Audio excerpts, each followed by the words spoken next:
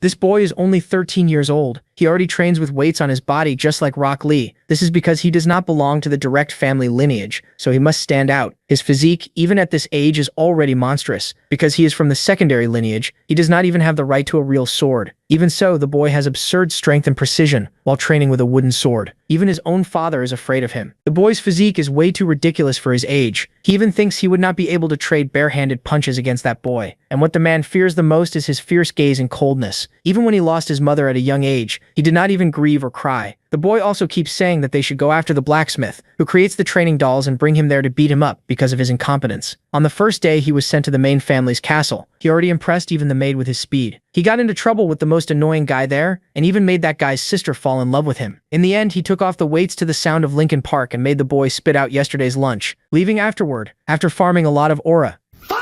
This is Eugene Lionheart, one of the children from the secondary lineage of the Lionheart family. Unfortunately, here the patriarch only cares about talented children with a good lineage, but Eugene will achieve so many feats that even the patriarch will be impressed and give privileges to Eugene's father. But do you know why this child is so focused? Why does he have the mindset of an adult and train as if he wants revenge on someone? This is because in his past life, at Helmuth Castle, Vermouth and his 4 companions, Sienna Mardine, Anise Slywood, Malin Ruhr, the Brave One, and Hamel, the fool who became our main character, were fighting another demon king. By then, they had already beaten 3 of the 5. But when they went after the 4th, Hamel, who saw Vermouth as his rival, gave up his life to save his friends from a trap. With his last breath, Hamel says goodbye and asks Vermouth to finish off the final 2 demon kings, and Vermouth does. With no time left, Hamel confesses his love to Sienna and dies. At least that's how it seemed. 300 years later, after his old companions tried to kill the last 2 demon kings, he is born again. This time he reincarnates as Eugene Lionheart, a descendant of the hero Vermouth. He was one of many descendants of Vermouth, and his branch family ranked below the main line. Because of that, he wasn't allowed to train with real swords or use mana. Even so, his talent with a blade kept growing fast. Whenever he trained, his father could only stare in shock. For a 13-year-old, Eugene's body was far beyond normal. He was building himself up for the lineage ceremony, the Lionheart tradition where kids from age 10 to 15 gather and fight for the right to truly be called Lionheart. Still, the branch family had a big disadvantage against the main line. The direct descendants could use real swords and mana. His father felt small knowing his gifted son had to face that. So he begged Eugene to skip the ceremony, warning him he could never beat the direct line. The protagonist, of course, only wanted to crush every one of them. On the way to the ceremony grounds, he thought back to his past life. As Hamel Dinas, Death Knight, he had always learned hard things easily, yet his friends still outshined him. That memory led to one question: why were the Demon Kings still alive? Noticing his mood, the butler starts telling him about life in the main house. Once they arrive at the Lionheart estate, Eugene is shown to his room, and there he meets his temporary maid Nina. MC asks her how old she is, and Nina says she's 16. He suspects the Lionhearts gave him an untrained maid on purpose, hoping he'd act out. From Nina, he also learns the other relatives will arrive in 4 days. The rest of the family would show up 4 days later. He tells her to take him to the training grounds, and while Eugene practices, some cousins who heard he had arrived decide to mess with him. At the training yard, he starts with warm-ups, leaving Nina stunned. Even with weighted bags on his body, he moves insanely fast. Karen gets curious and asks what this country kid is doing, so Eugene calls him an idiot for not seeing he's training. Karen then orders him to clean the carriage, saying that's all a bumpkin is good for. When the protagonist ignores him, Karen gets mad and demands a duel. Eugene wants no trouble, so he simply tells him to leave. Karen keeps pushing, calling him scared. That strikes a nerve in MC. Karen keeps talking, even insulting Eugene's parents for not teaching him honor. That finally makes him snap, and he completely embarrasses Karen. The moment Karen dropped the handkerchief, the fight was already over. CL is stunned that her brother loses without landing even one hit on Eugene, and she claims he must have used mana. The protagonist calmly says he didn't cheat at all. Then Kian's butler shows up. After Eugene explains why the duel happened, the siblings leave. MC, meanwhile, looks forward to the lineage ceremony so he can shame the descendants of his old rival. After hearing Hezar's report, Ancilla Lionheart, the second wife of the main family, is upset that her son lost to someone from a branch line. She questions her daughter CL to learn more about Eugene. Once she understands what happened, Ancilla tells her to watch the boy closely, and CL agrees. She's already getting curious about him. The next day, 3 more branch family members arrive for the ceremony. While he is training, Nina tells him the patriarch is coming. He has no time to change, so he greets him in training clothes. For the first time, Eugene sees the whole direct lineage. The patriarch arrives and greets everyone, including his eldest son, who speaks to him with obvious fear and insecurity. After meeting the relatives, the patriarch gathers all the children at a banquet to explain the lineage ceremony. At the banquet, Gargith Lionheart and Desra Lionheart show up, the last 2 branch family members who were missing. They aren't alone either. A special guest joins the feast, and when CL asks her father who it is, the The whole room is shocked to hear the answer. Lavelian Sophis, master of the Red Tower of Magic. Eugene is stunned by that name because of his connection to Sienna, his old friend and the youngest tower master of her time. His shocked reaction catches the patriarch's eye, since he already knows about the duel with his son. He can tell Eugene is strong and is disappointed. Kian still hasn't properly apologized. When Kian's apology comes off half-hearted, the protagonist gets annoyed but lets it go. The patriarch grows curious about the boy's skill, since he won in one strike without using mana, so he asks if Eugene learned from his father, and both he and the others are shocked by the answer. MC says his father only taught him the basics, and everything else he learned by himself. The patriarch is impressed, then calls for the meal to begin. After dinner, they finally hear the details of the ceremony. The Red Tower Master created a maze filled with monsters, and to pass they must defeat the boss at the center. The maze is an illusion, so the damage won't be fully real. That means they won't come out badly injured. After hearing the rules, Eugene asks what the winner gets. When he learns the victor may choose any treasure from the family, he gets even more fired up. Later, Gargith and Desra stop him and ask if he really beat Kian. He says yes and walks off. While training again, he gets interrupted by his cousins, but this time Gargith steps up first. He flexes and jokes that Eugene should take steroids if he wants a body like his. The protagonist ignores the idiot. Desra, though, asks why he uses a sword when he beat Kian with a spear. Eugene says he can handle any weapon. She doesn't buy it and challenges him. Sure, he's bluffing and insulting spear fighting. With Gargith acting as judge, the duel starts. Desra is shocked that MC's stance has no openings. As she attacks, he mostly stays on defense through the whole match. While watching her, he realizes she has huge talent, but she still can't beat him. When she changes her pattern to catch him off guard, she falls into his trap, and Eugene wins without even needing a counterattack. After that, Gargith and Desra ask the protagonist to team up against the main family, something that had never happened before. Gargith says they need to work together, because the main line will surely do the same to reach the boss first. Eugene says he can clear it alone, but since branch members have never beaten the direct line, Desra keeps pushing for an alliance. Later, back at the main house, Ancilla starts thinking about why the Red Tower Master was invited. Maybe he came to take Edward as his disciple. From childhood, Edward liked books more than physical training, and he had always shown interest in magic. If he becomes the Red Tower Master's student, he'll have to leave the main house for a while. Kian and Seal would keep growing here, and that would mean Edward had given up his place as heir. Then her own son would stay known forever as the child of the second wife. She had endured all this because she believed she still had a chance, but now even a branch family child had beaten them. Then she thinks of another possibility. If Eugene clears the maze first, and his talent humiliates the entire direct line, Kiet's loss could be buried under that bigger shame. 3 days later, the lineage ceremony finally begins. Magic is formed and sent to every participant. Each one receives a piece of light, and Lovelian tells them to shape it into a weapon. Everyone tries at once, and soon Scylla's the first to forge a blade from it. After swinging it a little, she asks what happens if it breaks. Lovelian says it won't, since it's made of magic just like the maze. She quickly asks if she can make an animal instead of a sword, but he says only lifeless things can be created. That makes one of the boys ask why, and Lovelian explains that creating life is a sacred power only living beings can hold. The boy is amazed by the answer. Then Gargith shows up carrying a huge sword. Without being asked, he proudly says it's the same sword he uses at home, and he's surprised he could copy it here. Desra makes a spear instead, and Eugene creates a sword. Edward makes one too, but looks downcast. Soon everyone is ready for the maze, and MC is the only one carrying both a sword and shield.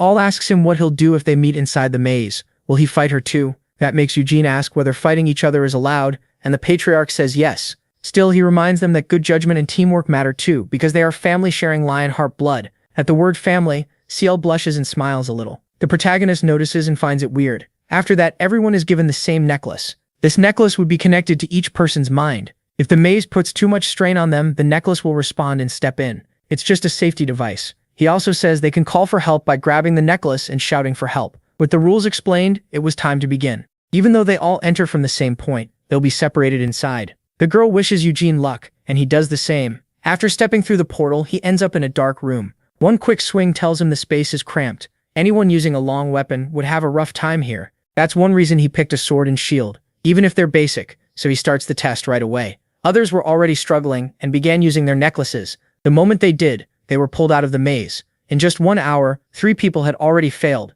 The patriarch looked disappointed and coldly told them to go rest. Inside a tent, the adults watched all the participants through magic. The patriarch was especially focused. Garjan seemed to be struggling with his huge sword, but his strength made up for it, and he crushed every monster around him. Desaria used speed to stay in control and avoid fights she didn't need. Cannon moved carefully, dodging trap after trap, so they praised him. What they didn't know was that his mother had given him a map the night before. Chao relied on her instincts and moved fast, but she still lacked maturity and could act childish. Iodo, on the other hand, looked scared, even of a single goblin in front of him. Then his fear turned into wonder when he realized it was made with magic. He was talented too. Lilbarian noticed how drawn he was to magic, and the patriarch says the boy has loved it since he was a baby. They even brought a teacher from the capital, but Aidskeet quit halfway through. Hearing that, Lilbarian asks why he stopped, and the patriarch says he accepted his reality. Aidskeet thinks becoming the next family head is his duty. Still, the patriarch wanted Aidskeet to walk the path of magic. If that passion is still there, he wouldn't turn down the chance to study under the master of the Red Tower. The Tower Master says he can't promise anything, but he can at least meet the boy. If his talent isn't enough though, he can't become a disciple. The patriarch says he understands and only wants the boy to follow his dream. He admits Ayurod always admired Sienna more than even Vermouth. The Tower Master agrees. Then the patriarch says he's different from most people because he doesn't see his favorite hero as Sienna or even Vermouth. Curious, Lilbarian asks who it is. The patriarch is about to answer, but then points out one of the magic creatures and tells the Tower Master to look there. It was Eugene. He was taking on the monster head-on. When another one rushed in, MC dodged with ease and cut it from every angle, amazing everyone watching. Even the patriarch stared in shock. The Tower Master asks who that boy is. After the troll finally drops, the patriarch says that's Eugene Lionheart. The Tower Master is left speechless. The patriarch was amazed that he was only 13, and even without ever fighting a troll before, he stayed calm and never froze. The Tower Master explains that troll wasn't made for battle. It was more of a trap meant to test whether they could find a way to escape. He even made it bigger than normal, just to scare them. The patriarch says that's pure natural talent. The Tower Master asks if he knows what people like that are called, and the patriarch says they are true geniuses. At the same time, Garjun was also fighting a troll, and at first he was losing ground. Even so, he faced it head-on. He charged straight at the monster and chopped off its leg, bringing it down. He was wild from the fight. By the time the troll dissolved and he collapsed, he had won. But his body was wrecked and his muscles were torn. Part of that was because he had already been hit by several traps along the way, and in the end he dropped to the ground. Later, Kion studies a troll's back with a stone in his hand. He realizes a monster that big shouldn't be there, and that beating it wasn't the point. So he tosses a stone aside, making the troll look toward the wall, then dashes past it. It was a smart move.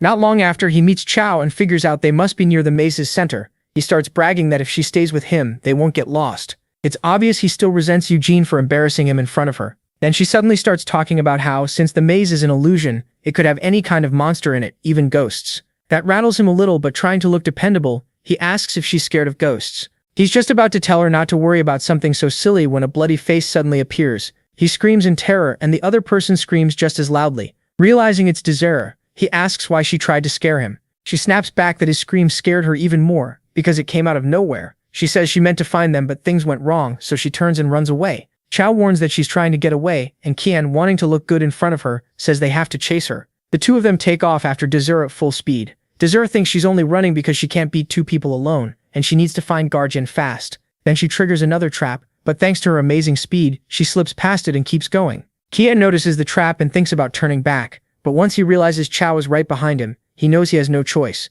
He gathers himself, leaps over the trap with everything he has, and barely makes it across. Reaching out, he tells Chow to jump too. She does, and doesn't even need his help. After a long chase, they finally arrive at the boss room. The boss is massive. Then Eugene, already behind them, asks why the three of them came here together. Kian turns and asks what he's doing there. The protagonist says he was waiting. He wanted to see who would reach the boss room first. That catches all of them off guard. Chow points out that he actually got there first, and she's right. Desire guesses that if he waited this long, maybe he accepted her offer from last night. Eugene says not exactly, but he's willing to let her take the spotlight. He says he could beat the boss by himself in no time, but then all their hard work getting here would be wasted. Chow gets angry. MC explains that the boss won't attack unless someone gets close enough, and right now it's resting. So in the order they arrived after him, they'll each fight the boss first. Desire, then Chow, then Kane. Kane asks who he thinks he is. Desire looks uneasy and asks if they really have to fight alone. Eugene just mocks her, saying she spent the whole time wandering around, and if she thinks she can't win, she should just quit.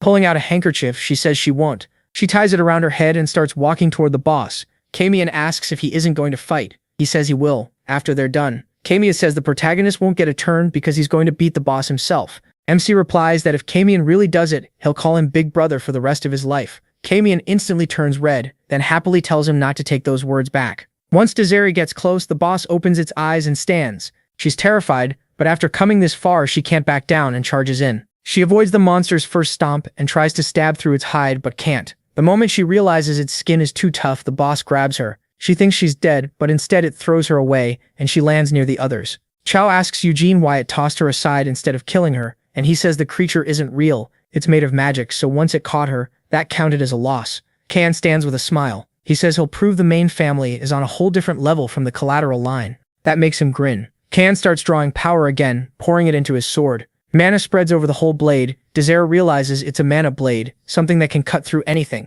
and normally it takes at least 10 years of mana training to use. Only then does she truly see the gap between the main family and the collateral branch. Eugene, though, doesn't think that's a bad move. Kan says that even if he can only hold it for a short time, it's enough to beat the boss. But then the mana vanishes from the sword. Kan can't understand it, while Eugene quickly remembers the Patriarch saying he wanted to test them without letting the main family's advantage affect the results. So the Tower Master probably blocked mana attacks in the maze's center. That means both sides are now equal. Kyan still doesn't get what's happening, so the protagonist asks if he thinks he's going to lose. If so, he should just admit he wants to give up and go back instead of getting beaten for being stubborn. The girl looked thrilled as she watched. Kyan charged the boss, and the monster came straight at him. He slipped past it and sliced along its arm. Then he dodged a few more attacks and struck back. But he quickly realized those small hits wouldn't take the boss down. So he rushed in with everything he had and aimed for its legs. But the boss was clever enough to stop him with its knee. Kami was caught off guard by that, and the boss grabbed him and slammed him down. Then it hurled him away with all its strength. He landed on his feet, but Eugene told him that still counted as a loss.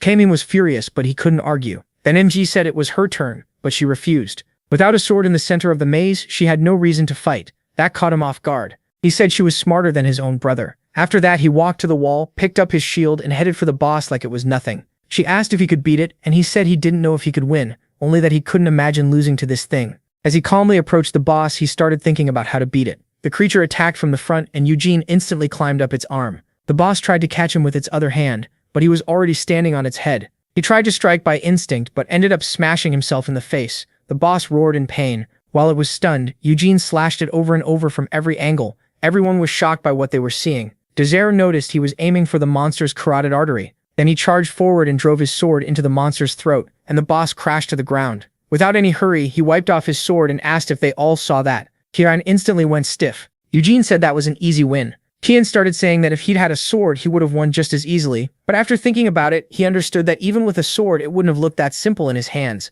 And what he felt now wasn't only fear. The tension in his chest wouldn't leave, but he couldn't name the feeling until the weapon finally began to fade. The boss disappeared from the room too. The ceremony was over. Outside, everyone was impressed. The Patriarch just laughed to himself. He couldn't understand how a child from the collateral line, one who never trained mana, could crush a minotaur like that. The Tower Master admitted it was shocking. A minotaur was never meant to be fought alone, which was why he kept stressing teamwork for this ceremony. That's exactly why he made the boss that way, to force the children to work together. But Eugene blew past every trap and monster he prepared, to the point that the man started wondering what that boy even was. The Patriarch looked pleased. He said the protagonist had done nothing but train since arriving, and people in his hometown knew it too. He firmly declared that Eugene was born for battle. His body and instincts matched perfectly, and the whole ceremony was worth it just to uncover a treasure like him. That made the Tower Master ask if he really wasn't troubled. Careful not to offend him, he pointed out that MC already outclassed the Patriarch's own children, and if the gap was this wide now, just imagine what would happen once he learned mana.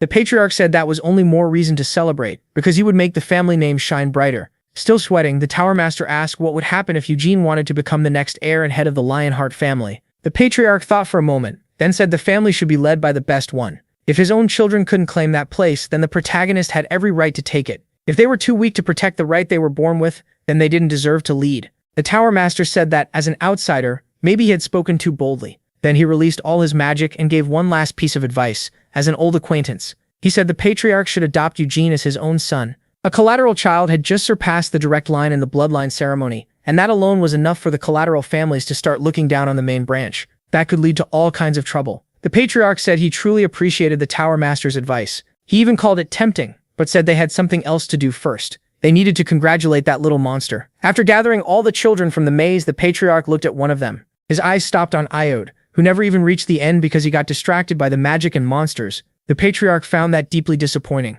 The other two, though, did quite well. In his view, they only failed to beat the Minotaur because they lacked experience. He praised everyone's efforts, saying he had watched them through the whole maze and had been surprised. Then he called Eugene forward, saying he stood out the most among the 9 children in the ceremony. MC thanked him, and the Patriarch praised the choices he made against the traps and monsters. He even pointed out that MC beat the troll without getting hurt. The big boy was stunned by that and looked at him, wondering how someone with such a small body could pull it off. He even thought that if Eugene took his family's medicine, he might become even stronger than himself. Llewellyn admitted he expected everyone to get lost in the maze, but he had clearly underestimated them. After all, these were Vermouth's descendants, rare gems, every one of them. The patriarch told them to rest and said he'd prepare a banquet. Then he asked Llewellyn to lead the children back. They started heading to the mansion, but the patriarch stopped Eugene and told him to come along. Seal was surprised to see that and quickly asked if he was giving the protagonist the gift now. He said yes. She knew they were going to the underground treasure chamber, a place she had never seen, so all she could do was watch them leave. Later, as they walked through the forest, the patriarch praised Eugene, saying he handled many kinds of weapons well.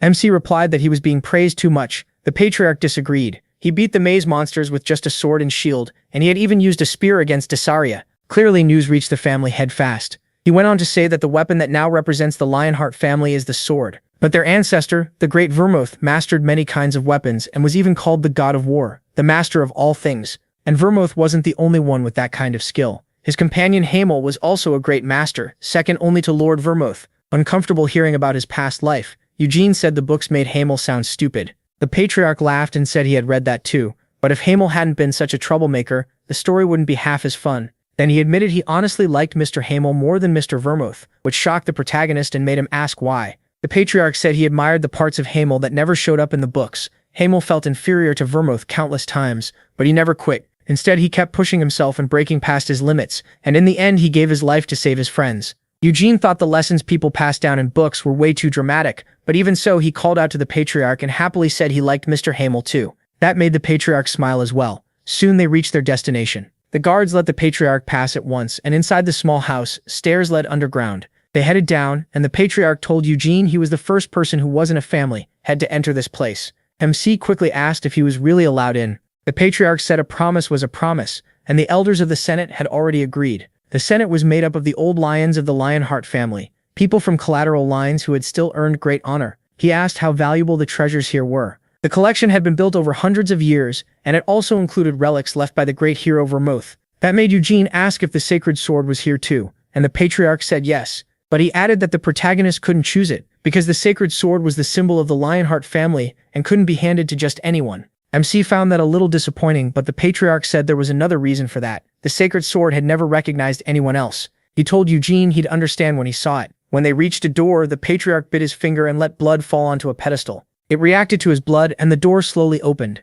Once it was fully open, the patriarch said he should go in alone while he waited outside, so he wouldn't affect the boy's choice. The protagonist thanked him for being considerate and stepped inside. When the door shut, he broke into a wide grin. Right in front of him stood the legendary sacred sword, the blade once used by the hero Vermouth. Could this little prodigy really claim that sword? The sacred sword had existed since the earliest days of the Holy Empire of Eurus. People believed it was a blade given by God. For a long time, it was sealed in the central temple, and it recognized only Vermouth as its master. 300 years ago, it was the sword that pierced the demon king of Carnage, one of the 5 greatest beings in the demon kingdom of Helmuth. After that, though, it was only used as a symbolic torch, which was a real waste. But now, could Eugene actually claim it? He grabbed the hilt and smiled even wider, but no matter how hard he pulled, he couldn't move it. The sword didn't budge at all. Still, Eugene knew that even if he had pulled it free, he wouldn't be allowed to keep it. So he gave up on that idea and started looking around for a different treasure. After looking around, he finally spots something amazing. Aspel, the sword of gluttony. It can eat the mana of whatever it cuts and make that power its own. It can even slice through strong spells in one hit, but Vermouth could only use it so well, because he was also a top mage. Right now though, that sword is still too much for him. As he keeps searching, he finds more famous weapons. One is the Dragon Lance Carbos. It takes a little time to heat up, but once it does, it can breathe fire like a real dragon. There was also the Stormblade Wyneth, a sword blessed by the Wind King, an elemental spirit. He also finds the Thundering Thunderbow, a bow that fires lightning and can hit no matter how far away the target is. Then there was Jabil, a flying illusion sword. When you pour mana into it, it changes into a whip made of hundreds of blades. And there was the Shield of Geddon, which can shrug off any attack like it was nothing. Every weapon here is incredible, and passing on any of them would feel like a waste. Even so, he still can't find the Lunar Sword or the Demonic Lance. So he figures the best weapons were probably taken long ago. For now, the best choice seems to be Wyneth. Just holding it lets you use wind spirits, and with enough mana, you can even call the Wind King. In this world, even gifted mages struggle to control a weak elemental. With Wyneth in hand, that problem disappears. Still, he decides to check the rest of the vault. It wasn't just full of weapons. There were accessories and gems too, until one item caught his eye. He quickly pulls out a necklace from one of the shelves. To him, this necklace is deeply familiar from his past life. It was the keepsake his parents left behind after monsters killed them. He got revenge long ago, but he still wore this necklace until the day he died. So why is it here? Did Vermouth bring his body back? He starts wondering if his friends didn't leave him behind after all. The promise between Vermouth and the Demon King of Incarceration brought peace, but Helmuth still stands, and 2 Demon Kings are still alive. The stories now say all 5 heroes defeated the 5 Demon Kings together, but seeing this keepsake here makes him wonder what promise they really made. More than anything, he wants to know what Vermouth was thinking. He even guesses they may have lost their chance because he died before the end. If that's true, then maybe this was all his fault. Still, he doesn't want to blame his friends. There had to be a reason they couldn't finish the Demon King. There are many weapons in this room that he wants, but he can't leave Hamel's keepsake sitting in the Lionheart vault. The Patriarch is surprised by his choice and smiles, saying he likes the necklace. Still, he asks if Eugene is serious, since the vault was filled with priceless treasures. He asks to look at the necklace for a moment. It's just a rough red stone, not precious, not finely made, basically a cheap necklace. So why was it in the treasure room? The Patriarch decides to check. He places the necklace on the pedestal to read its record, and finds out it isn't listed in the vault at all. In other words, it isn't a Lionheart treasure, and shouldn't be there. He explains that the necklace has almost no value. Selling it wouldn't even buy a cheap sword. Then he asks again if MC is sure. MC, clearly pleased, says yes, and the Patriarch tells him that's fine if he really wants it. Still, he'll have Lilbarian inspect it first. Since it's unknown, it might have some spell on it. He asks if he can keep it after the test, and the Patriarch promises he can. He also points out that this doesn't count as choosing a Lionheart treasure, so Eugene should go back in and pick something else. That catches the protagonist off guard, but the Patriarch says the original promise still stands. He can take any real treasure he wants. MC thanks him and runs back into the room. He can hardly believe how generous the man is, especially as Vermouth's descendant. With no reason to hold back now, he chooses the Stormblade Wyneth. Pulling it free, he decides this is the one. By night, he was back at the castle. Desra Lionheart was annoyed, asking why he didn't take a spear when he's so skilled with one. Eugene says the choice was his, and he's also great with a sword. The muscular woman just says the sword looks too light, arguing that with his strength, a hammer or axe would suit him better. She even tries to recruit him into her workout routine, but Eugene turns her down. Desra Lionheart tells him to ignore this musclehead and asks him to draw the blade. Seeing no issue, he does it. He explains that this is the Stormblade Wyneth, a sword blessed by the Wind King's element, and with proper mana training he can call on that power. She admits that's pretty cool, but says she'd still pick a spear. Eugene mentions there were plenty of spears there, which gets her attention. Right away she starts talking about the dragon spear that spits flames like dragon breath with every strike. The protagonist acts like he doesn't know it. Then she brings up the demonic lance Ruins, calling it the strongest weapon in Vermouth's whole arsenal. The bodybuilder jumps in, saying he knows that lance too and that it was once used by the Demon King of Brutality, which earns him a smack. That mention of the Demon King of Brutality stirs up old memories for Eugene. 300 years ago, the kingdom of Helmuth had 5 demon kings. First was the Demon King of Apocalypse. Second was the Demon King of Incarceration. Third was the Demon King of Delirium. Fourth was the Demon King of Brutality. And fifth was the Demon King of Massacre. Then the bodybuilder says she's wrong about the strongest weapon in Vermouth's arsenal. According to him, it was the relentless crusher Gigalus. The two start arguing, saying a Demon King's rank doesn't decide how strong a weapon is. Eugene just thinks those two were the only weapons in Vermouth's arsenal once used by Demon Kings. They're far too dangerous to leave in the vault, so they're probably sealed somewhere else. While the argument keeps going, MC thinks they're being pretty childish. As he steps away, he decides that if he ever got to choose one of Vermouth's arsenal weapons, he wouldn't hesitate. He'd take the Lunar Blade, the sword called Destruction. Sealed deep in Helmuth, both the Demon Kings of Brutality and Massacre died to its crushing light. Then he takes a battle stance, happy to finally hold a real sword in this life. When he swings, everyone is stunned. Eugene's swordsmanship is incredible. He moves with total ease and every step flows straight into the next cut. It looks less like fighting and more like a dance, as if the sword is part of his body. One moment he strikes with full force, the next he makes sharp, exact cuts that leave everyone speechless. The bodybuilder can only say his swordplay is amazing. Even the spear-loving girl has to admit it looks beautiful. Elsewhere in the Patriarch's office, Lilbarian begins examining the necklace. His face looks a little troubled. Setting it on the table, he says there's no magic in the necklace, and asks if it really came from the vault. The Patriarch says it did. Lilbarian presses further, wondering if the boy fooled them, but the Patriarch asks why he would. If he hadn't been allowed to choose another treasure, he would have left with nothing. Thinking it over, Lilbarian agrees that would be a risky trick, so he says they'll check more carefully. There may be no magic in it, but since they've come this far, he'll dig deeper. The Patriarch asks how he'll do that, and Lilbarian says there's a spell that reads Mana Memories. It was made by the great Sienna the Wise. Mana exists everywhere, and most objects hold traces of it, so he'll read the memories left inside the necklace. The Patriarch says he's counting on him. Lilbarian starts the spell, and after a while it begins to work. At first, the memories show nothing important. Still, he can tell the necklace is at least 100 years old. He even traces where it was bought in a street market in the capital. But after that, the trail goes dark. So he guesses the treasure room's magic may have interfered with the necklace's memories. Once the patriarch hears it's over 100 years old, he says no one alive could know where it really came from. Laborian asks what he'll do, and Galit says he'll give it to Eugene, since it isn't magical. The boy wanted it enough to give up a treasure for it. Laborian says it sounds like the patriarch has started to like him, and he only smiles. Then he stands by the window and says, why wouldn't he? He adds that he'll make that offer to the boy. Laborian is a little shocked by that. The patriarch says he plans to adopt Eugene Lionheart as his son. From now on, the protagonist will be part of his family. The next day, MC is greeted by someone new. His name is Gilead. He knows exactly who Gilead Lionheart is, the older brother of the family head, Gilead Lionheart, a strange man who never married, even when he was old enough, and followed Gilead on his travels. Even so, the protagonist politely introduces himself as the protagonist Lionheart, and the man says he already knows who he is. Grabbing him, he says MC is the collateral lion boy who beat the main family in the bloodline continuation ceremony. Trying to pull away, he asks why he came to see him. The man explains that his brother planned to send another knight, but he came himself instead. Basically, he wanted to meet Eugene in person. He'd heard plenty about the protagonist, but he couldn't watch the bloodline continuation ceremony himself. Only the family head is allowed to see it. Lobarian only got in this time because he had to help, and Gilead says he isn't upset, it's just the family's rule. He stops himself, worried he'll sound like he's complaining about tradition. MC tells him he doesn't care about that. That makes Gilead grin. His brother wouldn't care either. At that point, Eugene gets why this man still hasn't married. It's probably because he's far too free-spirited. Guillaume says he has no idea why the family head called him, though he guesses it was to praise him. The protagonist says he already got congratulated, so even Guillaume doesn't know. Still, he puts on a knowing look like he could say more but won't, then says he'd like to see Eugene more often. MC answers that he'd like that too. Then he knocks and announces himself. From inside, the leader tells him to enter. Guillaume opens the door for him and flashes him a wide smile. Eugene thinks Gilead seems nice, but also a little pushy.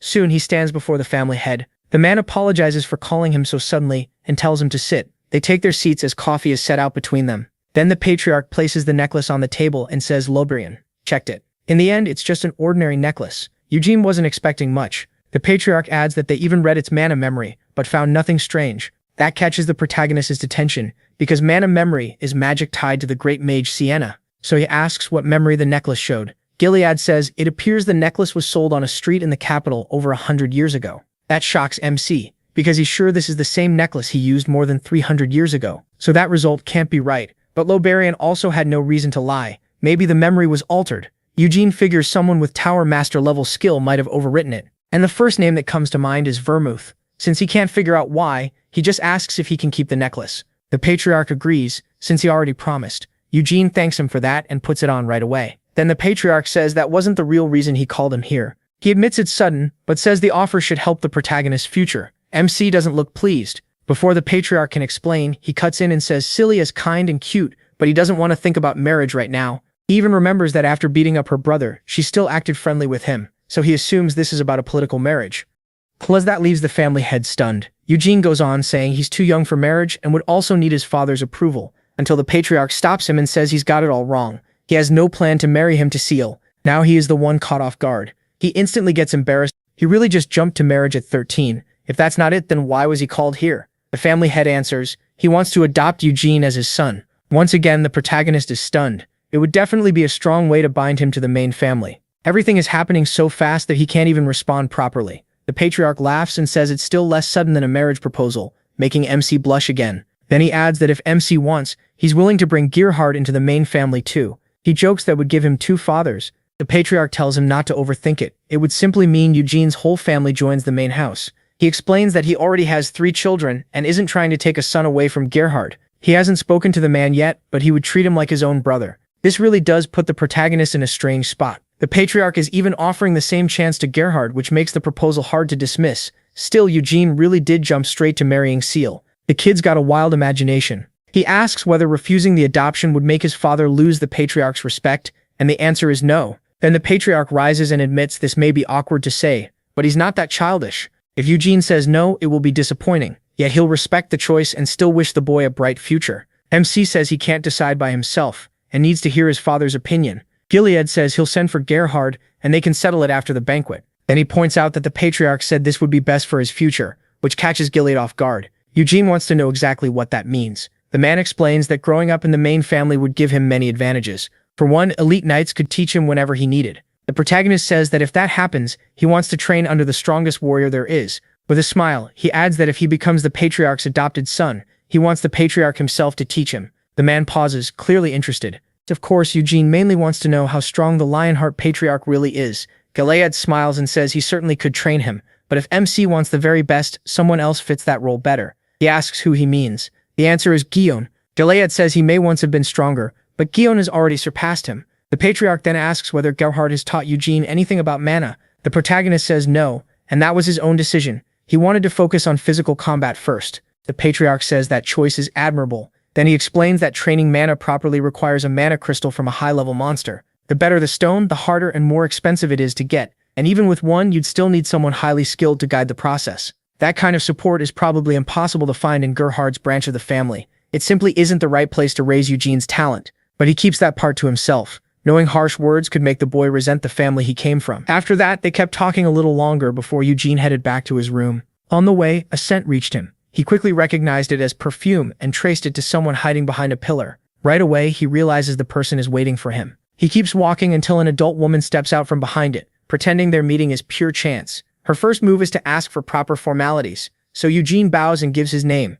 She says she heard he was meeting alone with the patriarch, but didn't expect it to last this long. MC asks if she wanted something. She thinks the child is bold, even arrogant, and doesn't seem to know his place. It makes her understand why he fought the main family boy. Really, she shouldn't be surprised. Still, she knows this boy is about to grow into someone extraordinary. So making an ally is smarter than making an enemy. For a moment, she even thinks marrying him to Seal might not be so bad. So she says she's curious about what they discussed in private. Eugene replies that he can't share what was said with the patriarch alone. A little flustered, she admits that's fair, and says she isn't trying to question him. But there is one more thing she wants to say. He looks puzzled. Putting on a show, she says she still hasn't apologized for her son's rude behavior the other day. Eugene answers right away that there's no need, since the matter was settled that same day. Nervous now, she calls him generous for his age and says she'll discipline her son, then hopes they can get along well from now on. With a bright smile, the protagonist says, of course they will. They're all part of the same family after all. That makes her furious. He isn't wrong, but hearing it from him still bothers her. Then he asks if he may leave. She says yes and apologizes for taking so much of his time. Eugene turns to go. He knows exactly who she is. Ancilla, the Lionheart matriarch, who disliked him from the start just because he came from a branch family. Naturally, he'd rather stay out of her way as much as possible, but getting free of a woman like this won't be easy. 2 days later, Gerhard finally arrived from his distant city. Guided by Guillaume, he could barely believe any of this. He still couldn't accept that his son had really won the lineage succession ceremony. Tearing up, he kept thinking about how Eugene defeated the main family's son. He always knew MC was talented, but as his father, he never had the means to support that gift. He had believed the ceremony would force them to face the truth, that the gap between the main family and the branches couldn't be overcome by talent and hard work alone. At least that's what he thought, until someone called his name. It was him. His son was smiling at him. Gerhard ran over and pulled him into a tight hug, crying so hard he could barely talk. All he could manage was that he was proud to have Eugene as his son. The protagonist, meanwhile, reminds him that he already said this would happen before leaving their small hometown.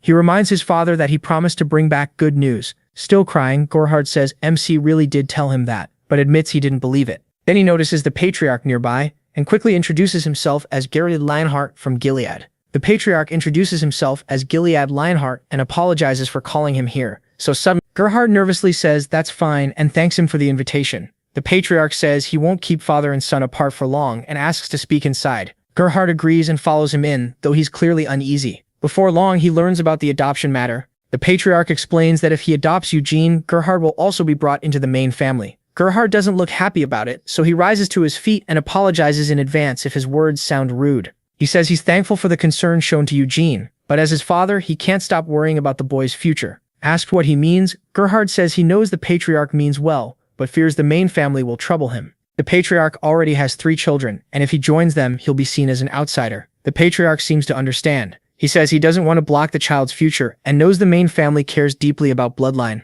Because of that, many of them won't welcome someone from a branch family into the core house. He adds that even if Eugene enters the main family, becoming patriarch may still be out of reach. Still, the protagonist's talent will let him thrive there. If he becomes his son, he'll grow close to the other children and gain a much better future. Gerhard admits the patriarch has a point and asks to speak with Eugene before deciding. Outside, MC was getting his sword back when he felt the air shake and swung it a few times. Then his father walked toward him, head lowered. One look at Gerhard's sad face tells him the talk didn't go well for him. He quickly asks why he looks like that. Gerhard looks at his son and notices the sword Eugene picked from the main family's treasury. He realizes he could sell everything he owns and still never afford it. With mixed feelings, he says the patriarch wants to adopt him. The protagonist calmly replies that he already knows. Gerhard says it would help the protagonist's future if he accepted, but his voice shakes because that path will also bring hardship. Eugene already understands that. Pointing at himself, he says his father knows him well. He'd never let anyone push him around. Hearing that, Gerhard starts crying again. He says MC was named by him and his late mother, and he must never forget it.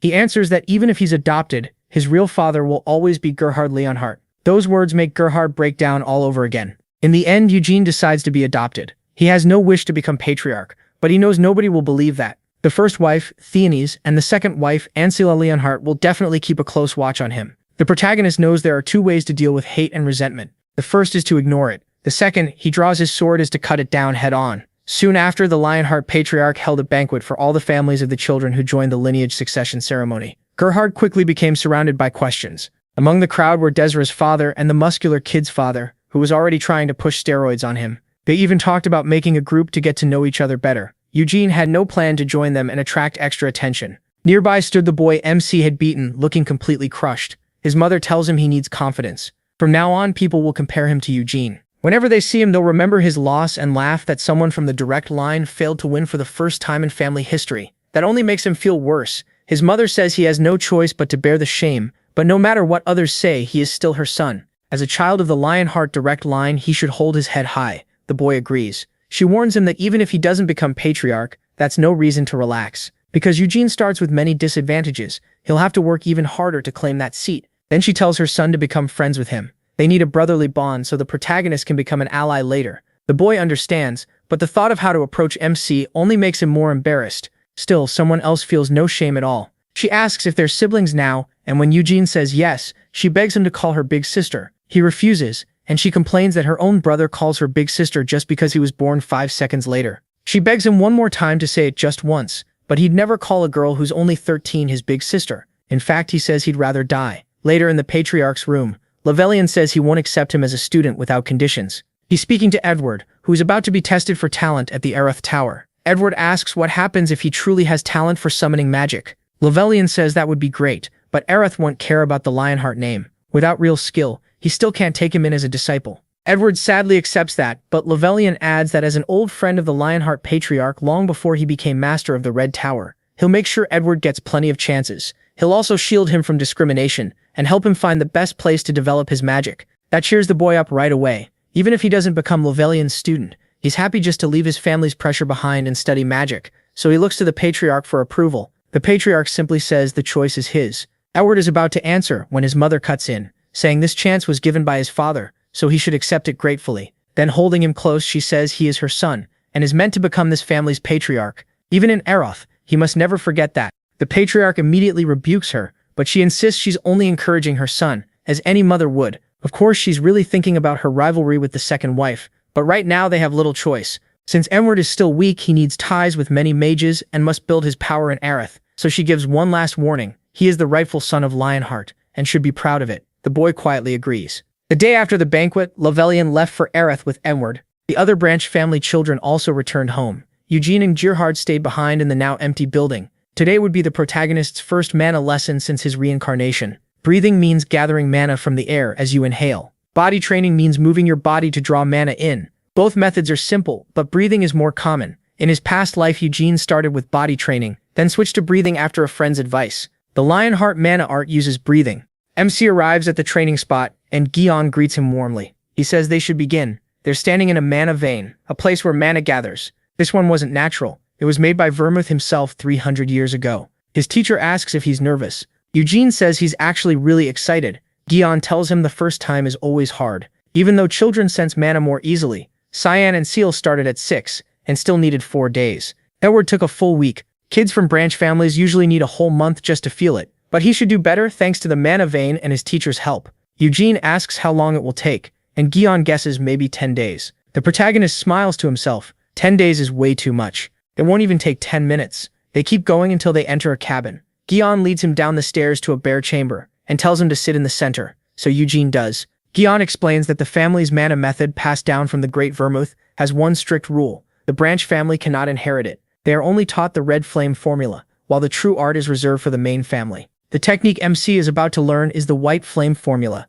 He may not remember its exact name or training method, but he knows that form well. It was Vermouth's power. Back in his past life, he never learned what those flames could really do. Gion says that since feeling mana is hard at first, they should start with breathing, but Eugene suddenly says he can already feel it. Gion thinks it's just his imagination, and gathers mana on his fingertip to test him. He directs it at him, and the mana begins to move around the boy. Gion still assumes Eugene can't truly sense it yet. The protagonist corrected him. He really could feel the mana, even from where he was. Then he moved his finger toward it, following the mana as it shifted and asked how long he should keep going. Guillaume could only stare in disbelief. How could this kid learn that fast? He let out a nervous laugh, then crouched beside him. Since Eugene could already sense mana, Guillaume told him to focus on everything happening inside his body. MC nodded. Guillaume told him to breathe slowly, and he did exactly that. With every breath, he had to picture himself drawing in mana and guiding it along the proper route as he inhaled. The goal was to lead that mana into his heart. Guillaume let go of Eugene's hands and stepped back, saying he was doing great. In fact, the protagonist was handling it perfectly on his own.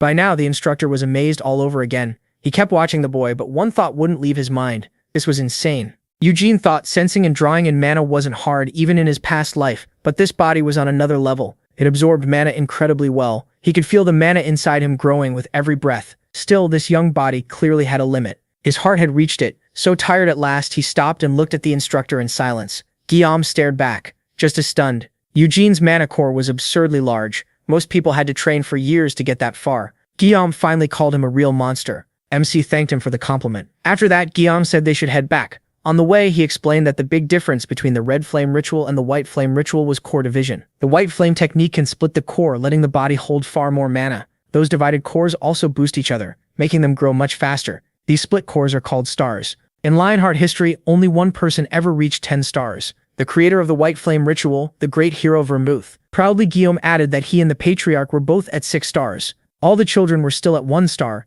and would likely reach 2 by next year. Since they began at 6, it would take about 8 years to go from 1 to 2 stars. Eugene asked how long it should take for him. He wanted a clear answer. Guillaume said he should advance much faster, as long as he didn't get lazy. The protagonist said he'd do his best. There was no way he'd slack off now. He had a far better body than before and was learning Vermouth's own method. Maybe he couldn't reach 10 stars, but if needed, he'd find his own way. He silently thanked Vermouth for leaving the white flame ritual behind. A little later, they returned to the mansion. Jian said he would report everything to the patriarch and told Eugene to go rest. MC agreed out loud, but he had no plan to rest. Now that mana training was done, there was something else he had to try. Just then, the maid rushed over in a panic, relieved that he was finally back. He simply told her to go to his room and bring him his sword. A while later, she returned with it. He wasn't sure this would work, but when he drew the blade and poured mana into it, dust began lifting from the ground. The wind quickly went wild, and a storm started forming right in front of the maid. Eugene had summoned the great wind spirit king, who immediately asked if Hamel had called him. But how did Tempest know? The spirit king kept asking if Hamel had truly been reincarnated. When he wondered how he recognized him, Tempest said he'd never forget Vermouth's companion's soul. Time could pass and bodies could change, but a soul never did. It had been ages since the Wynard's sword summoned him, so he was curious when one of Vermouth's descendants used it. Then he felt Hamel's soul. Eugene snapped and demanded to know why Vermouth hadn't killed the Demon Kings. He pressed Tempest to tell him what happened after his death. Tempest said he didn't know Vermouth's reasons, only that during the fight with the Demon King of Incarceration, Vermouth put away his sword. The protagonist demanded to know what happened next. Shaken, the Spirit King explained that the battle had been brutal, but neither side won, and in the end only Vermouth and the Demon King of Incarceration were left standing. Then Vermouth sheathed his sword. He didn't kill the Demon King of Incarceration, and he never went to the Demon King of Destruction's castle either. Eugene was furious. He accused Tempest of lying and demanded to know what oath Vermouth made with the Demon King of Incarceration. Tempest said he knew nothing about that. MC kept pushing, angry enough to curse at him. The Spirit King explained that only the ones present could know, because once Vermouth sheathed his sword, Tempest could no longer interfere or even tell what was happening. Eugene shouted that only Vermouth and the Demon King were left in the end. So was he supposed to dig Vermouth out of his grave and ask him himself? Tempest only said he had no more time. His mana was far too weak to summon him normally. The Spirit King had forced the way open himself, and now he had to close it. Eugene yelled for him to explain before leaving, but Tempest said he'd tell him next time, once the protagonist was strong enough. Right then, MC's body gave out and he fainted. The maid panicked when she found him unconscious with a nosebleed. Later, Eugene woke up in his room with a pounding headache, likely from using up too much mana. Spirits remembered people by their souls. At first, he had wondered if he wasn't really Hamel and had only been given Hamel's memories. Now he knew the truth. He really was Hamel from 300 years ago, reborn with all his old memories. A moment later, the maid came through the door and asked if he was all right. He said he was fine and asked how long he'd been out. She told him about half a day, then added that the patriarch and Mr. Guillaume wanted to see him. Not long after he met them. From the maid's report, all they knew was that a huge storm burst out after he drew his sword. So they asked him straight, had he really summoned a spirit? Eugene hesitated. Since too many people had likely seen it, he couldn't lie, but he could hide the truth. So he said the king of the wind spirits had appeared before him. Both men were stunned. The protagonist explained that the spirit king hadn't been summoned in a long time and only came to see who the child was. Guillaume was shocked, since no one except Vermoth had ever personally called the spirit king. Eugene added that the spirit king said he still wasn't strong enough but hoped to meet him again someday. After that, Tempest returned to the spirit world. The patriarch laughed in surprise and called MC an incredible boy. He said Guillaume had already told him about the mana training, and that was amazing by itself. But now Eugene had also caught the eye of the king of the wind spirits. He just smiled. The patriarch told him to rest a few days, then Guillaume would continue his training. He had planned to leave on a trip, but now the protagonist's talent came first. The protagonist thanked him, though he said he didn't want to take too much of their time. Guillaume quickly shut that down. He wanted to teach MC himself. He also said he'd train Cian and Seal with him, and the patriarch would support it. The patriarch only hoped the other children would use this as motivation. Soon after, the girl teased her brother, saying Eugene earned a star in the White Flame ceremony. The boy acted like he already knew and didn't care. She kept going, pointing out how much longer it had taken them compared to he. He argued that they did it in about a month, which was still faster than almost all their ancestors, but she reminded him Eugene had done the same thing in just one day. That was enough. They rushed at each other, and their swords collided. Later, back in his room, the protagonist got up, took his sword, and summoned a spirit. With his current mana, an inferior one was probably all he could call. He immediately asked the little spirit whether her king had said anything, but she gave no answer. Inferior spirits probably weren't smart enough to speak. Annoyed, Eugene told her to go back and warn the spirit king that if he was lying, MC would kill him himself. The fairy clearly didn't like that. She fluttered over his head and vanished into the air. He thought back to Helmuth Castle. Only Vermouth and the demon king of incarceration knew about that oath. One day he'd have to return to Helmuth. He also needed to go back to Arath, Sienna's homeland, to Euros, Anis's homeland, and to Roar, Molon's homeland. But with this young body, traveling that far was impossible for now. Still, someday he would learn the full truth. I have plans I can't tell you yet. As time passed, Eugene Lionheart turned 17, and had built an impressive body. Even he was surprised by it. By then he had already reached 3 stars in the White Flame method, but that still wasn't enough. To truly use this monster body, he needed more than the skills from his past life. So after returning outside Lionheart Mansion, he said he needed to go to Arath and learn magic. He was saying this to Cian, who looked shocked. Then Cian started making fun of him, asking if something happened during White Flame training. He quickly figured out Eugene had succeeded, and the protagonist admitted it. 3 white stars at 17, and he was giving off an overwhelming white aura. The white aura pouring off MC left Cian stunned. He started freaking out, asking how this was even possible. After all, Cian had learned mana and White Flame 7 years before Eugene did. He just shrugs and says it's simple. He's a genius. Cian blurts out that he wants to kill him, and the protagonist laughs it off, saying he can't treat his little brother like that. Then again, MC does beat him up almost every morning, but only because Cian keeps challenging him. Facts are facts. Still annoyed, Cian asks why Eugene wants to go there to study magic, and reminds him what happened to their older brother Iode. He went to Arath to learn magic, but after the continuation ceremony, his talent wasn't enough to become Lord Lovelian's disciple. He only got into the Red Tower through connections, and even then he achieved nothing. 4 years later, he's probably still just drifting around the tower. That makes Eugene snap. He won't let Cian talk about his older brother like that. Cian fires back, telling him not to act like he knows everything. Then he says if he goes to Arath to study magic, Cian will probably be upset. Eugene mocks that, asking if he means the same CL who barely talks, trains alone, and hardly says anything. Then he turns away and says that's too bad for her. After that, the protagonist heads off to see the head of the family. He's most likely going to report that he reached 3 stars and get permission to leave early for the tower. Cian can't do anything about it. All he can do is kick his sword and swear. Frustrated that MC showed him up again. The patriarch is stunned when he hears Eugene's request. He wants to go to the magic tower to study. The patriarch can hardly believe it. No one has ever reached 3 stars at his age, and if he keeps going like this, he might hit 4 stars before becoming an adult. The protagonist explains that when he reached 3 stars today, he gained something, and now he feels like staying in the main house won't help him grow much more. He wants to learn more, and even though he doesn't know if he has talent for magic, studying there might let him understand mana from a different angle. He says it'll help him later, then bows low and asks the patriarch to please allow it. The patriarch still hesitates over the request, but when he looks at the gifted boy, he tells him to lift his head. As the family leader, he says he could never crush someone's hunger to learn. So he accepts Eugene's reason, but makes him promise never to touch black magic. In Arath, there's a black tower where black mages gather. These days, people don't really see them as dangerous, and their image isn't as bad as it used to be. Even so, the Lionhearts are descendants of Vermouth, and their family has an unspoken rule against black magic. Since Eugene already knows plenty about demon kings and black mages from 300 years ago, he tells the patriarch not to worry. He hates black magic too. After leaving the patriarch's room, Eugene hears someone knock from the room beside his. A voice asks to speak with him for a minute. He asks why she won't just come out, but she says she can't. She's been training, and smells like sweat. It's Skill EA, asking if he's really going to Arath. By now, Cyan has already told her everything, including the 3 stars, so she wants to know why he's leaving. MC says he wants to learn magic. Seal points out they already have spirit magic here, and if needed, they could even bring a mage from the capital to teach him. Then she adds that while he's gone, she and Cyan might catch up to him. Eugene says that's fine, it'll just make their duels more fun. He even mentions it's been a while since they last fought. Seal hesitates, then asks if he'd stay and give up Arath if they started dueling again. He says no, he's going anyway. She keeps pressing him. How long will he stay there? And why does he have to be gone for so many years? She says life will get harder once he leaves the house, and even brings up his real father. Eugene says his father will be fine without him. He's already settled into life at the main house, and since he goes hunting so often, he's even lost a lot of weight. Seal says Uncle Jian will be sad too, and Eugene admits that's probably true.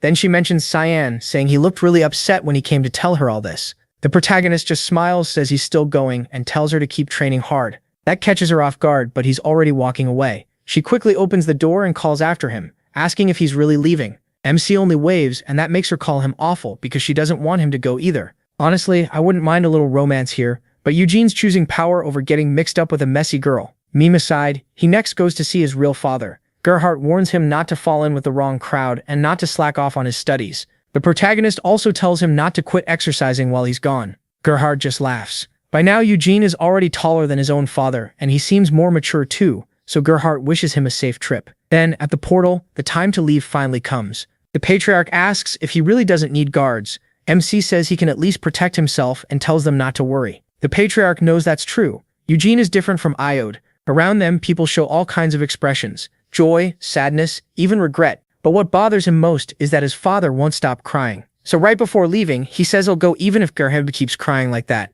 but asks if he can at least smile before he leaves. Wiping away his tears, Gerhardt gives him a big smile and wishes him good luck. Eugene thanks him, then turns toward the portal and promises he'll come back. Soon he arrives in the capital of Arath, Pentagon. The city got that name because the 5 magic towers surround the palace like a pentagram. Eugene rides through it in a floating carriage. He notes that he came here in his past life too, but now the place has changed a lot. One big difference is the floating station. Even among magic nations, Arath is the only one with a teleport portal in the sky, held up by several kinds of magic. It's proof of how advanced Arath's magic is, and it helps the country's trade too. The guide asks if it isn't amazing, then says people even treat this as part of the city tour. Pentagon has more than 15 floating stations, all built by the wise Sienna Murdine. Eugene asks if the carriage they're riding in was made by Sienna too. The guide says yes and tells him not to worry. Though it was made hundreds of years ago, it still gets regular maintenance, so accidents are very rare. Eugene quietly thinks that means the odds still aren't zero. The guide starts talking about more tourist spots, but the protagonist cuts him off and says the first place he wants to see is Sienna's mansion. The guide lights up, saying that's an excellent choice, and they head straight there. On the way, he starts telling a story from 300 years ago. After returning from the Demon King's castle, Sienna Murdine became the youngest tower master in Arath. A bronze statue of her stands in the Green Tower Square, and the mansion was where she lived until the end. Then, around 200 years ago, Sienna left a letter saying she was retiring and left the mansion. Eugene asks if no one knows where she went after that. The guide says that's right. Many mages in Arath, even Sienna's own disciples, tried to find her, but no one ever learned where she went. He says it's a shame. She vanished on her birthday. Then the guide says he has his own theory and thinks she may have gone to the demon realm. Eugene asks why. The man explains that 200 years ago marked 100 years since she left Hamel's body behind and returned to the demon realm. He says Sienna always spoke often about her late friend, wanted to avenge Hamel, and that's why he thinks Miss Sienna Murdine left. Then, blushing with excitement, he asks if MC also knows the rumor that Hamel was in love with her and confessed before he died. That instantly sets him off, and he demands to know who says such stupid nonsense. The guide is caught off guard by that reaction. Eugene quickly tries to smooth it over, but the man just says it seems the protagonist doesn't care much for the romance story about Hamel and Sienna. Then he brings up other theories about her disappearance. One says Sienna hated black magic, and when demons pushed for the Black Tower, she stayed against it until the day she retired. Some people even believe radical black mages who supported the Black Tower killed her. Eugene gets angry again and says there's no way some black mage could assassinate the great Sienna Murdine. The guide agrees, adding that at the time, the Black Tower strongly denied that theory too. MC thinks the same. There's no way a black mage killed her, but a demon king might have. Helmuth was still investing in Arath through the Black Tower, and from the demon king's point of view, Sienna Murdine would have been dangerous enough to remove. When they arrive, he steps out of the carriage, still wondering if Sienna Murdine really died. In front of the mansion, a crowd is arguing over the test to get into the magic tower. They're all students hoping to pass the entrance exam. They all want in, but without money, they can't even try.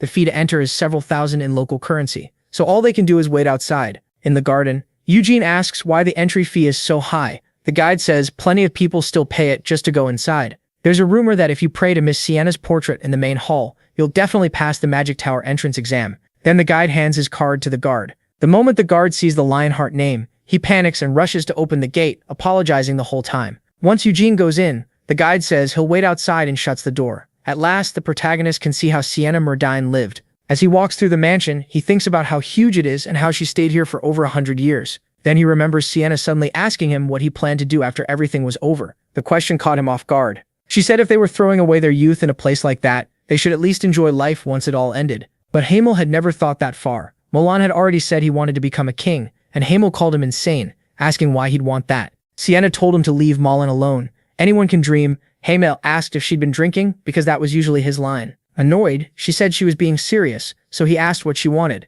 That threw her off too. Blushing hard, she said she wanted a normal life like everyone else, marriage, children, even grandchildren someday. But was that ever the future she got? She wanted to meet a good man, get married, and grow old in peace. Thinking about that, Eugene reaches out and the guard beside him snaps at him not to touch anything. Frustrated, MC pulls back and heads somewhere else. He goes down to the massive study that fills the mansion's basement. Looking over the shelves, he figures Sienna had to leave some clue behind, but the guard warns him again not to touch anything, so all he can do is scan the titles. Then he remembers the necklace from the safe, along with the fake memories, and wonders if any of that was really an accident. The necklace likely reacted to Hamel's soul. Just like the Spirit King recognized him, someone had to be involved in his reincarnation, and if it was Sienna, she must have left a sign somewhere. So he returns to the portrait near the entrance. After searching everywhere, he found nothing. Eugene is out of ideas. He starts thinking maybe she left nothing behind at all. Then he notices the guard turn away and start walking off. He calls Sienna's name and flips her portrait off, saying if she's upset, she can come say it to his face.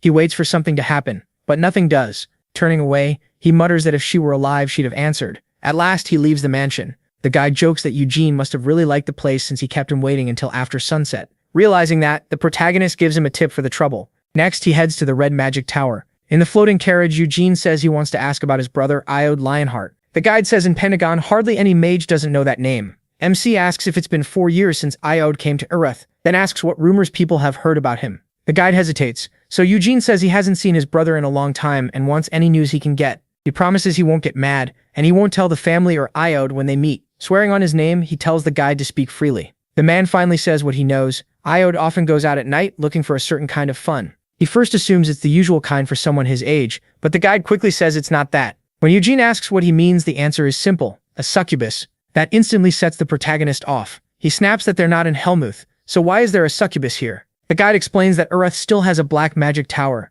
and with it come black mages and demons too. Eugene looks deeply annoyed. The guide adds that succubus entertainment is treated like a necessary evil in some parts of Erath. One street is known for the black market, and some shops use succubi as attendants. According to rumor, Iode goes there a lot. The street is called Bolero, and those shops aren't open every day. They fully operate only on the full moon each month. Eugene had planned to stay away from Iode so he could focus on studying, but hearing that the main family's eldest son, a descendant of Vermouth, is fooling around with a succubus makes his blood boil. The guide reminds him this is all supposed to stay secret, and MC says he understands. He tells the man not to worry, he gave his word so he won't repeat any of it. Still, even if it's only a rumor, Eugene knows he needs to deal with his younger brother. Now he has what he needed to know. Iode may have suffered under their mother's pressure, and that explains some things, but still the idiot definitely found a way to enjoy himself. A while later, he reaches the magic tower. The mage waiting there is startled when she hears the name Lionheart and quickly introduces herself as Hera, a mage of the Red Tower. A bit nervous, she says the tower master is waiting upstairs. Then a window suddenly explodes.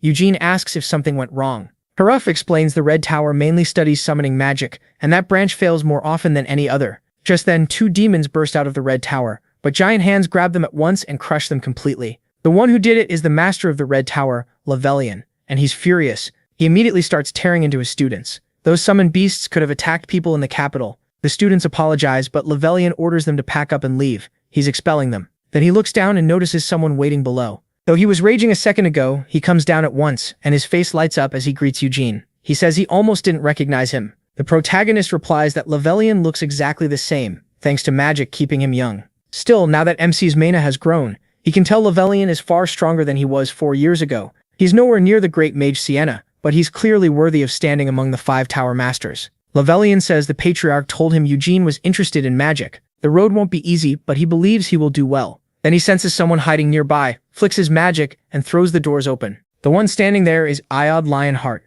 Eugene is furious. The second he sees how drained his brother looks, like a succubus, sucked the life out of him. Levelian asks why he won't come greet the protagonist. Shaking, Iod says he doesn't know what to say. MC simply greets his brother and says it's good to see him again. Iod answers yes, but he's obviously panicking. Irritated, Levelian asks what he's still doing there. If he has nothing to say, he should go upstairs and read. Iod obeys and shuts the door behind him. Levelian apologizes for the unpleasant scene, then quickly changes the subject. He says the Patriarch mentioned Eugene doesn't want to learn directly from the Tower Master. He confirms it. If he did, people would resent the Lionhearts. For now, he wants to study magic on his own. Levelian respects that choice, and says Eugene can go to Hera if he needs anything. He also offers him a place to stay in the tower while he's in Aerith, and the protagonist asks to see the library first. A month passes after MC arrives at the tower. Every day he heads to the library to study, reading magic books from morning to afternoon and staying up late each night. He doesn't train only magic either. Before the library, he spends hours working on his mana, and every night he pushes his body until he's drenched in sweat.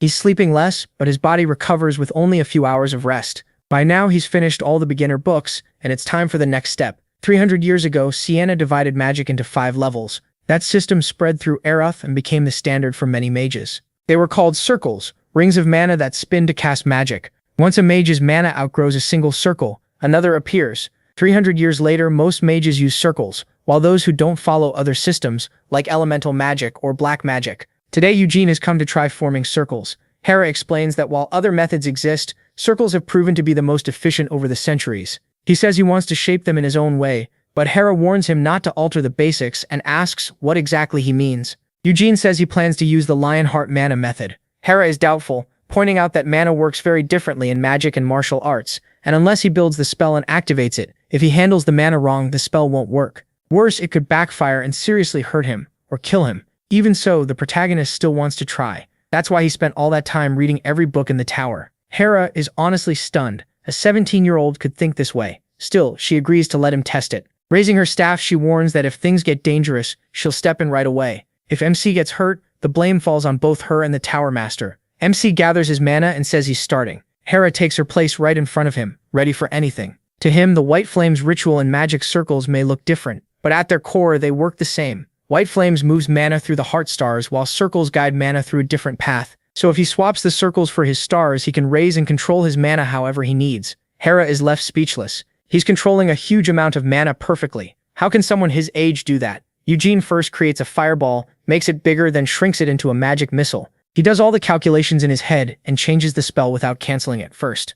Happy with his first try, Eugene asks Hera to summon a monster so he can test how strong his magic really is. She hesitates, then agrees, wondering if a golem will be enough. A quick spell later, a golem rises from the ground. It's made of cabrium, a tough material. It can't really defend itself, but its body is durable enough to make up for that. Pleased with the target, the protagonist points at the golem and fires a massive blast. It slams straight into the golem's chest. Not long after, Loberian comes in himself, shocked by what he heard. Eugene used white flames to form a magic circle, and on top of that, there was no flaw in the mana's purity or density. No matter the spell, his attack power is already beyond a third circle mage. To Loberian, that kind of talent is terrifying. Mixing circle magic with martial arts doesn't just impress him, it unsettles him. Eugene's white flames are at 3 stars now, so his circles are likely at the same level. Later, Loberian speaks with his student in private and asks if MC already left. She says yes, he had plans this morning. After thinking for a moment, Loberian says he wants to ask Hera something. Would it be too much to write him a letter of recommendation to enter Acreon?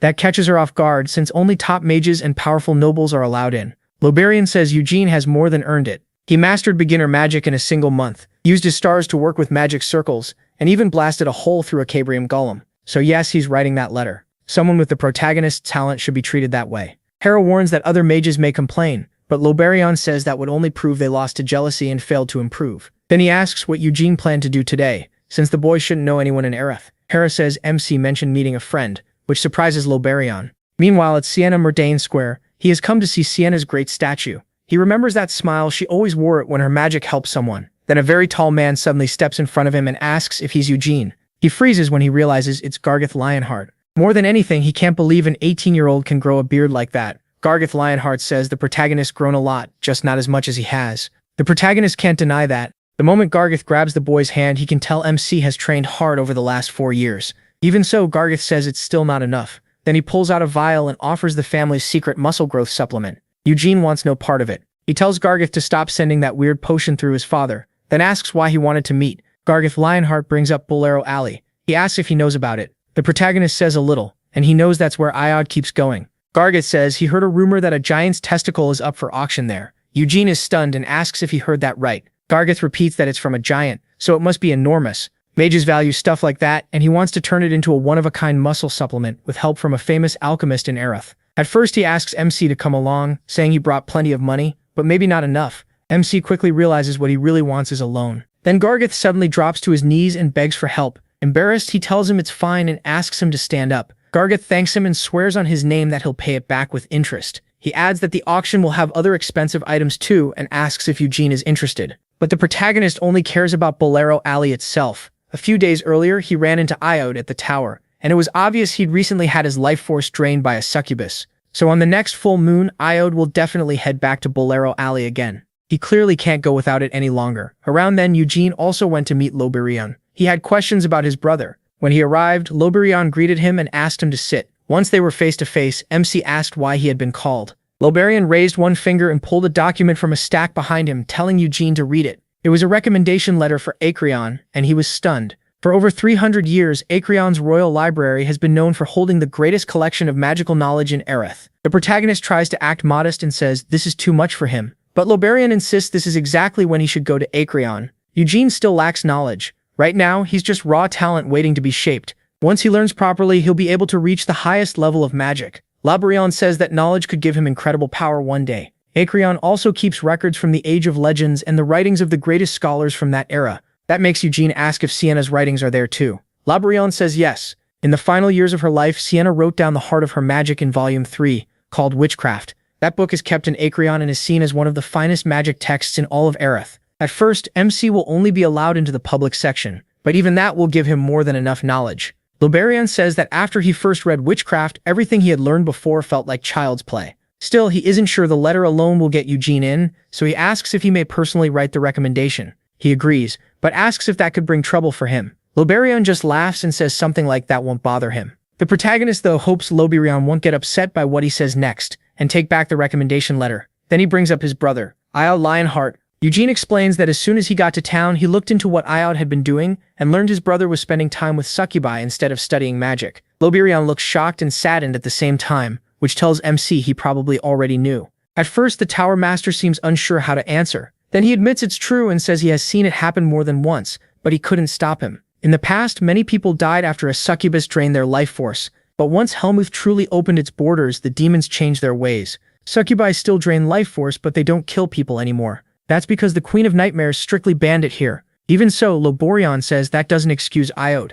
He asks Eugene to try to understand his position, which surprises him. Loberion explains that Iod came to Aerith at 4 years old with huge expectations on his shoulders. But his talent wasn't enough to match them. He struggled, and the tower did what it could to guide him. Sadly, Iod still can't escape the burden of the Lionheart name, and that pressure keeps getting worse every day. Loberion knew what was happening and warned him not to get too deep into it, but he allowed some of it, because without a release for all that stress, Iod might have broken down long ago. Eugene knows very well what life is like in the main family, 2 ruthless mothers fighting for power and 2 gifted children full of ambition. Anyone in Iod's place would feel crushed. The only reason he stays at the Magic Tower and puts up with mockery is because even that is better than going back to the main family. Eugene understands that much but says succubi are too far. They may smile, but they're still demons, and humans have never truly lived alongside them in peace. So he decides he needs to see for himself what the succubi is doing to Iod. On the night of the full moon, they head to Bolero Street. The 2 figures here are exactly who you think. The tall blonde one is the muscle-crazy Gargeth, and the dark-haired one is the protagonist, hiding his usual white Lionheart hair so he won't stand out. Then someone calls MC.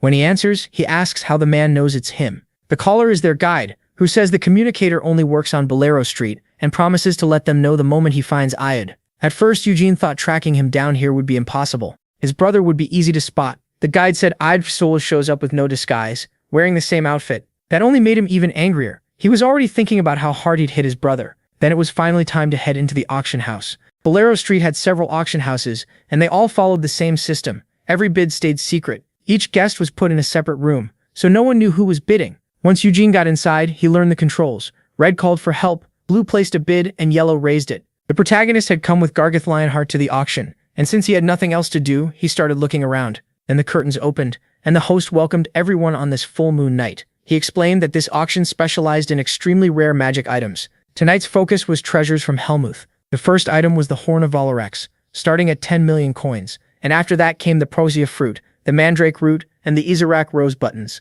None of it interested Eugene. Gargeth Lionheart was here for just one thing, the giant's testicle. Then they brought out a strange metal item made from an unknown material, something that had failed to sell for a long time. The crowd clearly didn't think it was worth much. It had been discovered in the Khazard Hills, inside Helmuth's land. All it supposedly did was glow under moonlight. The opening price was 1 million coins. The moment the box opened, Eugene's eyes widened, and he slammed the bid button at once. Gargeth Lionheart thought his sudden interest was weird. Even the auctioneer looked surprised. They'd never gotten an offer for it before. MC stared in shock. He never expected to find something like this here. It was a weapon erased from history after the destruction, a sword known as Destruction. The piece in the box was a fragment of the moonlight blade once used by Vermouth. Later, the item was delivered to his room and Gargeth Lionheart asked why he'd waste money on something so useless, but Eugene was sure. A fragment of the moonlight blade. In his past life, Vermouth found it in the Khazard caves and returned it before leaving Helmuth. That blade was so dangerous that every time it was drawn, it brought destruction. It also rejected every wielder except Vermouth. Maybe the hero shattered it on purpose so no one could ever use it again. He bought it to see if any mana was still inside, but there was nothing. The evil feeling it once had was gone, and now it stayed silent. Whatever he should do with it could wait until later. Right then, the guide contacted the protagonist and said Iod had arrived. The protagonist immediately got up to leave the auction and find him. Before going, he left his card, so Gargeth Lionheart could use the money to buy the giant's testicles. Following the guide's directions, he reached a place called Raphaelia. Guards stopped him right away and asked if he was a customer. Seeing demons working like this was new to Eugene. In his past life, he would have killed both of them on the spot. Instead, he said he just wanted to take a look. The guard told him the entrance fee was 2 million coins, plus extra, depending on how long and what kind of dream he chose. Eugene paid without hesitation. Getting past the guards was easy. Inside, people were enjoying themselves all over the place. As MC searched for his brother, a waitress came over to greet him. He asked where the dreams were, and she teasingly called him cute, asking if it was his first time. Then she told him the dream rooms were in the hall downstairs. While pouring his drink, she suggested he have a little first to relax. Eugene flatly refused. He didn't want a drink, and said he'd head downstairs right away. She guessed he was just shy and said he'd loosen up once he got to the room. As she led him through the hall, the succubus explained she'd take a little of his essence, which would leave him tired after waking up. But the protagonist only wanted to check the place. Once he had seen enough, he handed the succubus a bill and said he was leaving to sleep at home, so this was just for the drink. She took it without complaint. It was way too much for drinks alone. After that, he went to the nearest restaurant in the inn. When he got there, the attendant asked if he'd had a good dream. Eugene ignored that and told him to bring the best food in the place. So he sat there eating and waiting until the person he came for finally appeared. He was being dragged in by 2 guards. Ayert looked completely drained. He looked like a shell of himself. From here on, he's being called Ayert, so that's the name we'll use. Seeing his older brother in that state filled Eugene with rage. Ayert wasn't just fooling around with a succubus anymore. He was depending on demons. MC jumped up from the table and went after them. He followed for quite a while, but the route they took felt suspicious. Still, he kept tracking them until they stopped at a house and started to go inside. Eugene stepped out from hiding to follow, but several men blocked him first. They were clearly there to stop him. The one in charge told him to leave. This wasn't a store. Eugene asked what kind of place it was, but instead of answering, the man grabbed him by the neck and asked if he thought this was a joke. The protagonist sneered that it sure looked like one, then smashed a punch into the old man's chin. The guy flew back and crashed to the ground with a heavy thud. The other thugs instantly pulled their weapons. They meant to kill him, but Eugene dropped both of them with ease. Then he planted his foot on the blonde man's head and demanded to know what this place was. But by then, they were all unconscious, so he'd have to find out himself. Eugene kicked the front door open without any trouble. Inside, thick smoke filled the building, and he guessed it was some kind of narcotic. A huge man pointed at him and demanded to know who he was. He couldn't believe MC had gotten in with guards outside. Eugene clapped mockingly, saying it was rare to see a beast folk, a human and a demon, getting high together. Even here, his sarcasm was on point. The man charged at him, but he fired 3 magic shots and dropped them all with no effort. He demanded to know where Iod was, and when no one answered, Eugene drew his sword and said he'd find him himself. He unsheathed Wyneth, raised it, and created a strong vortex. The wind spread through the whole building. Using elemental magic, the protagonist searched the first and second floors. Only the third floor remained. He pointed at the ceiling, blasted through it, and moved up through the hole he'd just made, landing lightly on the floor. There was only one room up there, and that was where Iod was. Dark magic was being cast on the door ahead. Eugene quickly pulled the moonlight blade fragment from his pocket just as the spell flew at him. Somehow, the fragment blocked the attack and didn't even get scratched. That pleased Eugene. This thing still worked. Then someone appeared behind the destroyed doorway. The man stared in disbelief, saying that spell should have killed him, but something had protected him. The Lionheart Patriarch had warned his son about this. Stay away from dark magic. But the eldest son ignored it. Honestly, the Patriarch probably gave Iod a whole list of things not to do, and he still found even more ways to mess up. Eugene told him he wouldn't bother chasing him if he ran now, then angrily ordered him to move aside. To prove he meant it, he released White Flame Aura, powerful enough to shake his opponent. The man could only stare at the Lionheart power in disbelief. Then two demons stepped out from behind the wizard. They were the ones who had brought Iod here, and Eugene was more than ready. The demons bared their claws while MC settled into a fighting stance, urging them to come. They rushed straight at him. Eugene swung Wyneth, and a small whirlwind burst out, taking one demon down instantly. The other kept charging. It swung its right arm, but that arm was already gone. Eugene cut it off with ridiculous ease, then spun, poured aura into his hand, and slammed the demon in the head, driving it into the wall. Now only one other person in the room was still alive. Soon, the disguise magic began to come apart, and the man finally realized he was facing Eugene Lionheart from the main family. By then, talking things out was no longer an option. Panicking, the man begged for a chance to explain, but when he saw he wouldn't stop, he attacked again with dark magic. A twisted spell shot from his staff, and Eugene didn't even flinch. He simply cut it apart and knocked it away. Then he charged the man. In that last instant, the wizard couldn't believe anyone could block his magic so easily. The protagonist stopped with his blade at the man's neck and warned him not to move unless he wanted his head cut off. Leaving the trembling wizard behind, Eugene walked toward Iod. His brother was lying unconscious on a bed in the middle of the room. In front of the bed, a chalice held something strange that kept pulsing. MC didn't know what it was until the wizard told him it was a unicorn's heart, filled with huge mana and holy power, that made it priceless as a sacrifice. Eugene asked if they were trying to make a deal with a demon king. The wizard quickly said he'd never dare make a contract with one of them. He said the target was Baron Hoyne Olfer of Helmuth, an incubus who served Duchess Noir Giabella. He knew exactly who that was and muttered that she had really lived for 300 years. She might not compare to a demon king, but as the Night Witch Queen, she had to be strong enough to earn the title of Duchess. Eugene then asked if his brother was really trying to contract with some incubus under the Duchess while drunk and drugged out of his mind and sacrifice a unicorn's heart for it. The wizard dropped flat and said yes, that was exactly what Eward wanted. Since the boy paid for it, he claimed he couldn't refuse. Still furious, Eugene said the man must have loved taking money from the Lionheart heir and helping with a deal tied to his own master. If this worked, the wizard would be the one gaining power through Hoyne Olfer. So the protagonist called it what it was, pure greed. He told him to stop blaming others and keep quiet if he wanted to live. Sweating, the man obeyed at once. Then MC walked over to his unconscious brother and slapped him across the face with all his strength. Blood sprayed from his mouth, and the hit twisted his face. Shocked awake, he blinked and asked if that was really him in front of him. At least the slap got him conscious again. Nothing fixes a stupid brother like rough family love. Startled, Word asked why Eugene was there. The protagonist said he came because he heard his brother was in trouble and wanted to see what was going on. He even tried to believe Eward just needed a break. But grabbing his head, Eugene warned him not to stain himself with dark magic. As a direct Lionheart descendant, even a possible heir, he dared to chase a contract with an incubus.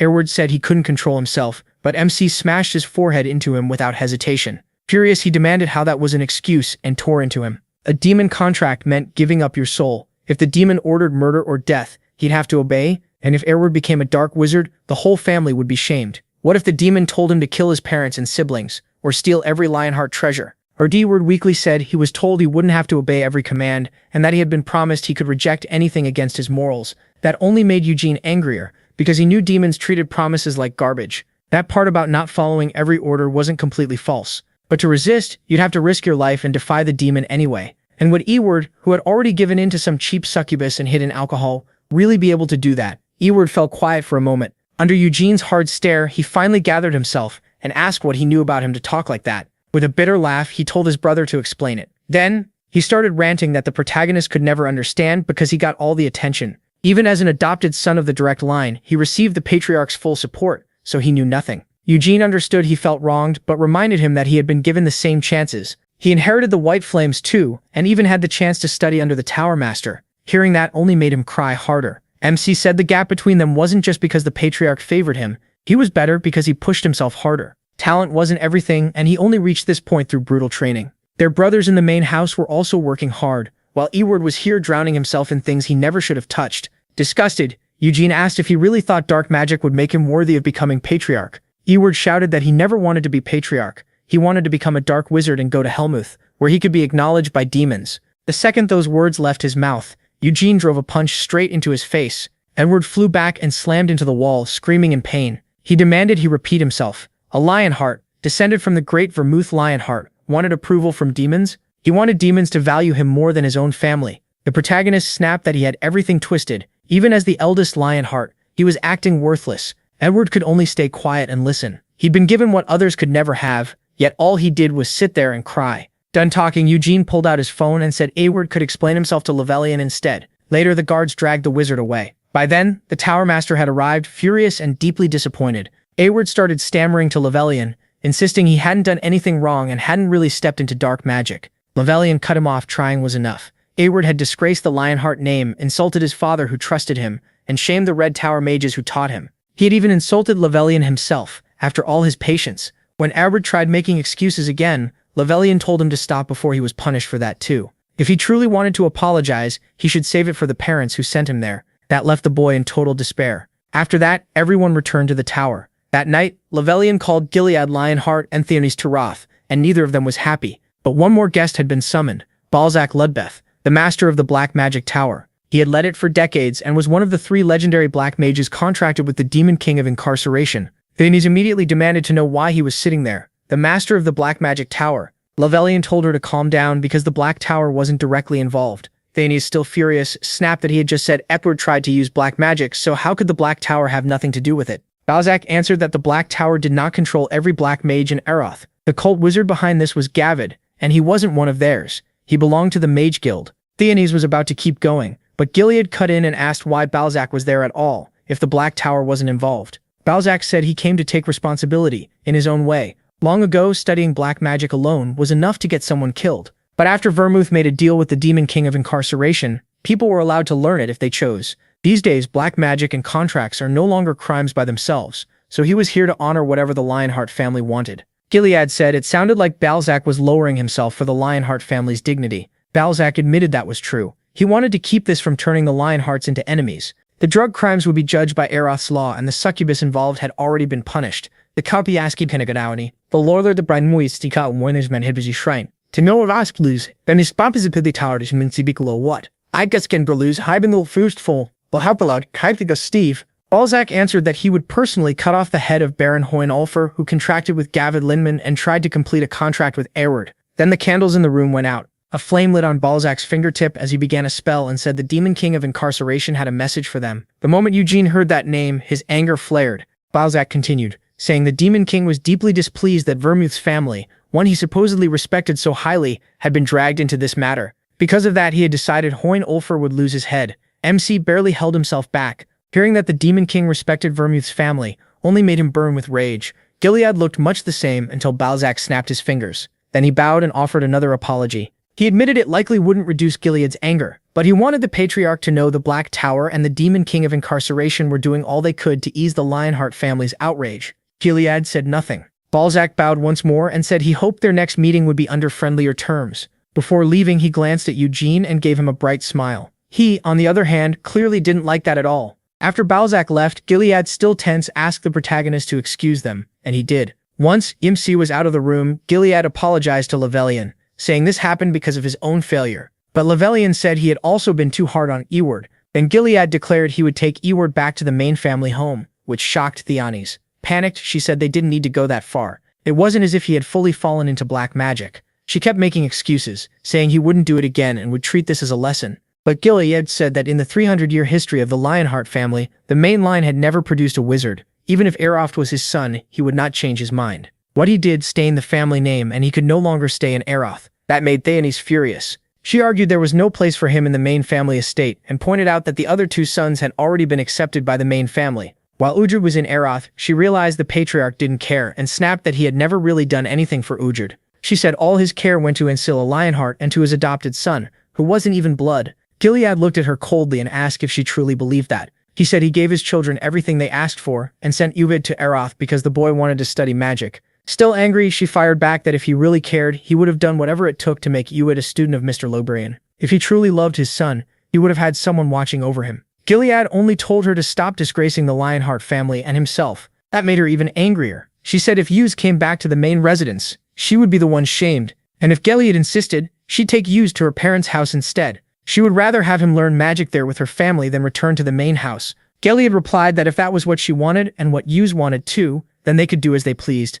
As Eugene walked through the hall, Balzac called out and asked for a moment to talk. He said the earlier mess kept them from speaking properly. He answered that he had no interest in talking nicely with the master of the Black Magic Tower. Balzac noticed right away that the protagonist really didn't like him. Eugene admitted it. He didn't just dislike Balzac, he hated black mages in general. Balzac said 300 years had passed, and he personally had done nothing wrong. MC could hate black magic all he wanted, but Balzac asked him not to hate him for no reason. Since that clearly wouldn't change his mind, he switched topics and brought up everything he'd heard about his success in the bloodline succession ritual. He praised the protagonist's talent and how well he handled magic there. He also mentioned the recommendation letter for Acreon. Glancing aside, Balzac said he couldn't mention this inside, but one of his duties could actually help Eugene. That made MC ask what he meant. Balzac explained that a Red Tower recommendation alone might not be enough to enter Acreon, because other tower masters and mages could object and say he wasn't qualified. So Balzac offered to write one himself as master of the Black Magic Tower. The protagonist asked why.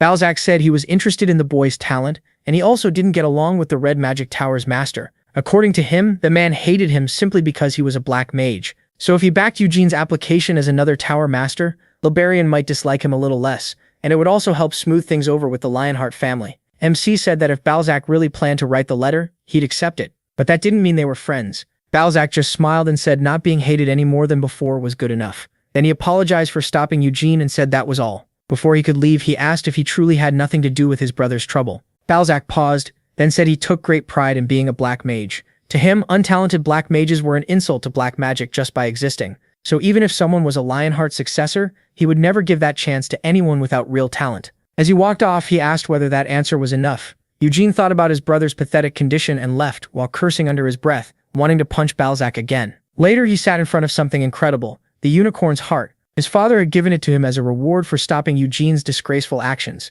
There were many ways to use a unicorn's heart, but the easiest was simply drawing out the mana inside it. After checking the heart's condition, he started absorbing its mana. At this pace, Eugene could reach 4 stars before he even turned 20. If the Lionheart family knew, they would be stunned, because in 300 years no one had ever reached 4 stars before adulthood. The Patriarch and Gion had 6 stars, which already placed them among the strongest people in the nation. If the protagonist kept building on that, he could push for 5 stars next. He planned to devote himself fully to the White Flames formula, Hamel's method created by Vermouth, surpassing everything and everyone. The next day, the musclehead said the giant's testicles cost 30 million. Eugene nearly lost it. Gargeth was rushing because if they didn't pay before midnight, the item would go to the next buyer. They went to Pentagon Bank where the clerk saw the black card and immediately offered to open a private account. Eugene turned him down. A while later, they came back outside. Gargeth said the testicles would be delivered to wherever he was staying, and this was MC's chance to see them in person. He was furious that Gargeth kept trying to drag him into seeing giant balls. Even so, he told him to forget it, then agreed to go. Gargeth said he knew the protagonist would be curious and even offered him some of their essence,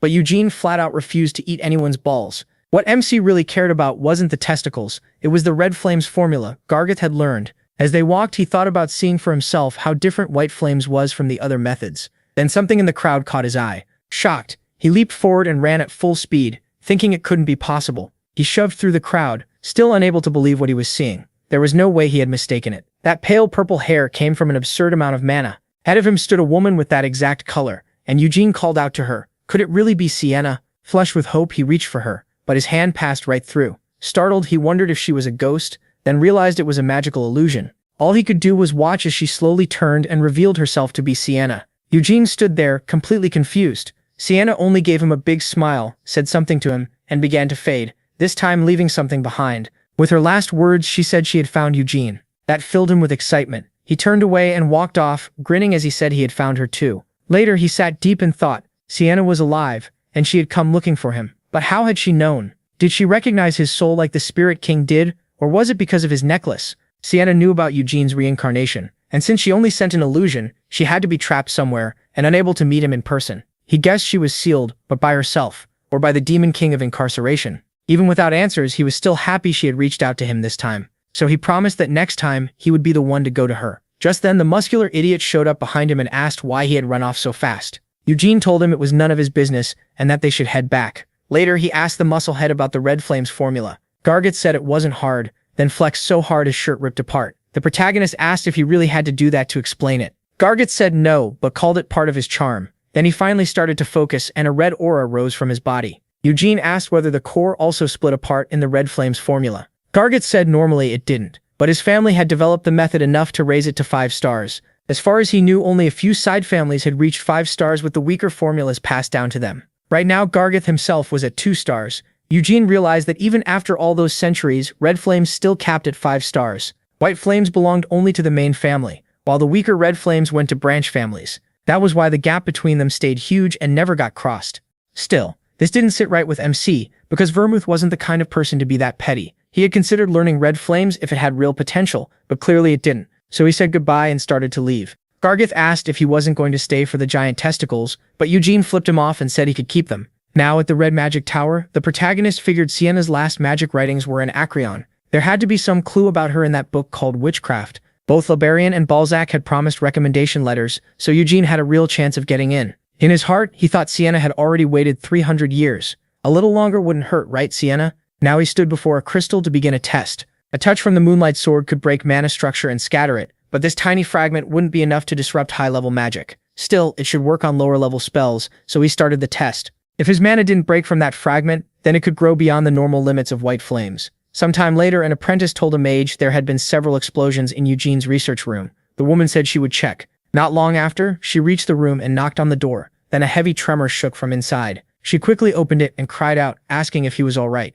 Inside, Eugene was drenched in sweat. Breathing hard, he let out a long sigh as the worried, shy woman asked what he had been doing. When she asked what he's doing, MC says he's training his mana along with his magic. She doesn't really buy it. There aren't any magic circles in the room. All that's left is a tiny fragment at the center, while everything around it is wrecked. He says it'll be easier to show her. Then he fires a blast of flame at the fragment, and it sets off a huge explosion. The woman is left stunned. Not only had the boy become faster, he was using his own core like a magic circle. For someone who had just arrived, that kind of power made no sense. Still, he says he was only working on mana training, and it looks like he made real progress. At first, his magic scattered before it could explode, but now he can hold that broken mana together and turn it into a massive blast. Still shocked, she says she came because people heard explosions from his room and wanted to check on him. But that isn't the only reason. The Tower Master also wants to see him. As Eugene goes to get dressed, he asks if the Tower Master is upstairs, but she says no. He's at the Royal Library in Acreon now. At the middle of the 5 magic towers stands Aerith's royal castle, Abraham. It sits in the middle of a huge lake, and you can't reach it without a boat. Even flying carriages and magic can't cross over because of the demon seal circle around the lake.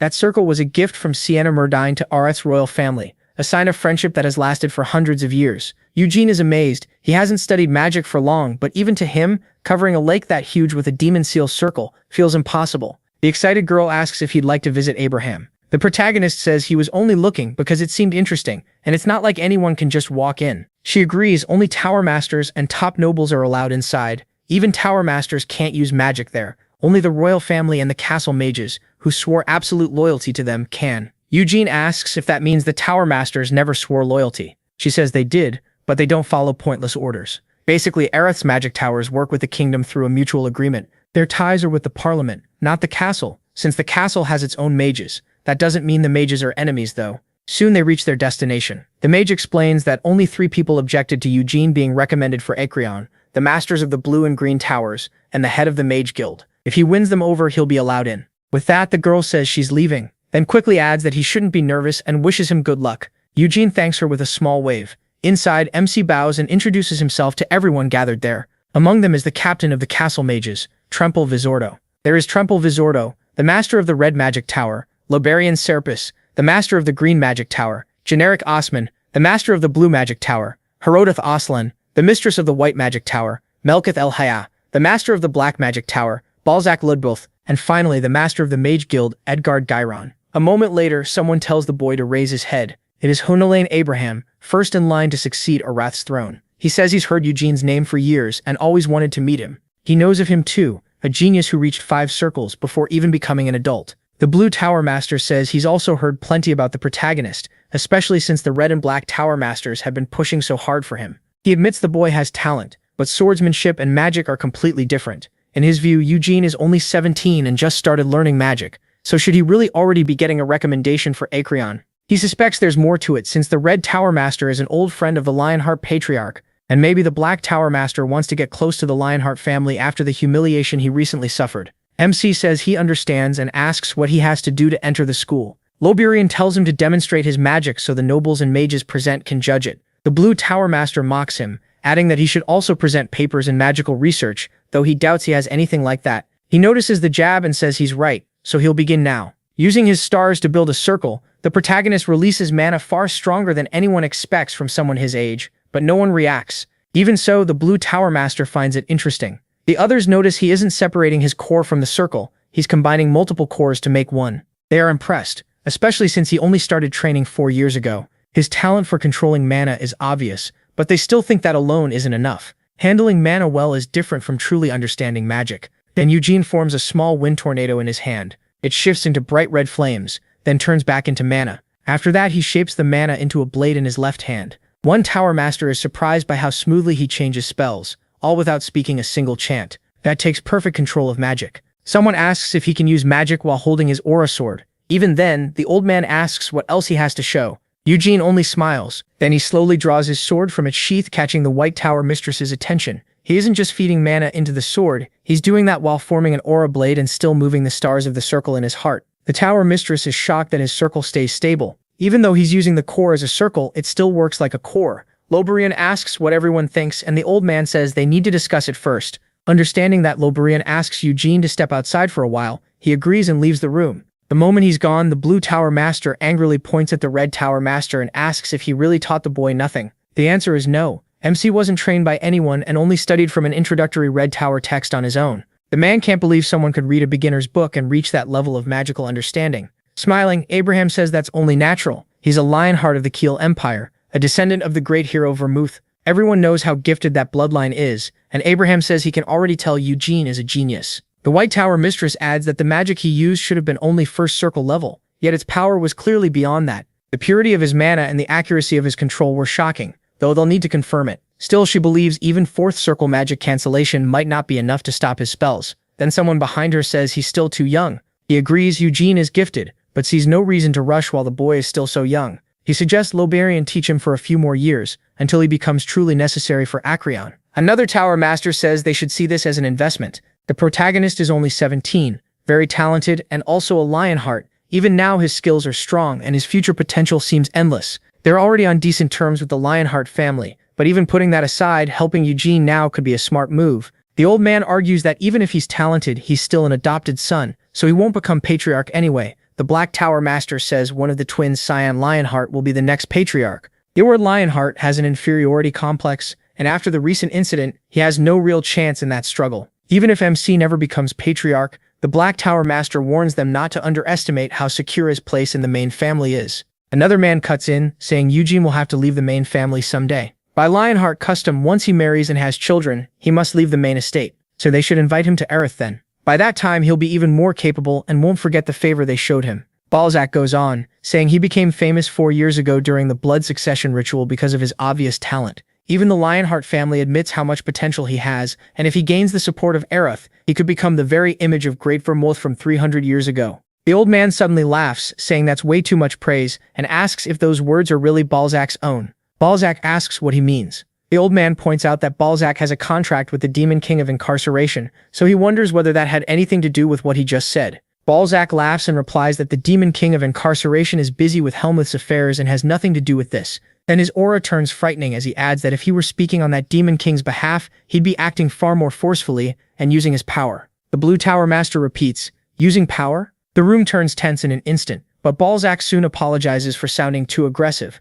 The White Tower Mistress says they need to stop drifting off topic. Since they still haven't agreed, she suggests a vote. She adds that the longer this takes, the more bored Eugene will get outside. Abraham agrees and says he'll go first. He supports the protagonist Lionheart's admission to Acreon. I'm not sure if I agree with the entry, but I agree that this girl has great, if you know what I mean. Acreon's royal library holds records from many legendary mages who shaped magic's history. Its halls are packed with history, so it feels more like a museum than a library. Ercreon has 15 floors of records, including Sienna's writings. Then someone calls out to Eugene. It's the mistress of the White Tower. MC knows she's the greatest spiritualist of this age, the first person ever to make contracts with two spirit kings at once. He asks if their discussion is over. She says yes, adding that reaching a full agreement would have taken a few days, so they settled it with a vote. In the end, 5 supported his entry, and 2 opposed it. 1 person stayed neutral. Eugene only asks if he can go to the upper floors now. She says yes, then asks if he wants to know who voted which way. He says no. That makes her grin, then she tells him anyway.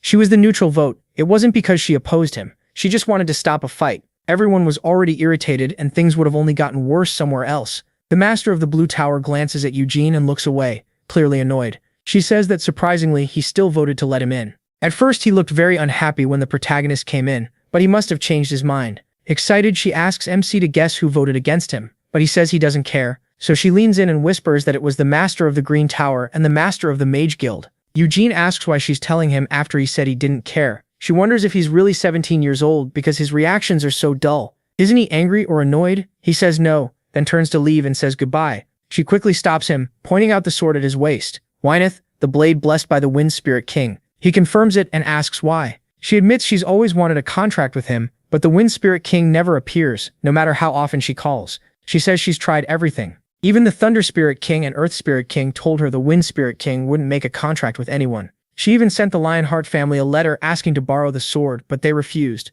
They probably thought she'd steal the sword. Eugene says he can't lend Wyneth no matter what, and technically, it isn't even his. She stays doubtful and promises not to tell anyone. He only needs to lend it for a short time. At most, just 1 day, and he can watch the whole time. He finds that interesting. The Wind Spirit King hasn't answered his calls for 4 years. With Eugene's current mana, he probably can't summon him. But if the mistress of the White Tower tries the only spiritualist with contracts from 2 spirit kings, then using Wyneth as a bridge might make the king respond. Even so, the protagonist decides not to agree yet. If she gets more desperate, he might gain something from it. So he pretends not to notice and asks where to get his entry card. She happily says she'll take him there. Soon he has the card in hand. It's an ID item marked with his seal. Trying to get a reaction, she says the familiars kept here belong to the great mages who shaped history in Ercreon, the mage king who founded Arath, the battle mage called the father of battle magic, and even the great Sienna. Their familiar spirits are all here too. Eugene barely reacts. She says his responses are so boring and thought he'd at least care about Sienna.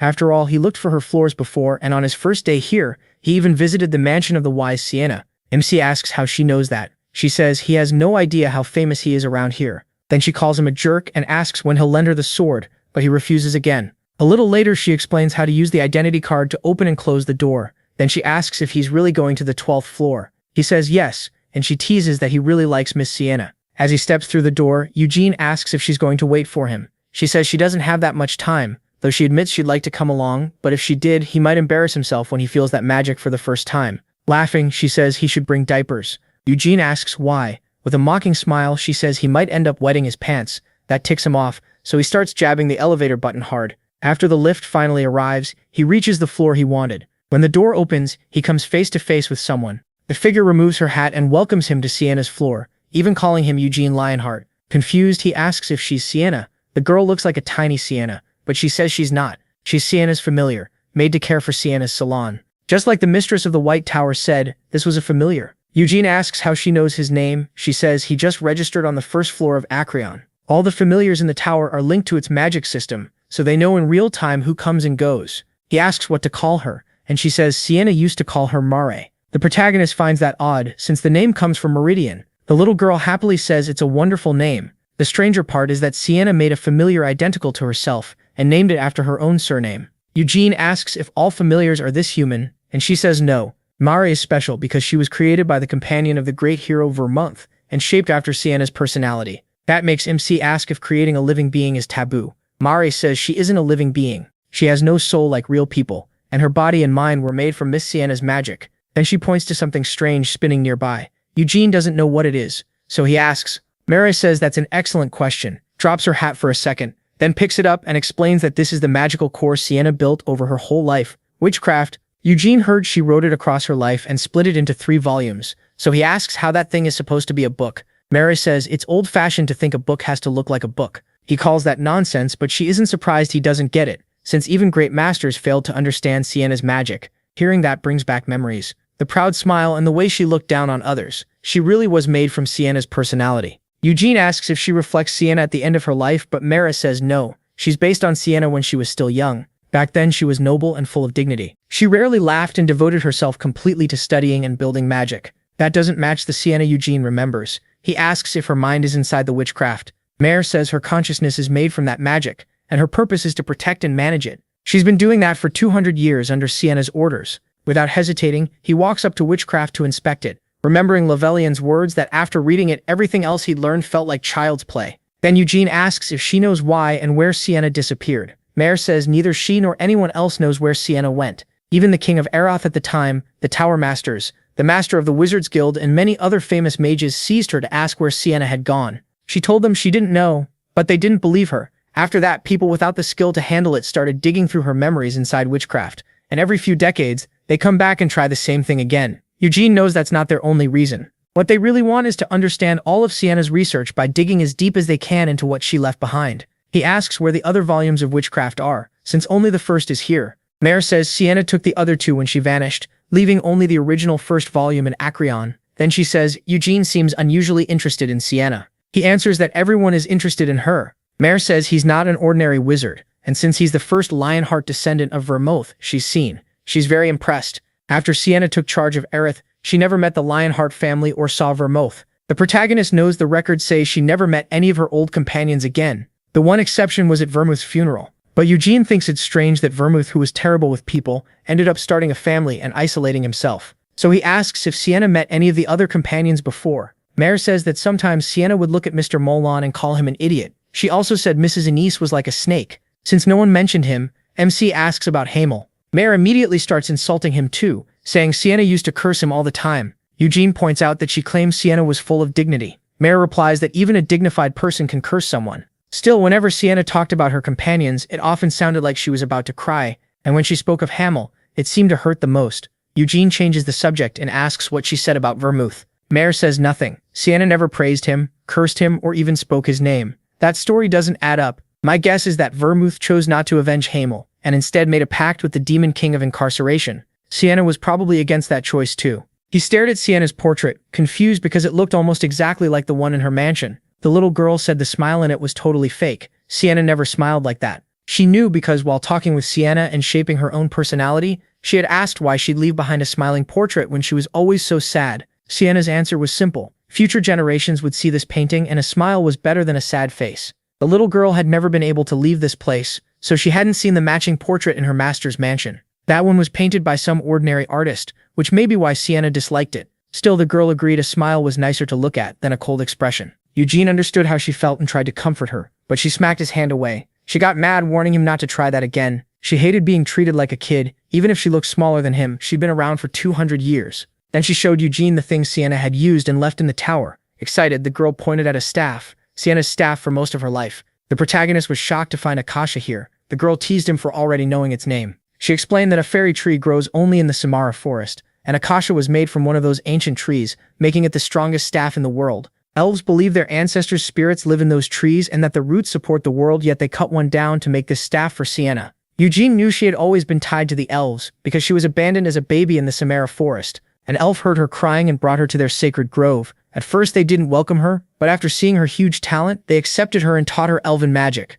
Sienna became the first person to wield a staff made from the world tree's roots. And that wasn't all. The red gem on top was a dragon's heart. Eugene knew only 2 staffs in the world had one, and Akasha was one of them. The other was Bloody Mary. That staff now belongs to one of the 3 warlocks bound to the Demon King of Incarceration, Count Edmund Codrith of Helmuth. But 300 years ago, Bloody Mary was used by Belial, a servant of the Demon King of Incarceration. In his past life, MC killed Belial himself. Staring at Akasha, he asked if he could hold it. The little girl said yes, but warned him he couldn't use magic with it. Akasha only accepted Sienna. No matter who tried, no other mage had ever earned its approval. Curious, Eugene reached for the staff. The moment he grabbed it, he pushed Mana into it, but the staff rejected him. He had hoped for another lucky power-up, so he felt annoyed that his old friend had left him nothing but a necklace. The tiny mage asked if he liked Lady Sienna, because besides searching for her things, his eyes lit up every time he said her name. With a teasing look, he said he just liked old stories, so she said she knew the perfect book for that, and hurried off to get it. She climbed a small ladder and pulled it from the shelf. The second Eugene saw it was The Great Adventure of Hero Vermouth. His face twisted in disgust. Still, she happily said it was the very first book ever written about Vermouth's legend. The protagonist, still bitter, called it a stupid book and said he hated how it described Hamel as an idiot. Hearing that, the girl said she had something else he might like. She turned and told him to follow. They reached a room with images of Eugene's old companions, and he asked what he was looking at. The girl said the figures were made from Sienna's own memories. The man in the center was Great Vermouth. The smiling woman beside him was Saint Anise. The ugly one who looked half-troll was Brave Mullen, and the one with the terrible face was Hamel the Fool. Eugene called him handsome, but the little mage thought he meant Vermouth. He quickly cleared that up. He was talking about Hamel, saying he had the wild beauty of an untamed beast. She could barely believe what she was hearing, while Eugene told her to just drop it. After that, they moved to a large table, and he asked what was on the floors above. She said the 13th floor held Sienna's research notes, but someone at his level wouldn't be able to understand them. The 14th floor had magic books, which were probably more useful for him right now. Eugene, already discouraged, asked if they were even harder than witchcraft. The girl said words wouldn't help. He'd have to read them himself. Then they returned to the witchcraft. She explained it was a way to use mana more efficiently and boost magical power, letting a mage cast one spell multiple times and even store spells in the subconscious. Best of all, it allowed the circle to flow in the ideal way, far better than the normal circles most mages use. Even after hearing all that, Eugene admitted he still didn't understand any of it. The child seemed pleased and said no one could get it just from listening. Getting impatient, he asked how to read it, and she told him to close his eyes, reach out, and send mana into the witchcraft. He did exactly that, touching the glowing sphere with a little magic, but at first nothing happened. He wondered if he should use his pseudo-circle instead. Then everything changed. The space around him went dark, like a dream he couldn't control, and all he felt was emptiness. A huge wave rushed at him, and when it hit, he realized it was a sea of mana dragging him along. He leaped to get away, then froze at the sight before him. In the middle of that sea was a giant black hole, shaped like a perfect circle, with smaller circles inside it. Then the whole ocean shifted into layers of circles, forming a pattern. The pressure became overwhelming, and Eugene woke up on the floor. He jumped back up and looked at the little mage, asking what had just happened. With a smug smile, she said it was too bad he passed out right away, but he shouldn't feel bad since plenty of mages had wet themselves after seeing the witchcraft. She even named the masters of the White Tower and Blue Tower as examples, so apparently she hadn't been joking before. Then she asked what he thought of the witchcraft. Eugene struggled to explain it because he barely understood what he had seen. The moving circles were unbelievable, and circles forming inside a larger one should have been impossible. The little mage explained that after reaching 9 circles, Sienna kept studying how to push magic further. That's how she surpassed the limit, created the eternal hole, and became the only mage to form the final magic circle. Many others tried after her, but none ever broke past 9 circles. To do it, a mage has to control a huge circle of mana and split it into many smaller ones. Using it for spells is even easier. One fireball made with the eternal hole is stronger than 9th circle infernal flame. The little girl said Sienna was so amazing she could probably have beaten the Demon King by herself. Hearing that, Eugene realized Sienna hadn't stopped growing stronger after his death. She had far surpassed the woman he remembered. And if that was true, all his old companions must have grown stronger too. So why had none of them challenged the Demon King again? He decided to leave the library, but the 2 Tower Masters were already waiting for him. They asked why he came back so fast and what he thought of the magic books. Eugene said that with what he knows now, it would take him years to understand even one of them. Melkith said that was obvious, since those books came from centuries of research. But if he lent her Wyned, she'd explain 10 of them in a way he could follow. Eugene said there was no need to trade just for book knowledge, and asked what else she could offer. Melkith laughed, saying he really did know how to bargain, and started listing items that could help with mana control. The blonde man jumped in saying he also had several amazing staffs he could lend, which immediately annoyed Melkith for stepping into her deal. She knew Lovely Cetrix was scared she'd make a contract with the Wind Spirit King, and felt hurt that after knowing her for so long he still couldn't see she had no interest in Arath's politics. He replied that maybe she didn't care now, but if she gained that much power, she might change. So Melkith swore on her mana that even with the Spirit King's power, she wouldn't do anything wrong. The Tower Master never asked for this, but she swore on her own mana, and the second Melkith noticed, she realized she'd been played. Eugene made it worse by saying he didn't want a staff, and she snapped that she wasn't giving one away, just lending it. He then made it clear that trading Gwynedd for something he could only use a few days was impossible, which only made her more annoyed by how hard he bargained. Still, she gave in and offered 1 year for every day she kept Gwynedd. So if she borrowed the sword for a week, Eugene could keep the artifact for 7 years. That showed just how desperate she was, because the Wind Spirit King is basically a god, and the last person to contract with him was Great Vermouth. Then the blonde mage said that if MC didn't want a staff, the Master of the White Tower had another rare item. Melkith's reaction alone was enough to make him interested in it. The blonde man revealed its name, the Cloak of Darkness. That instantly made the witch furious, because he clearly had no clue what she went through to get it. But Lovelian said it was better to loan it out and get what she wanted than leave it sitting around as decoration. Melkith hesitated, so Eugene asked what kind of cloak it was. She brushed it off as just a warm winter coat, Lavelian immediately exposed the truth. It held high-level time and space magic that could reflect spells. Its outside had defensive magic strong enough to block Fifth Circle attacks, and it also had a subspace inside for storing multiple weapons. Melkith got even more irritated that he spilled everything about her cloak. With a grin, Eugene said that sounded good enough. He chose the Cloak of Darkness over a staff but said he needed the Patriarch's permission first. Melkith tried to act like she still hadn't agreed, but the protagonist only said that was a shame and asked Lavelian if he knew somewhere to eat because he was hungry. The mage said there was a nice place in the rich part of the city. Eugene agreed, since he had never seen the city at night. As they started leaving, he asked why she was still standing there. Fuming, Melkith finally agreed to lend the Cloak of Darkness, only for MC to remind her that he still had to ask the Patriarch's permission, which made her scream in frustration. Eugene just said she sounded like a crow cawing. Later, they learned his father had no problem lending Gwyneth, but insisted a supervisor be there. While waiting, he asked if that really was the Cloak of Darkness. Melkith bragged that it looked amazing, but the protagonist shot back that it would look even better on him, telling her not to be mad since the deal was already made. Then the old woman asked who the supervisor would be since it probably wouldn't be the Patriarch. Eugene said it would be his younger brother Cyan, and because this was the first time they were loaning a family treasure, they had to be careful with the guardians. Melkith called them the Lionheart family's dogs, which clearly annoyed MC. Still, he couldn't deny they were loyal like hounds. He remembered that a year earlier, Kanan had joined the Black Lion Order.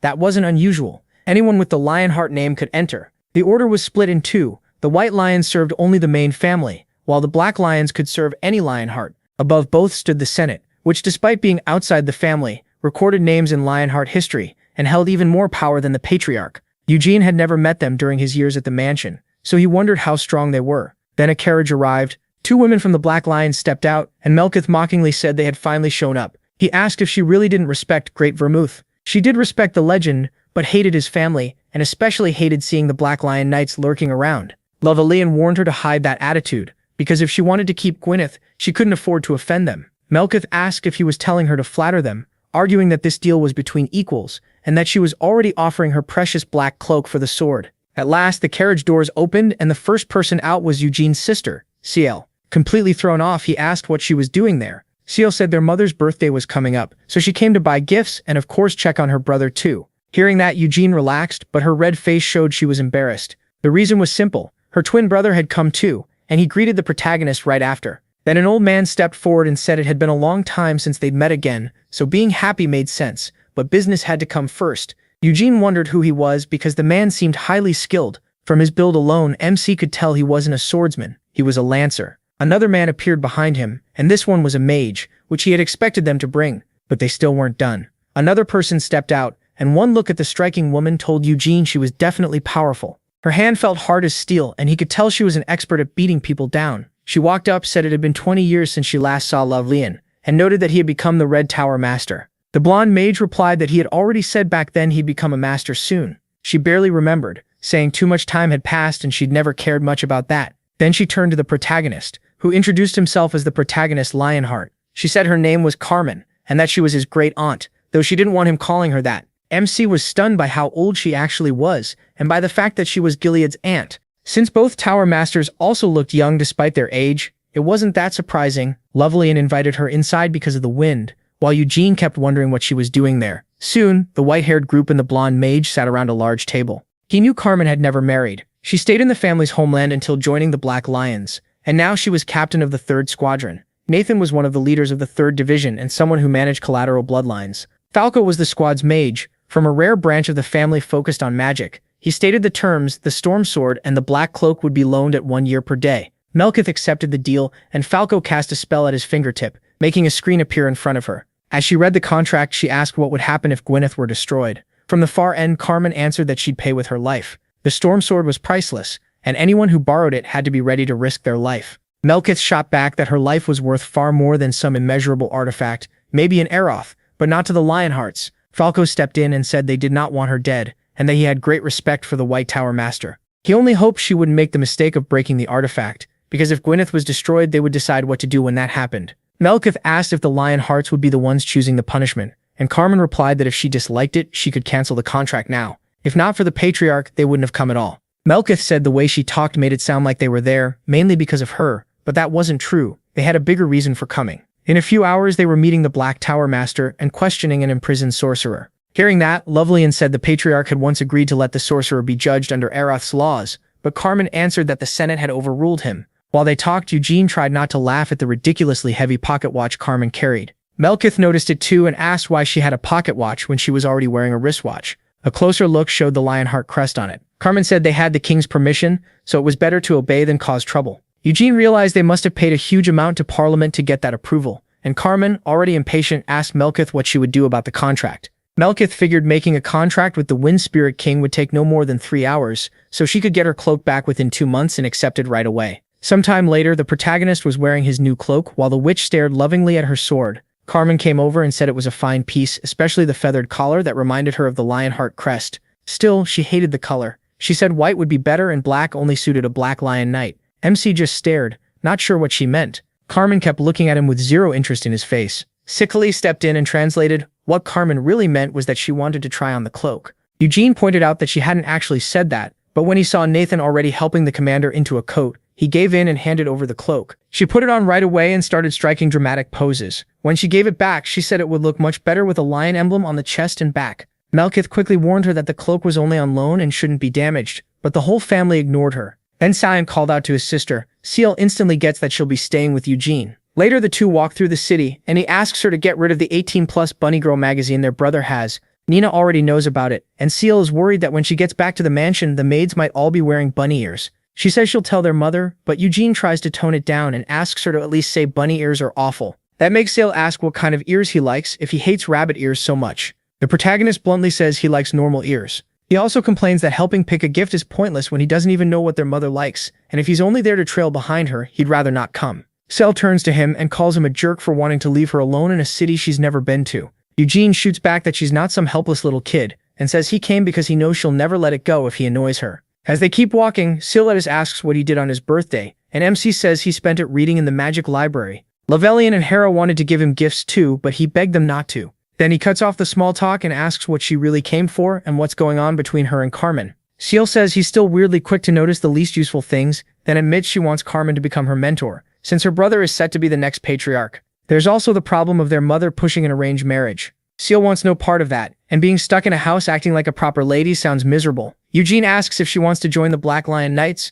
but she says that isn't possible right now, so learning from Carmen is the next best thing. He says it's good that she wants to build something for herself instead of just leaning on the family, then asks how her brother is doing. Apparently, he still talks about Eugene all the time and keeps asking how many stars the protagonist has reached. MC says he has the same number as when he left, then asks about Ennernald, since he never heard what happened after he went home. Their mother is trying to find a wizard to teach him at home, though Ciel thinks that's silly if he won't be patriarch anyway. They should just let him live how he wants. Done with that topic, she asks if there's a good place nearby to eat. Eugene says there are some decent spots, but none beat home cooking. Ciel doesn't care much about the food. Good atmosphere can make any meal better. Elsewhere, Nathan stands with his hand covered in blood. The interrogation is already over, and the Black Mage has been dealt with. He stayed silent even after they went easy on him, so he probably didn't know much. Trying to contact a Lionheart direct descendant for a witchcraft contract was insane. But Nathan says the man was likely desperate. He became a Black Mage decades ago and still achieved nothing, so he probably thought tricking Eward was his last way out before demons claimed his soul. Hera says she heard Noir Gibella wasn't involved and asks what Balzac Ludbeth, the master of the Black Tower, thinks.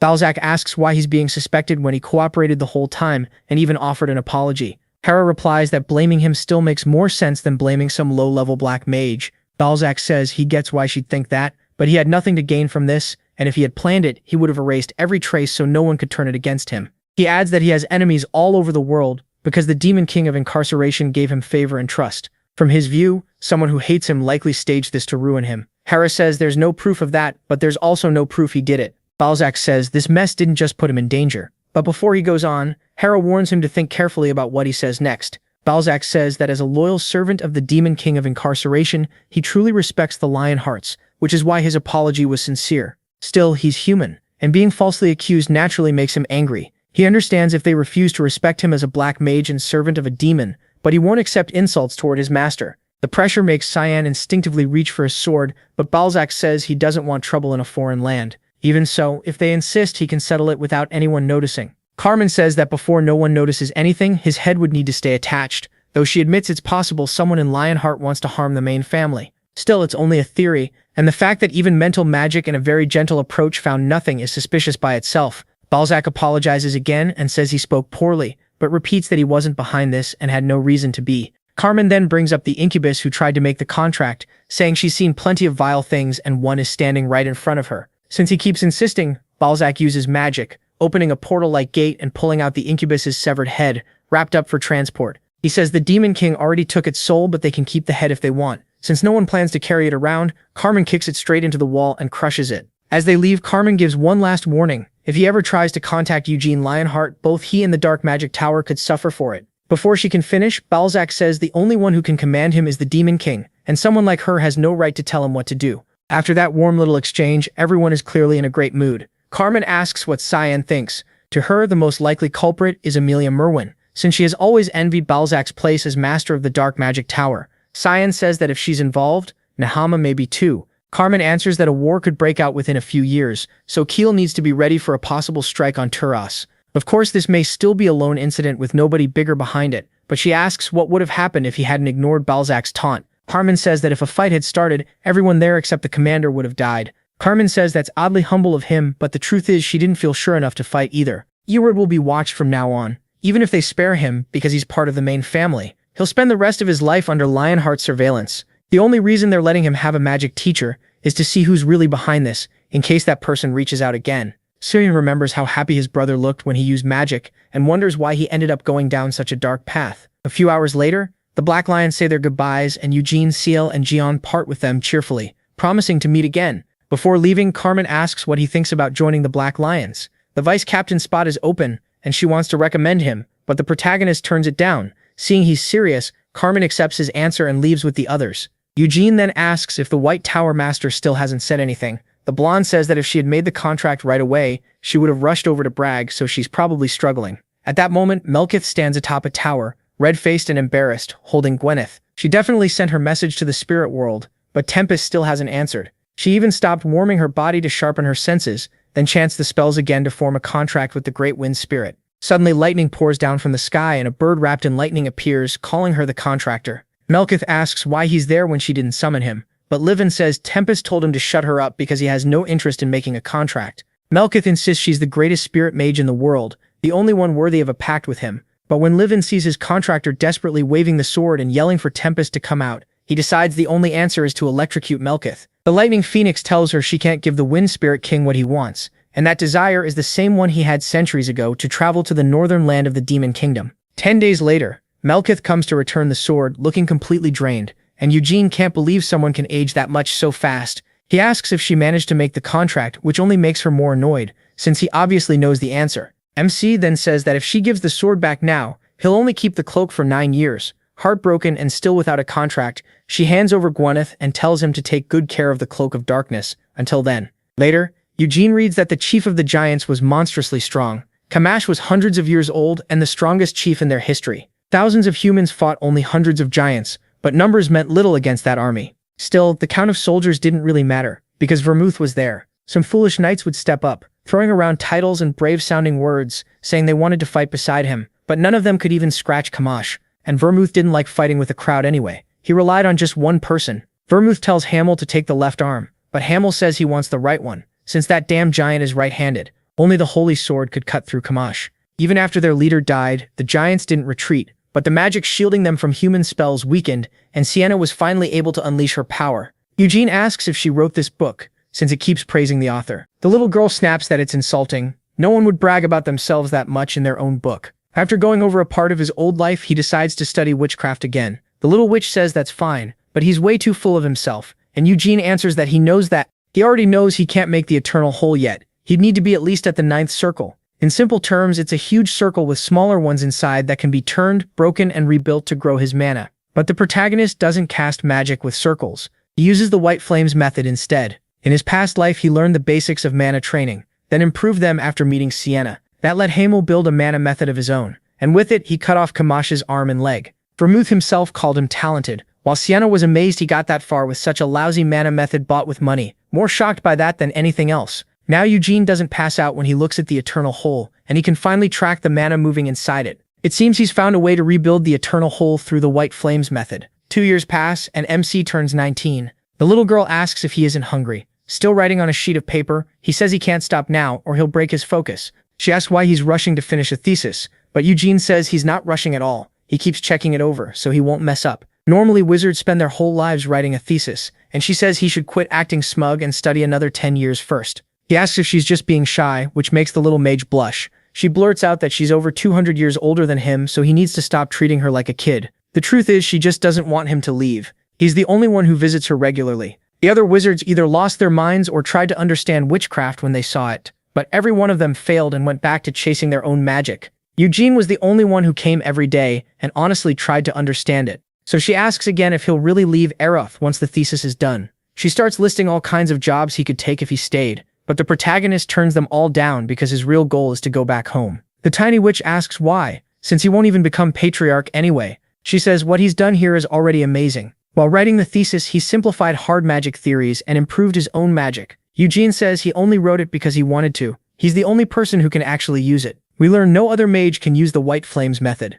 Levelian explains that trying to mix it with normal magic theory is physically impossible. Even if MC can form a circle with white flames, that doesn't mean anyone else in the main family can copy it. He tested it himself, and his mana circle started flowing backward. Eugene reached 4 stars and managed to add the eternal hole to that circle. After that, he started detonating the mana inside it like he did in his past life. He first meant to try it at 5 stars, but witchcraft changed his mind. After a lot of study and time spent on the 8th and 6th floors, plus help from Levelian, who reviewed his work and checked things for him, he pulled off all of this in just 2 years. The little witch makes a scene, saying she doesn't care if he leaves because she's lived over 200 years and said goodbye plenty of times. Even so, she wants him to tell her before he goes and not disappear like Sienna did. After hearing all that, Eugene simply says okay and walks off, leaving the little girl fuming and cursing at him. Even though she wants him to stay, she acts childish. Because her personality was based on a younger Sienna, so she's stubborn and immature sometimes. Deep down, she thinks that part is silly, and believes her master wouldn't really act that way. But Eugene says Sienna would have acted exactly like her. Naturally, the little girl gets mad and says he couldn't know that because he never met her. He tells her he'll finish the thesis soon, and come back to say one last thing before leaving. As he leaves the library, a friendly man greets him. Eugene already knows this is Eroth's court wizard and can guess what he wants. Trample explains that there's still an open spot in the Court Wizard Guild, but the protagonist keeps refusing to join. Trample asks how the thesis is going and offers to help with his research. Even with Levelian helping him, Trample says he's skilled in summoning and battle magic too. Eugene asks if he even knows what the thesis is about. Of course he doesn't. MC hasn't shown it to anyone except Levelian. So he thanks him for the offer but refuses, saying it would be rude to his teacher. As he leaves, he feels relieved. If that old man found out he recreated the eternal hole, he'd definitely force his way into his room. The White Flames method doesn't look different from rotating flames, and not even an archmage can notice it. That's great, because hiding his strength from powerful enemies gives him a huge advantage. Later, Levelian looks over a huge cloud of smoke from an attack. He says that if you ignore the spell itself and only judge raw power, Eugene is still far from the 5th circle. The protagonist says the 4th circle still feels like his limit, and the eternal hole doesn't seem to hold any higher magic than that.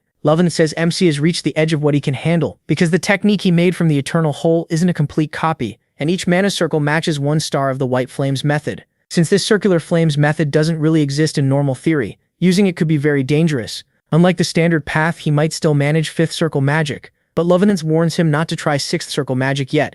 No one knows the risk of using something that shouldn't exist. Eugene says he'll keep that in mind, and Levelian asks why he won't go back to the family estate after finishing the thesis. He says the Luhart Kingdom is famous for its ice crabs, and he's always wanted to eat them. This is also the nation founded by Molon. Then he says he'll head to Nahama too, because he heard cactus scorpions are a real delicacy there. We learn that 200 years ago, Anise left on a pilgrimage without telling anyone, and the last place she was seen was the Nahama Desert. Levelian says he had no idea Eugene cared this much about food and invites him to have lobster for dinner that night. At the restaurant, though, the protagonist is caught off guard by someone in front of him, the Prince of Eroth. The prince apologizes for interrupting the meal and says he'll get straight to the point. If MC stays in the city, he'll promise him a commanding post among the court wizards. Eugene thinks that's a little much right now, but Honan explains that in 10 years he will be the king of Eroth. That shocks Levelian, since openly saying the current king will step down while still healthy is dangerous. But the prince says his father already made that promise, and as the only heir, there's no doubt he'll take the throne.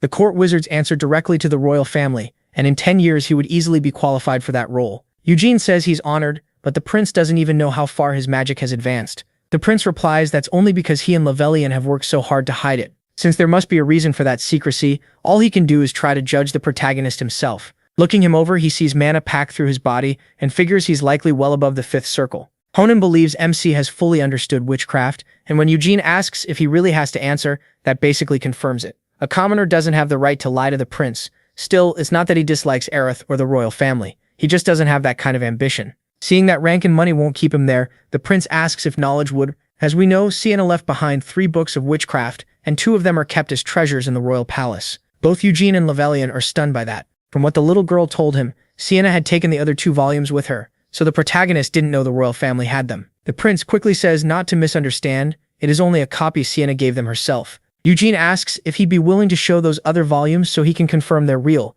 but the prince says that's impossible. Even with the king's favor, witchcraft is still the greatest magic book in history. Still, once he becomes king, he'll personally let MC see it. From his side, that's a very tempting offer. For a wizard who knows how amazing witchcraft is, it's hard to ignore. On top of that, the other volumes might reveal what happened to his friend, so the protagonist says they can talk again once the prince takes the throne. The prince accepts that answer and says he'll send a letter when the time comes. Meanwhile, the little mage reads Eugene's thesis. He really did fit everything together cleanly and perfectly, and she can't think of anything else to add. It may not match the eternal whole, but the circular flames method still goes beyond modern circle magic. To most people, it would look unfinished, but from MC's attitude, it seems more like a way to keep others away from knowledge only he can use. With the thesis finally done, the little girl asks when he's leaving and is surprised to hear it'll be the day after tomorrow, since she thought someone like him would leave right away. She adds that his life sounds pretty great, good food and tons of praise. That makes Eugene remember something he said a few months earlier. Before leaving, he tells her there's something important he needs to say. As they walk, he says he wants to confirm one thing first,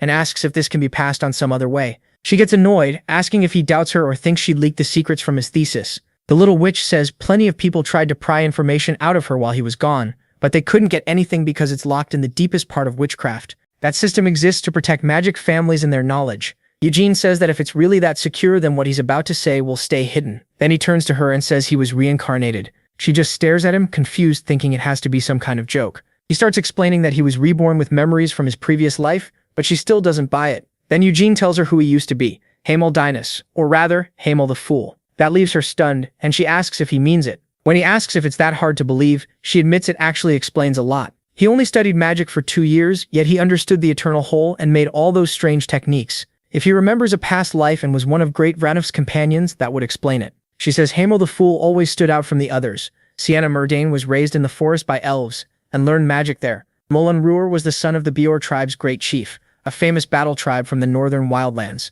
Anise Slywood spent her whole life under the care of bishops in the Holy Empire, as a saint candidate. Vermouth, on the other hand, began as a slave meant to be offered to the demon race. He stole a sword and fought to stay alive, and with that very first blade he killed 10 demons and warlocks guarding the slaves. The little mage says it sounds overblown, but legends usually do. Eugene says that knowing Vermouth, it was probably true. He really was a monster. She goes on saying Hamel was the strangest hero, because unlike the others, he started with nothing special. His village was destroyed by monsters, so he picked up a sword to survive and became a mercenary driven by hatred for monsters and the Demon King. Even with the most ordinary past among the heroes, he still grew strong enough to stand beside them. If Eugene really is his reincarnation, that crazy learning speed makes sense, but he says it's not that simple. During their journey, he kept trying to surpass Vermouth and lost every single time. She replies that from her view, Hamel was a monster too. Still, the protagonist says none of that matters. He never beat Vermouth before he died. Then she finally understands why he once called Hamel's hologram beautiful. He quickly says that was true in his past life. Dropping the topic, she asks why he told her. Now, when she can't really offer useful information, but that wasn't what Hamel expected anyway. From the moment he first saw her, this little witch reminded him of someone. She says that's obvious, since she was created from a memory of her mistress as a child. Eugene gently pats her head and asks if he overstepped again. She says she'll let it slide this once because he was her mistress's companion. Then MC asks if she believes Sienna Murdane is dead. She plainly says no, and he agrees. Sienna isn't the kind of person who'd die without leaving something behind, so he says he'll start searching for her. In fact, he believes all of them are still alive somewhere in the world, and he plans to find them and help them. Even though she believes him, the little witch asks him to swear it before witchcraft. So Eugene steps up and swears in his own name and in his family's name that he was Hamel Dinas in his previous life. Her eyes begin to glow, and she says that after Sienna Murdane disappeared, many mages tried to search through witchcraft, but the key records were hidden in its deepest layer, just like their talk from earlier. Now she's about to reveal something that must never be shared with anyone from Alir. There is evidence of Sienna Murdane after her retirement. About a week before she vanished, the two of them were together on the same floor of Ecrian. Suddenly, Sienna collapsed in pain and said her familiar had died. She was furious too, because someone had broken into Hamel's tomb. Eugene is shocked. He didn't even know he had a tomb. The little witch says that was her first time hearing of it too. Sienna left without explaining anything to anyone, and she feels bad saying this, but as Sienna's old friend, he deserves to know. He starts thinking about having a tomb at all, since he always believed his body was destroyed by the Lich. But if he reincarnated, then his soul survived, and he suspects Sienna had something to do with it. As he heads through the street, he wonders where that tomb could be. Graves like that are usually tied to a meaningful place, so maybe Sienna set it up in his hometown. Then Balzac suddenly calls his name. Eugene says he knew he was being followed and ignored it, thinking Balzac would leave, but he's still here. Balzac says he heard the protagonist is heading to Luhar, and out of concern, he came to warn him. That place isn't under Lionheart protection, and Luhar originally banned demons and warlocks. Some demons also oppose the wishes of the Demon King of Incarceration. Hearing that, Eugene asks if the Demon King of Destruction is preparing for war again, but Balzac says neither side will move unless the other does. The Demon King of Destruction stands above all the others. Even in his past life, MC only met him once, and he could barely even understand what he was seeing. No one could tell whether to charge or flee, and if not for Anissa's prayers, they all would have gone insane. Balzac says that just because the two strongest Demon Kings are quiet doesn't mean the rest are. A lot of demons are sick of this long peace, so Vermouth's descendant showing up could provoke those waiting for any excuse to break it. Others are after the empty thrones and want to become a Demon King, and Duchess Noir Giabella is one of them. Hearing that name, Eugene wonders if he's strong enough to face higher-ranked demons. Since he can't be sure he'd win, he decides he shouldn't head to Luhar yet. Instead, he says he'll go to Nahama first. Balzac warns him to be careful in the desert, since it's Amelia Merwin's territory, a woman who was already a great witch even before contracting with a Demon King. Balzac pulls out a card and says that if Eugene runs into her during the trip, he should hand it over no matter what else happens. Naturally, the protagonist gets suspicious and opens the envelope, only to find nothing inside. Balzac explains, it carries a message personally written by a servant of the Demon King. It won't protect him from every danger, but at least Amelia Merton won't harm him. Since kindness like this never comes free, Eugene asks if Balzac is actually in love with him, leaving the Black Mage completely speechless. Still, MC points out how strange this is when he already made it clear he doesn't like him. Balzac says that's not it at all. He simply wants to form a real human connection with Eugene, just like everyone else does with a talented young man like him. He thanks him for the help and invites him to tomorrow's farewell party, but warns that if he actually comes, the protagonist might hate him forever. At last, the day of the party arrives. MC speaks with the Master of the Blue Magic Tower and asks what kind of man the Master of the Black Magic Tower used to be, since he heard Balzac once belonged to the Blue Tower. The old man says Balzac was always mysterious back then and now. He had been expected to become the next Master of the Blue Magic Tower, but one day he suddenly left for Helmuth, and as Eugene can guess, 10 years later he returned as a Black Mage. The old man leaves that subject behind and asks if he is really going to Nahama, then warns him never to use his family name there. No one knows what people might do to a noble from the Kiel Empire. Sometime later, Eugene reaches the desert. He's pleased with his cloak, which changes shape based on the wearer's will. It's especially useful here, adjusting to his senses and controlling both outside and inside temperature. He's in the western region now, and heading north will take him to Turath. His first goal was to find his tomb, but that can wait. He remembers that over the last 300 years, the desert has slowly spread, and he knows it isn't natural. It was caused by the enemy's sand mages. 300 years ago, as the Demon Kings grew stronger, Nahama used the war to move against the Kiel Empire. That's why, past or present, Eugene still hates them. For now, he'll keep searching for his tomb, gather clues about his old companions, and uncover the truth behind his reincarnation. That's where the first season of Dan Reincarnation ends.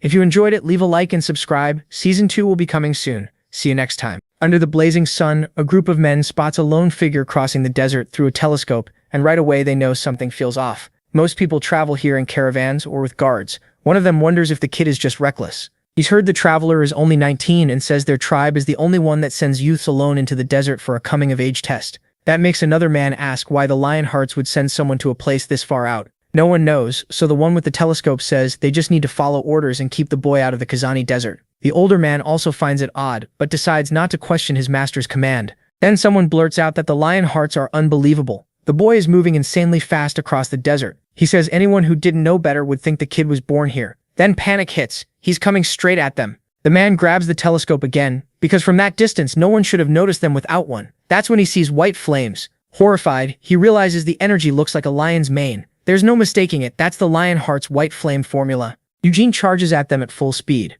The man can't believe it and wonders when the protagonist spotted them, but by then there's no backing out. Bad as it is, he decides this is the moment and orders everyone to prepare. They plan to overwhelm Eugene, scare him off, and send him back home. The others move at once. From their stance alone, MC can tell they're not killers or normal travelers. Then he notices the aura on one man's sword and figures out it's a force sword, meaning they've at least got decent skill. That excites him. For the last 2 years, he spent more time with books than blades. Magic is fun, but nothing beats a real fight. Eugene slams into the man so hard the impact shoots pain through his hand and makes him groan. He quickly jumps back. Then his men move in. In a flash, Eugene is surrounded by 5 warriors, but an instant later, 5 energy spheres appear above him. The man realizes he cast magic without even speaking an incantation. The protagonist fires them off with a blank look. The blasts smash through everyone, leaving only the one who seems to be their leader. Eugene calls to him impatiently, then demands to know who they are, after tailing him for so long. So yes, he knew from the start. The man nervously claims they're bandits. MC mocks him, saying he didn't know. Nahama raised thugs this strong.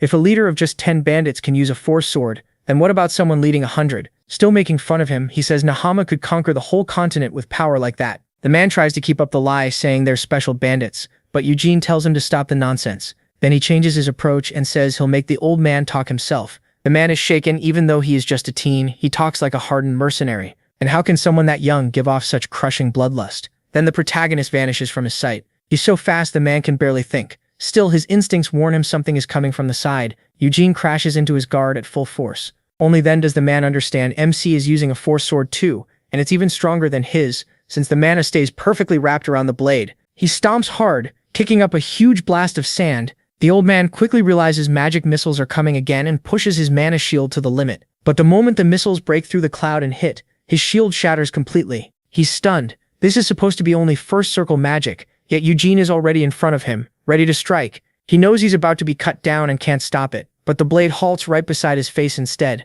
Eugene hops back, wearing a wide grin like he's laughing at him. The man got humiliated by a teenager in a straight fight. Realizing the kid spared him, he explodes in rage and yells, then charges in swinging. None of it works. Eugene draws his sword and blocks every attack with ease, smiling the whole time. He actually wants the man to land a hit with the force sword. The protagonist is testing his reincarnated body against the attacks. Then with only a few swings, he slices the man in several places, but the old man notices they're all shallow cuts. That only makes him angrier at being toyed with, so he attacks with everything he has. He slashes, but Eugene springs away and deflects it, coming to a stop a few meters off. Then MC starts sheathing his sword again. The man stares, confused, and asks why he's putting it away. Furious, he shouts that he hasn't lost yet, and Eugene agrees. Then he mocks him again, saying his bare hands are enough. The veins in the man's forehead bulge. He lunges at him, but the protagonist dodges like always and drives a brutal punch into his stomach. The blow makes him vomit up everything he ate. Then Eugene grabs him by the head and slams him into the sand.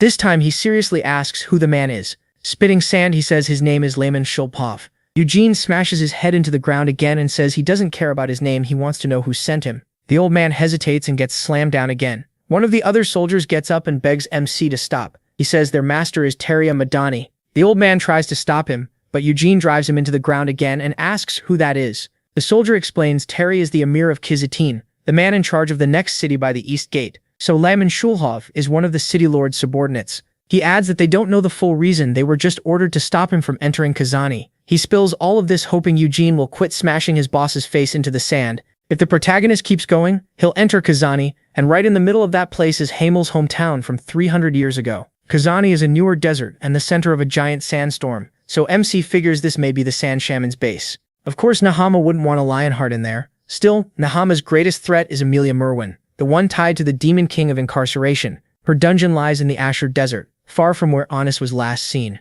So Eugene doesn't actually need to go that way. Then he suddenly says everyone else can leave. Only this sandmouth old man is coming with him. In short, he plans to use him as a shield if fighting breaks out on the way to Kazani. And to avoid trouble, they'll use the Emerwin of Kazidan's name. Naturally, the old man hesitates again, but Eugene warns that if he refuses, he'll go back and tell the Lionhearts the Emir tried to rob him. That makes the man start stammering. The protagonist keeps going, saying he has something worth stealing, the sword Wyneth, once carried by the Lionheart ancestor Vermouth Lionheart. He'll just say the great Emir of Kizitin tried to steal Wyneth from the Lionhearts. The old man nearly has a heart attack hearing this. At that moment, he realizes not even the Emir of Kizitin is safe from this boy's troublemaking. Finally, he drops to his knees and says he'll do as Master Eugene wishes. Once again, MC handles the situation with ease. Soon the two are walking side by side. The order had been to stop him from entering, and now Layman is guiding him instead. He's already imagining his punishment when Eugene suddenly calls out to him. The boy asks what rank he holds in the army. Layman Shulhov says he commands the 2nd Battalion of the Red Sand Warriors and protects Terry,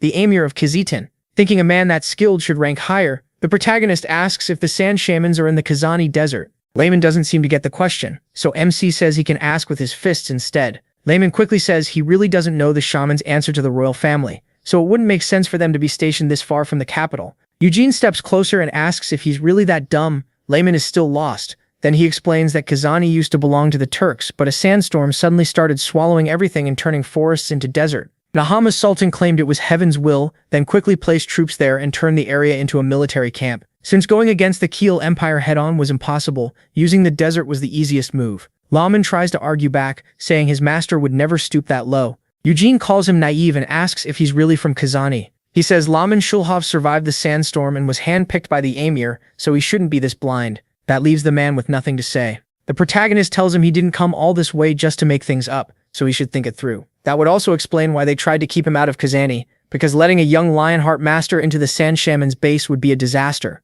Once he puts it together, Layman Shulhov says that if those shamans really are there, he'll protect Eugene himself, even if that means going against the Sultan. MC only says he better keep that promise. After walking a while, Layman Shulhov finally asks why he is so set on reaching Kazani. The answer is simple: a tomb. Layman Shulhov says the protagonist should have started with that, and the protagonist wonders what that would have changed. Layman Shulhov explains that if someone died in Kazani, there's a separate graveyard he can lead him to. But MC says he's not looking for a cemetery. He wants one specific grave. Not long after, they finally find something. Layman Shulhov quickly says there shouldn't be an oasis in Kazani. Eugene replies that it's gone, making the man wonder if it was a mirage. But a mirage needs a real oasis somewhere nearby, so he says this one was made with magic. When Layman Shulhov starts to question it again, the protagonist snaps and tells him to think before he makes him angry. An oasis is priceless in the desert, so any traveler would rush straight toward it. Only then does Layman Shulhov realize it was bait. Eugene keeps walking toward it anyway, saying they'll know soon enough. On his next step, a blade shoots up from under the sand.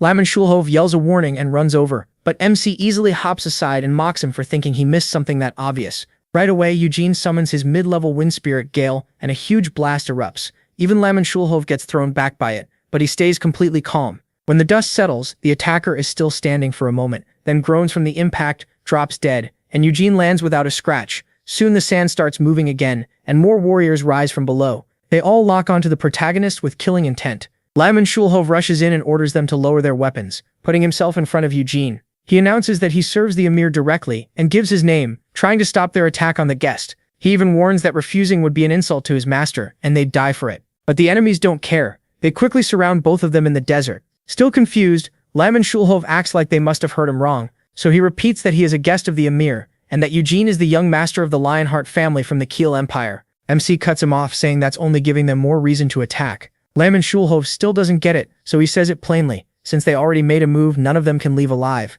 They're likely planning to poison him, but first they need to pin him down. Now understanding that much, Layman Shulhov thinks he has to help. Eugene simply tells them to come. They all leap at him at once. That brings a memory of Hamel. When Anis asks why he keeps carrying weapons he barely uses, Hamel says if he keeps them close, he'll need them someday. Sienna, already annoyed, says he'd never listen, no matter how many times they told him. Then Anis complains it isn't fair because Molon is always the one hauling those useless weapons around. He's basically carrying Hamel's whole armory. Hamel argues that's because Molon lost at rock, paper, scissors, but Anis says that makes no sense. The weapons belong to Hamel, not Molon. Annoyed, Hamel fires back, asking if she really thinks the wagon only holds his stuff. It's also packed with her holy water and Molon's axe, which is the heaviest thing there. That makes Anissa even madder. She says if the holy water were only for her, she'd carry it herself. But Hamel and Sienna are the ones always using it because they're constantly near death. Hamel points at Sienna, saying he told her to stop using Anissa's holy water and to use subspace magic instead. Sienna explodes, reminding him he was the one who said grabbing things that way was easier, so why blame her now?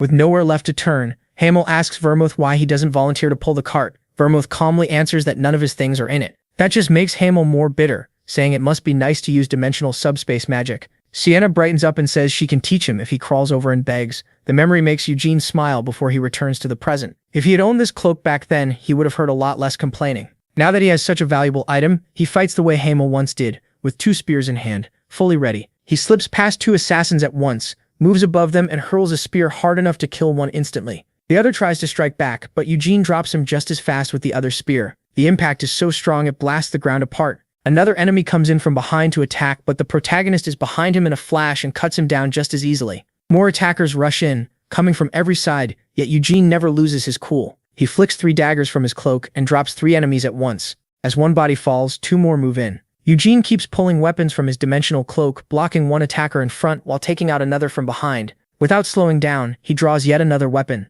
This time it's an axe, and another enemy goes down. MC tears through the battlefield with weapon after weapon, even whipping an axe at high speed. It kills enemies from a distance before they can react. One assassin tries to use a fallen ally as a step, but gets struck from behind and loses himself in the chaos. Eugene keeps pushing forward through the swarm. From a distance, Lemon Schulhof can only stare in shock. Trembling, he calls him a monster. There isn't even a gap for him to join the fight. The boy is completely unstoppable, a master using every kind of weapon with perfect control. At last, all of the enemies are down. Lemon Schulhof realizes Eugene never even drew Wyneth and only used magic as support. Then he asks if the protagonist really plans to kill every last one of them. MC says these men are trained killers who wouldn't talk even under pain. He doesn't have the skill to force answers out of them, and as he points out, Lemon Schulhof was only brought to use the Ember's name, but that failed too. He got mocked, which means he's useless now. That makes the man admit he can't go back like this. Eugene asks if he wants to see the truth of the desert with his own eyes. Lemon Schulhof says nothing, but his face gives him away. The protagonist says his help is about the same as no help at all. Yet Lemon Schulhof insists he won't let anyone block the boy's path. MC tells him to do whatever he wants, but if death comes, don't expect saving. Then the ground under them starts shaking and Eugene springs into the air. The assassins' bodies begin glowing with purple light, then melt away. He says it's a sacrifice summoning magic. The desert itself starts getting sucked into a massive hole. Something powerful is coming up. The mana pouring from below is enormous. Lemon Schulhof gets dragged toward the pit, but instead of begging for help, he tells Eugene to run. The hole turns into a sand vortex, and a sandstorm rises right in front of them far too suddenly to be natural. At last, Lemon Schulhof realizes Eugene was right. The storm really is the work of sand shaman magic. That brings back his childhood, when a sandstorm took everything from him. It was the same kind of storm that destroyed his whole city. Enraged, he charges the vortex and slashes with all his strength, but nothing changes. The storm keeps raging like he never touched it. That's when he understands his strength can't stop this storm. And by then it's too late, because his body is already sinking into the sand. Eugene, meanwhile, is staying aloft with Gale's power, but even that isn't enough to escape. He can only hover in place. He even considers teleporting, but decides to wait and see what's rising from beneath the sand. Then he hears Lemon Schulhof scream. The man is being dragged through the sand, so Eugene moves to help. With one hand, he pulls him free and throws him far away. As Lemon Schulhof shouts for the protagonist, the boy just tells him to get back. Lemon Schulhof is yelling because a giant monster is about to swallow Eugene. MC recognizes it at once, a sandworm. A moment later, he's completely swallowed by the beast. Lemon Schulhof can only cry out for the young Lionheart master, realizing he gave himself up to save him. Something in him starts to change. He says that as a real warrior, he has to repay that debt, and rushes forward with his sword, trying to cut into the creature. Inside the sandworm, Eugene drops through its insides and realizes these creatures absorb everything they eat. That means they don't need to get rid of waste, so there's no natural way out. He'll have to cut one himself. He instantly uses the white flame formula. Several circles form at once, and he pulls his sword free. A weird sound echoes from inside the worm. Then Eugene blows it apart from the inside and bursts out alive. He hits the ground and plants his sword in the sand. After a quick look around, he figures out he's in a cave. The worm that carried him here is already retreating. So the magic only caused the sandstorm. The worm had been under the desert the whole time. That means this might be a nest. Hamill remembers hearing that black mages use worms to build hidden dungeons while they research in secret. Sienna was the one who told Hamill that long ago. Without anyone stopping them, those worms can make a complicated dungeon in only 10 days. After that, all the mages have to do is fix it up and make it usable. Back then, Hamill even wondered if Sienna wanted to build a dungeon in the desert herself. As Eugene reaches into his pocket, he remembers her snapping that she'd never live in some embarrassing hole under the desert. So this dungeon might really be tied to Hamill's hometown, and that pushes the protagonist forward. He's getting close. At the same time, Lemon is sweating hard, and for good reason. During the chaos, he was captured by the sand shamans. They laugh at him, saying it was pathetic watching him charge at the worm when he was nowhere near strong enough. Then one of them drops the jokes and says he has a question. Lemon asks what they want. The answer is simple: Eugene Lionheart. They want to know why the young Lionheart heir came to the Kazani Desert, a place with nothing in it. One shaman repeats MC's description and demands to know why he came here. Another presses Lemon on why he guided a Lionheart at all, hinting that this could be betrayal. Lemon says nothing, lost in thought, and a shaman starts to suspect the Ymir has betrayed Nahama. Lemon was supposed to stop outsiders, so letting Eugene in makes the Ymir look guilty. They also demand to know why Lemon ended up this deep underground. Lemon says the oasis was fake and the sandstorms were made with magic, then asks if the shamans were behind it. One of them says he has no idea what Lemon is talking about, then uses magic on him to make him suffer. Another asks if he really plans to keep resisting and orders him to tell the truth. He adds that it hardly matters now because Lemon is going to die anyway, but if he talks, they'll make it quick. What they really care about is why Eugene is in the desert. Since he came to Nahama with a clear purpose, they think the Ymir betraying them is very likely, That accusation makes Layman boil with anger. He shoots back, asking how these cowards dared to sneak into the country, then accuses them of using sandstorms to turn the land into desert. The shaman answers that making a storm strong enough to spread desertification takes powerful magic and many skilled shamans far beyond them.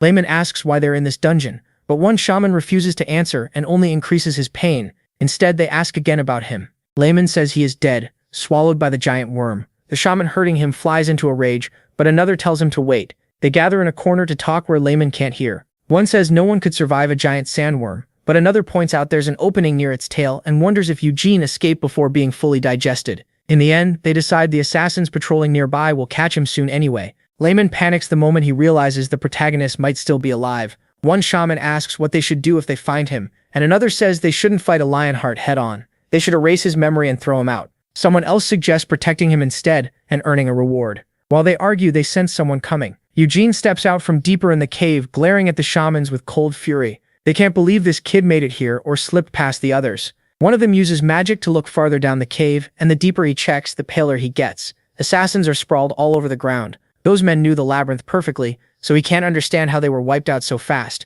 Eugene doesn't think they deserve praise. Stealth is only one skill, and their mana training is pathetic. The assassins he faced in his past life were on a whole different level, almost inhuman. Compared to them, these ones are weak, which makes him wonder if this place even matters to Nahama. Maybe the Sultan of this land is doing nothing at all. Then Layman shouts for his young master from where he's being held. Eugene is startled to see him there. He told him to run, yet he still got caught. MC turns to the sand shamans and says he has a lot to ask them. One touches the ground and raises a wall of sand around him, but he is already ready. Before the barrier seals shut, he flicks a small magic stone out and covers himself with his cloak. A huge blast tears the barrier apart. The shamans are stunned by how easily he broke it. As the dust settles, Eugene is still standing there with another magic stone in hand. One shaman first thinks the protagonist dispelled the spell, but rejects that idea. Dispel magic works before activation. So his guess is that MC forced all the mana out instead, and since that technique doesn't exist in Aeroth, it must be something tied to the Lionheart clan. Realizing they can't capture him alive, he orders the others to kill him.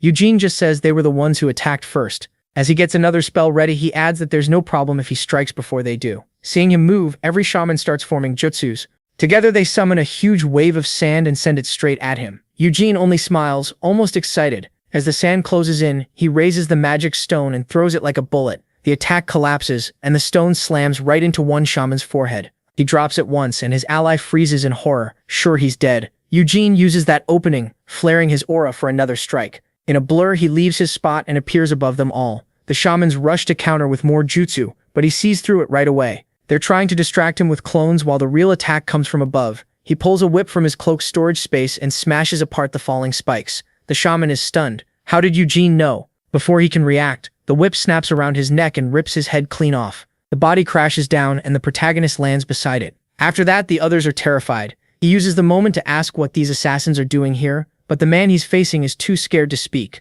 Eugene says they're far too weak to be part of the Sultan's army. So are they traitors? The shaman starts to protest, but a dagger suddenly pins his leg. As he screams, MC says he doesn't feel like wasting time questioning someone this low level, so he gives him a choice: talk or die. Finally, the shaman says what's happening here is not under the Sultan's control. Eugene asks who is in charge, maybe the Emir of Kazakhstan. The shaman denies it. The Emir is only involved, not the one leading it. Before he can finish, he drives another dagger into his other leg, and through the pain, the man blurts out the true leader, Emilia Merwin. That name shocks the protagonist, but he quickly says her dungeon should be in the Asher Desert. The shaman explains that she's been moving between dungeons for 6 years. That makes Eugene wonder why a great witch would come to a place like this. The man goes quiet again, so MC notices what's really stopping him: fear. He offers two choices: a fast death by his hand, or whatever his mistress would do to him. Remembering how terrifying she is, the shaman gives in. He says this labyrinth was built to speed up the desertification, and there are many more like it. This one, in particular, was made over 10 years ago. 6 years ago, it was expanded. Everyone thought it was for the underground foundation. But then they found a huge drawer buried below. They couldn't open it, so they brought in Emilia. Eugene pulls out another dagger and says he understands now, then throws it into the shaman's forehead, dropping him beside the others. With the shamans dead, Lamont finally breaks free from the sand chains. Eugene realizes everyone here was working for Emilia, dealing with any travelers who got too close. Laman hurriedly calls out to his young master, and worried, says they need to leave now. If this really is the witch's dungeon, then it must be the Blackthorn dungeon. But the protagonist says they didn't come all this way just to turn back, and the owner probably isn't even here since her main dungeon is in another desert. Le Man warns that she could come back at any time, but Eugene says even if they leave, they'll likely be hunted. Nobody likes an outsider stepping into their land. No matter what they do, she'll find them. MC wanted to avoid that woman, but now he has no choice. Then he notices someone following him. It's Lehman Schulhov. When he asks why he hasn't run, Lehman says he saved him twice, so he'll risk his life to protect him.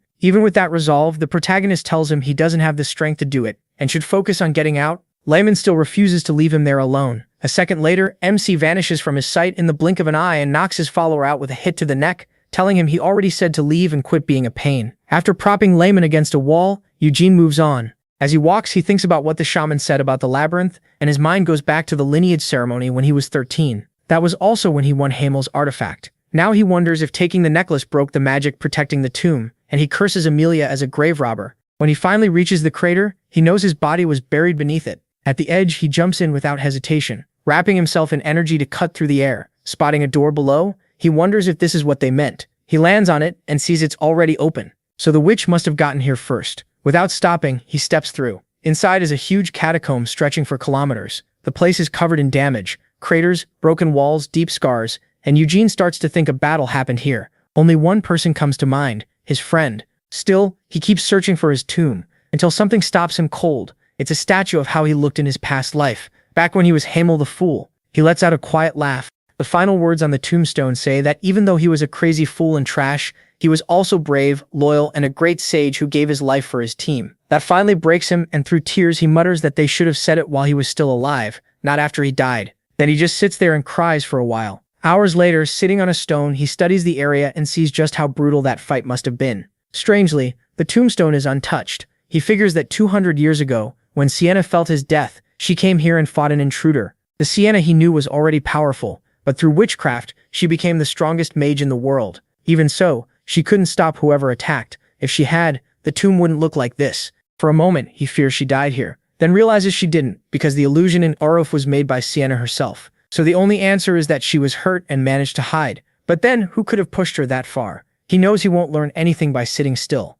He has to find her. So he starts searching for any clue he can find. As he moves through the corridors, he imagines his friends crying while they set up his statue. Then he wonders if Vermoth cried too, but quickly throws that idea away. He just can't picture Vermoth crying. Whenever they beat a powerful enemy and everyone else celebrated, Vermoth was always the first one checking on the wounded. He would blame himself, saying their friends shouldn't have died, shouldn't have been hurt, and that he was still too weak. Naturally, that made everyone mad, especially Hamel, who asked why Vermoth even stayed with this bunch of nobodies, if he saw himself as some god who should do everything. The saint tried to calm them down and told Hamel to stop picking at Vermoth, but Hamel could tell she was upset too. Still, the nun said she wasn't mad at Vermoth. She was mad because she already knew the nonsense Hamel was about to say. Crying again, Eugene says they don't get to have talks like that anymore. Then something cuts off his thoughts. Up ahead, he finds another door hanging half open. The sight draws him in, and when he gets close, he enters and finds a suit of armor sitting on the floor, guarding yet another door. Eugene frowns at the strange setup, a door behind a door, and that armor just sitting there. Who is it, and why is it blocking the way? Then the armor lets out a strange sound and slowly rises, taking a fighting stance. At first, the protagonist thinks it's a demon, but the presence feels different, not alive. This time with anger, he demands to know who it is. A voice answers from inside the armor, saying it's someone Eugene knows very well. Then it raises its sword and calls itself Hamel the Fool. MC freezes for a few seconds, then angrily asks what it just said. He snaps that it's just a Death Knight pretending to be Hamel. But then it hits him. This is his tomb, so that Death Knight could be using his body too. He orders the walking tin can to take off its helmet. The knight says nothing, only staring at him with burning eyes, and Eugene can't hold back his rage any longer as he charges the armor. Furious, he rushes straight in, and then jumps high for a heavy downward strike, pulling two swords from his cape. As he attacks, he demands to know who shoved him into this body. Both blades crash down with brutal force, but the undead knight slips away at the last second and tries to counter, only to get smashed in the stomach by Eugene's next blow. It does nothing. He instantly realizes the knight is using a mana shield. That makes no sense. Death Knights use demonic power, not mana, and that kind of shield shouldn't work with it. Then the undead knight lunges again, and the protagonist blocks with both swords, but the impact still sends him flying back. Barely keeping his balance, he realizes this thing is seriously strong. It's probably Amelia's work, the one who broke into the tomb and used his body. Since his real soul wasn't still inside it, she must have forced another soul in. And if that's true, beating this Death Knight won't be easy. It may be on the level of the strongest in his family. Burning with anger, Eugene glares at it and decides to stop caring. He drops both swords and gathers power. Then he explodes forward with insane speed. In an instant, he's behind the knight, drawing a sword from his dimensional space for another strike, but the armor reacts fast enough to block it. Eugene doesn't let up, swinging again with a sword that's grown even larger. Still, the knight dodges at the last second and knocks the weapon from MC's hands with one clean hit. He immediately reaches for another weapon, but the knight reads him and moves to defend. Even so, Eugene's attack hits hard enough to shove the knight back. Trying to keep his footing, the knight looks up and sees the protagonist now holding a spear, eyes blazing and ready to keep fighting. The knight remarks that this kid handles many weapons well. Eugene fires back that if he wants to copy Hamel so badly, he should stop talking like that. As MC closes in, the undead knight says he's skilled, but still not strong enough to beat him. Then it rushes forward and he barely avoids the strike. He blocks a storm of attacks, but while he holds on, his spear doesn't. The knight uses that opening for a finishing blow, declaring the fight over. Eugene is shocked for a moment, but somehow slips past the attack. The undead knight can't believe it and asks what he did. The protagonist answers by aiming his sword at the armor. The fake Hamel realizes Eugene redirected the strike with a parry, but that wasn't all. He also used mana to create an even stronger reverse flow. Still, the attack was so heavy that changing its flow alone shouldn't have been enough to fully stop it. Knowing he can't drag this out any longer, MC decides to finish it now, even if it wrecks his body. He activates his mana circle, charges in, and unleashes dozens of blinding fast strikes. It feels like his bones are being torn out and his muscles ripped apart. Even this gifted body can barely take it. But that doesn't matter. His old body was far worse, and he still fought in it. As long as he's awake, he can keep going. Then his sword breaks under the non-stop blows, so he instantly draws another as the knight prepares to strike. Pouring all his mana into it, Eugene charges with everything he has at the undead knight. For this attack, he even drops his mana shield, not caring if it leaves him open. He's putting everything into Gwyneth to win. Their attacks collide and send out a huge shockwave, but that clash is only a distraction. He had already placed several energy spheres above them, and now he triggers all of them at once, hitting the Death Knight from every direction. He rushes in right after, spinning toward his enemy and saying he wants to see who's under that armor. With one sharp exact strike, he splits the helmet straight down the middle, fire-like mana pouring from his blade. When he lands, he sees the armor has stopped moving. The broken helmet falls apart onto the floor. Eugene turns back, seeing that his attack worked. Then he tells the Death Knight to look too, as if he wants it to see the face it's wearing. When it finally turns, Hamel's scarred face is revealed, and even the protagonist is shaken by the sight of his old self. With bitter irony, he praises his own face. After 300 years, it still looks alive, but the soul inside that great body is filthy and disgusting. Those words drive the knight into a rage, and it roars like a beast guarding its ground. Then it charges and throws its sword at Eugene, who dodges it with nothing more than a slight tilt of his head, aside. But when MC looks back, the Death Knight is already right in front of him and drives a punch at him. He barely gets his sword up in time. Even blocked, the hit sends him flipping backward before he can stop. Eugene wonders why the knight threw away his sword, then realizes the monster is much faster now. This must be the real power of the soul inside it, a power it couldn't use well before. He quickly thinks through the problem. A Death Knight can heal right away, and the only way to kill one is to destroy the core in its heart. The trouble is, the protagonist isn't sure he can still do that after burning so much strength in his last attacks. Without the white flame formula, he knows he would have died already. Still, he forces those weak thoughts aside and decides he'll do the impossible here. The Death Knight rushes him again, forming red claws that nearly rip Eugene's head off. While the monster is still in the air, MC fires his energy spheres again, but the knight twists around them all and lands like a beast. Now claws cover its hands and feet, and he realizes it's using demonic energy. Its savage style feels less like a swordsman and more like an animal. Then it hits him. The soul in Hamel's body is a lycanthrope. He can't believe it, but the knight doesn't let up and keeps coming at him. Eugene yanks a magic crystal from his dimensional cape and throws it at the undead's attacking right hand. The moment it touches the demonic mana, it starts canceling it out. Still, the Death Knight rips it away and keeps attacking. That shocks the protagonist. Even a fragment of the Moonlight Sword can't fully erase the demonic power, only weaken it. As he reaches for another stone, an idea hits him, and he charges straight at the Beast Knight. The knight charges too, just as fiercely. Their attacks crash together with a huge shockwave, but the knight moves first and swings again. Its claws slash Eugene across the stomach, but in that opening, he plants the magic stone on the undead right over the chest plate. Before the stone can touch the demonic energy, the false Hamel lets out a wild scream and blasts spikes of demonic power in every direction. Several hit Eugene, but he stays on his feet. He notices the spots where the demonic energy faded are less protected, and in that short opening, he strikes, driving his attack through the heart and core. At the same time, he unleashes his energy spheres to hammer the exposed monster again and again. After giving everything he has, a piece of the magic stone flies off and Eugene can barely stay on his feet.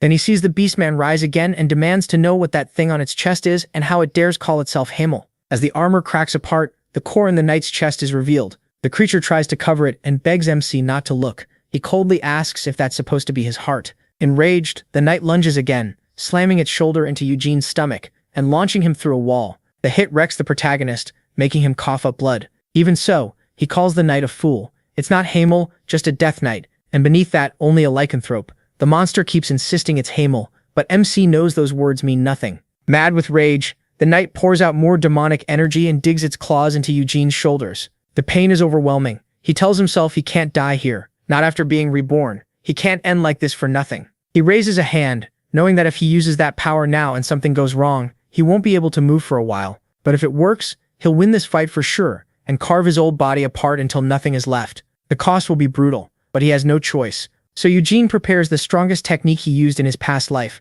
Before he can ignite it, Lamin appears and shouts the protagonist's name. The moment he arrives, he sees his young master in serious danger. MC can't believe this idiot came back after being knocked out so he could escape. Pulling his sword, Lamin yells at the monster to let Eugene go. Instead, the undead tightens its grip and lifts him higher. Then it hurls him into a wall like a thrown ball. Seeing the protagonist slam hard into the pillar scares Lamin, but he rushes the undead anyway. One move is all it takes for his weapon to be shattered, and then he's grabbed by the neck. Lamin shouts for Eugene to run while he keeps the monster busy, but MC asks how he's supposed to do that when he's already trapped in its grip. Even now, Lamin is stunned that he can still smile. There's no time to think though. The undead gets ready to throw him. It tosses Lamin straight at Eugene, who tries to brace himself but gets smashed into the wall with him. On the floor, Lamin worries over his young master. He helps the protagonist stand, but the strength is gone from the protagonist's eyes. Lamin says he'll make an opening, and tells MC to run when he gives the sign. MC says that won't be needed, then points behind them. There's a door right there. The undead nervously says that door never opens, and no one has ever opened it. That only makes Eugene want to try more. As he reaches for it, he decides that if he has to use his special power, he will. But first he needs to know what's beyond this door. This is his tomb, and if Sienna or someone else arranged his reincarnation, they may have made it so only the original owner could open it. With one light push, the door starts to open, and the Death Knight is terrified. Eugene and Lamin are pulled into the room, and before the knight can react, the door shuts by itself. Lamin lands face first on the floor. As he starts looking around, he knocks him out again with a quick chop to the neck. At least he tried. So the protagonist decides to let him sleep inside instead of dying to the madman outside. Then Eugene looks around the room and freezes. Vermouth really left that here? 300 years ago, after they killed the Demon King of Carnage, MC and the others found tunnels underground. At the bottom, they discovered ancient relics with no clue how long they'd been there. Sienna could read the old language and guessed they were from the Mythic era. In the deepest chamber, they found the Moonlight Sword. Back then, Hamel had lost all his weapons fighting the Demon King of Carnage, so he said he'd take it, and asked if anyone had a problem with that. But the truth was, he couldn't even get near the sword. He dropped to his knees, coughed up blood, and in the end, Vermouth was the one who kept it. Now that same sword stands before him, and Eugene wonders if this is Vermouth's way of honoring him as he stares at the huge blade floating above an altar. The name Moonlight Sword may be simple, but it fits. After Vermouth claimed it, he never used his holy sword again. This one was that powerful. Thinking back on what the weapon meant, Eugene looks up and sees a crescent moon hanging above it. The first time they found it, that moon was full, so the sword is probably weaker now. He thinks it might react to the moon fragment, but then remembers he left that fragment stuck in the Death Knight's chest. Looking at the weapon again, he wonders if Vermouth left it here because Hamel wanted it back then. Then he laughs and calls Vermouth an idiot. What good is a gift after someone's already dead? Still, this isn't the time to get emotional. The room holds only the Moonlight Sword and a single exit, so if he leaves, he'll have to fight that insane Death Knight again. And that's not the only danger. He has no idea when Amelia will return. That means he needs to kill the knight and escape fast. Eugene walks toward the Moonlight Sword, still unsure why Vermouth put it here. But if it's right in front of him, there has to be a reason. The only answer he can think of is simple. It was left here for him. In his past life, he couldn't even touch the Moonlight Sword, but now reborn as Vermouth's descendant, maybe he can. More than that, if this is truly a gift from his friend, he has to take it. So Eugene reaches for the sword, then he stops. The aura pouring off it is terrifying. He hasn't even touched the blade, only the light around it, and already he can barely breathe while his mana screams through his body. Realizing his mana could go wild, he activates the White Flame formula and forces his arm forward. He can also tell the sword is far weaker than before, so it really has been broken into pieces. At last, Eugene grabs the hilt, but a burst of mana throws him hard to the floor. Even so, he doesn't let go of the Moonlight Sword. For the first time, he's truly holding it, so he draws it, wanting to see the condition of the blade. What he finds is exactly what he expected. There is no blade. It was shattered into fragments. Then the crescent moon above the sword starts to glow brighter and bursts into many fragments, which fly into the hilt and begin coming back together. A blue energy blade forms from the gathered moonlight, and Eugene is glad to see the sword has taken shape. To test it, he pours mana into the Moonlight Sword and waits to see what it can do. Right away, he realizes the weapon is devouring his mana like it's starving. Worse, the amount it's draining is absurd. He can handle it, but not easily right now. As he puts it away, he thinks the sword is both terrible and amazing, broken yet still insanely strong. With this, he won't need ignition. The moonlight sword should be enough to beat the Death Knight. Still, before leaving, he decides to check his own coffin. Eugene walks over and opens it. Just as he expected, there's no body inside. But then he notices something beside it. It's a message. Maybe someday they'll meet again in the world he dreamed of. He freezes when he recognizes Sienna's handwriting. He also finds a leaf that's perfectly preserved, even though no tree is anywhere nearby. Outside the chamber, the Death Knight keeps staring at the door. He tried to smash it over and over but couldn't leave a single mark. Even his master couldn't open it. Yet some kid got inside without trouble, so he decides not to kill Eugene until his master returns. She'll likely be furious when she sees her helmet and armor damaged with the claw exposed. He has to prove he's still useful, otherwise he'll be thrown away. Then suddenly, something in front of him makes him flinch. It's Eugene, calmly stepping out of the room. Looking straight at the Death Knight, he asks if he was searching for him. The fake Hamel asks how he got inside. The protagonist answers with a grin that he just pushed the door open and walked in. Then the undead demands to know what was in there. MSC puts a finger to his lips and calls it a secret. That only makes the zombie angrier, and he rushes in. He reaches into his coat's dimensional space, pulls out the moonlight sword, and braces for the hit. Their attacks collide, but Eugene wins the clash. His strike shatters the undead's claws. The Death Knight instantly jumps back shaken, staring at the protagonist in disbelief. His demonic claws were broken by that light. But MC doesn't get away clean either. He still can't control that power well. After one swing, his vision blurs, he can barely breathe, and the sword's light keeps eating through his mana. Even so, the power feels incredible. And though he didn't kill the knight, he did wipe out the demonic force behind that attack. Now the Death Knight glares at Eugene in fury. He starts walking forward again, this time without using demonic energy. That throws him off for a second, until he realizes the knight plans to fight barehanded. He warns that's a bad idea, then draws Gwyneth while still holding the moonlight sword. The zombie launches himself forward at high speed, springing around like a beast, but Eugene tracks every move, catches the attack coming from behind, and strikes back at once. The Death Knight barely slips away. The protagonist taunts him, asking if he's already scared when he hasn't even landed a hit yet. Then he uses Gwyneth to stir up a storm, creating a tornado under the Death Knight and tossing him into the air. The spinning force slams him hard into the ceiling. While that happens, Eugene gathers his mana and spreads it through the broken rocks around them. Then he fires all of them at the airborne Death Knight at once. As MC closes in, he says that if he were in better shape, the fight would already be over. He stomps the ground, burns more mana, and forms a giant hand that surges toward the zombie. The Death Knight barely avoids it and crashes down as the attack misses. But when he glances at his shoulder, he sees more of his armor has broken off. That sends him into a rage, and he activates another ability. Demonic aura starts pouring from his whole body. Eugene scoffs, asking why he didn't use it sooner, since saving it was pointless. The Death Knight sees the mana hand coming back and dodges 3 more blows, but he misses him, closing the distance, saying the skill was already wasted. More demonic energy spreads from the zombie, yet the protagonist doesn't stop. Suddenly, a moonstone fragment shoots toward the attack and smashes into the Death Knight's demonic energy. With the moonlight sword in hand, Eugene can move the fragments however he wants. He uses that opening to strike at the zombie's core. It only takes a second. The Death Knight tries to hit back, but MC's blade is faster. It pierces his heart and hurls him into the wall. When the body drops, MC looks completely drained. The strain makes him cough up blood. Even using the smallest amount of power was still too much for his body. Still, it's better than using ignition. Looking at the hilt, now missing its blade, he sees the light has gone out because he's out of mana. He stores the sword back in his dimensional space and walks up to his own corpse, the body he just killed again. He definitely felt the core break, so the fact that the body remains means it wasn't fully destroyed. Eugene feels disgusted, wondering how that woman dared to dig him up and use his body like this. He decides to finish it fast, grab the Arab and escape before the witch returns. But something suddenly blocks his sword. At once, he realizes how bad this is. His body locks up as if invisible chains are holding him down.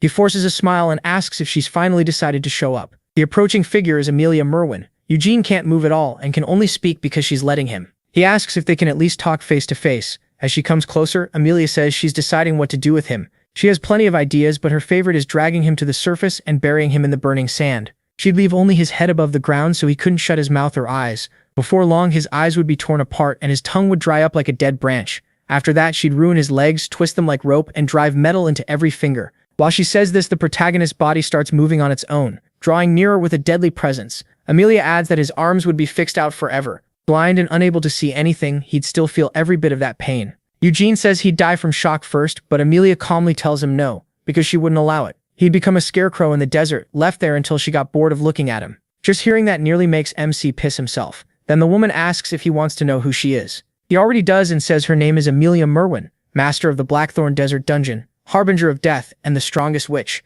She says he broke her little pet. Useless or not, it was still hers and only its owner had the right to mistreat the Death Knight. Eugene calls that pet disgusting and asks why she didn't at least wash it. Before he can add that the corpse reeks, she smacks him across the head, sending him flying and knocking his sword away. Amelia looks down and says only she gets to talk about it that way. As he spits out blood, he notices the paralysis spell is gone and wonders if he can kill her like this. He quickly understands the truth. Amelia is on a whole different level, and even his trump card won't be enough. He wanted to avoid using the Black Magic Tower Master's card and owing him anything, but now he has no choice. Getting up, he asks if she knows Balzac. Amelia gives him a puzzled look, wondering why he'd bring up that name now. Eugene pulls a card from his pocket and says, "The master of the Black Magic Tower wrote a letter for this exact situation." Using magic, Amelia pulls the card from his hand. She keeps staring at it, still wary of him. Once she sees the seal, she knows it's real, but wonders why Balzac would write to someone like Eugene. The protagonist says Balzac told him that if he gave her this letter, she wouldn't kill him no matter what. Amelia says that's not exactly right. Some time ago, Balzac helped her, and in return she agreed to grant him one favor. That promise was valuable even for the Black Magic Tower Master, but he still hasn't used it after all these years. Then she asks if MC understands what that means. Because he has the letter, he can claim that favor in Balzac's place, as long as it's something she can actually do. Eugene's face hardens as he understands the position he's in. Amelia says that if he wants to live, he can ask, but she still expects to hear why he's here and how he got in. So he makes his request. He tells her to kill herself. Amelia reminds him she said to ask for something possible. Then she gives him two options. First, stay silent and die. Second, live but open his mouth and tell her everything she wants to know. Eugene is horrified by both choices. Amelia tells him not to worry, she won't kill or torture him. She says there are plenty of other ways to make someone talk. With a chilling stare, she adds that he's very interesting since he reached a place even the Sultan doesn't know about. She wonders if one of the sand shamans betrayed her, though that still doesn't seem likely. Eugene is stuck. If he asks her to spare him, he'll have to tell her everything. It's not like he can lie or hide anything. A mage at her level could pull every secret from him in a moment. As Amelia steps closer, she says he's been thinking for a while now, and asks if his silence should be taken as his answer. With no real way to win, the protagonist considers using ignition. Run, but drops the idea right away. Amelia could just paralyze him again. Amelia says she'll count to 3. She won't wait any longer. Eugene briefly thinks about using his family name to get out of this, but the odds are terrible. When she reaches for him, he wonders if telling the truth is better, that he opened the door and found the moonlight sword. But if Amelia learns that, she'll definitely take it. Then something unexpected happens. Just as she finishes counting, Amelia feels a huge presence and spins around. Haima's body is standing again, and Eugene is hit with a very familiar disgust. Amelia drops to her knees before her master and asks why he's here, calling him the Great Demon King of Incarceration. That hated title instantly fills MC with rage. Before he can react, the Demon King of Incarceration calls him by name and says he's been watching through Balzac's eyes. Eugene is stunned to learn he'd been observed the whole time. The Demon King says he came to leave flowers for his ancestor's friend. Since he saw the statue outside, he should know this tomb belongs to Haemaldinus, a man the world called a fool even though he wasn't one at all, and a companion of his dear Vermouth. Hearing a Demon King praise Hamel like that catches Eugene off guard, but the moment he hears dear Vermouth, the irritation comes right back. The Demon King says he understands the protagonist's hostility, but explains that he and Vermouth understood each other and became friends. He adds that it would be unfair to force that bond onto someone born 300 years later, so while he respects the Lionhearts as Vermouth's descendants, he does not demand their respect. Then he says that over the 300 years since Vermouth died, he has seen many Lionhearts, but Eugene carries the great hero's blood more strongly than any of them. Those words make Amelia take more interest in MC once she hears his family name. Looking him over, she says his features match Keel's. She didn't expect a Demon King to use a Death Knight's body as a vessel, and asks how she's supposed to take this. The Demon King tells her that's for her to decide, but Amelia asks if he came all this way just to protect a mere lion, and he answers that Eugene is a descendant of his dear friend. Amelia brings up her freedom and asks if he'd strip it away for nothing more than that. The Demon King of Incarceration says Vermouth may be dead, but his blood still lives on, and now he seems more like the hero than anyone in many years. He says he respects Amelia, but he values his friendship with Vermouth far more, so he will not let her harm one of Vermouth's descendants. Amelia pushes back, asking if someone dead for 300 years matters more than the one standing before him, then instantly realizes she went too far. The Demon King's magic nearly crushes her on the spot. Pinned to the ground, Amelia begs her master for mercy. He tells her the freedom he gives can never go beyond the respect she owes him. He let her act freely even when she entered Hamel's tomb, but he will not allow her to harm Vermouth's descendant for now. That last part makes Eugene pause, wondering what he means by for now. Amelia tells the protagonist to show proper respect to the Demon King of Incarceration, but MC barely reacts. The Demon King says that 300 years ago he made a promise with Vermouth, and ever since then he has treated the Lionhearts kindly. He gave them freedom and never asked for respect, but that kindness should not be mistaken for duty. After all, he is still the Demon King of Incarceration, ruler of countless demons. Just hearing his voice locks Eugene's body in place, and leaves his heart reeling. The Demon King says freedom needs responsibility. Without it, it's just indulgence. Then he orders him to return home and tell his family this. If they keep refusing to fear him, he will stop showing them respect as well. The protagonist understands at once. This is a warning. He asks why it's coming now, after 300 years of silence. The jailer answers that the promise he made is nearing its end, and the wheel Vermouth stopped is beginning to turn again. A new oath will be needed, but who will surpass their ancestor and stop that wheel once more? Eugene asks what oath he means, but the Demon King only smiles and says MC has no right to know because he is not Vermouth. With a cruel grin, he calls him a foolish lion. In that moment, he realizes something. But the Demon King keeps going, saying the protagonist's soul and very existence could only be born in these 300 years because of that oath. The words leave Eugene confused, and his necklace starts glowing crimson. The Demon King orders Amelia back to her dungeon, but she snaps that there's still something she wants to hear from the boy. He shuts her down at once, saying there's nothing she wants from him. That only annoys Amelia more because MC killed her creature and opened the door even she couldn't open. The Demon King glances aside, then releases his aura. A second later, they're moved to the door. With just a wave of his hand, the supposedly indestructible door starts crumbling into sand. Inside, there is only the Arab and Hamel's tomb. He tells Amelia to look carefully.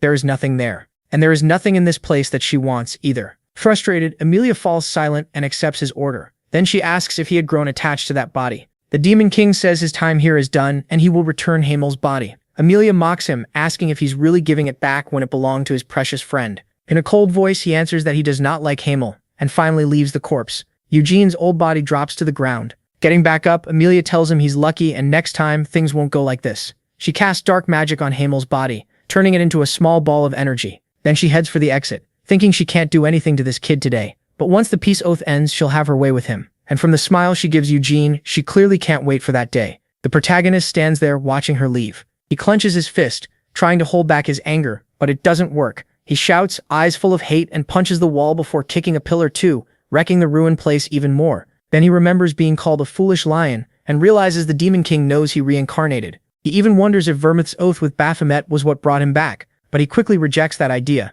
If Vermouth really meant to protect him, he would have focused on killing the demons first. So the oath is probably a peace deal, not the reason for Eugene's return. The Demon King's claim that he didn't like Hamel clearly stings, but MC hates demons too, and he's already thinking of countless ways to crush him. Amelia took the Death Knight made from his body, and he couldn't stop her. On top of that, the oath Vermouth made is nearing its end, and someone else may have to take his place to stop the wheel again. Eugene isn't in the mood for riddles, and he's furious that this Demon King keeps talking in circles just because he's old. He's not interested in replacing Vermouth in any oath. He plans to destroy the Demon King's wheel altogether. If the Demon King is tied to the protagonist's reincarnation, then there's no way he'd want MC to keep any system like that going. Still, Eugene picks up the leaf that had been on his tomb and remembers that 200 years ago someone broke into this tomb after Vermouth's death. When Sienna Murdine found out, she rushed here at once and fought the intruder with everything she had, but later had to go into hiding. The leaf inside the coffin came from the World Tree, the sacred tree tied to all elf faith. A leaf like this lets an elf return to it from anywhere. Sienna probably used it to escape in danger, but who could force the world's strongest mage to do that? Then one name comes to mind, someone powerful enough to make even her kneel. But if Vermouth really fought her, why fake his death to do it? Eugene remembers when he first met the group as a wandering mercenary. Sienna Murdine was the first to question Vermouth's choice, looking down on him as she did. The second was the saint, who acted anything but saintly, and even called him a street dog. Moulin Rouge was an idiot, same as ever. But Vermouth stayed firm and said he wanted Hamel Dynas to join him on the journey to defeat evil. Eugene didn't care about that hairy guy at all, and said he wouldn't take orders from someone weaker than him. Vermouth answered that if he won, then Hamel would join him. The fight starts, and Hamel is quickly knocked to the ground.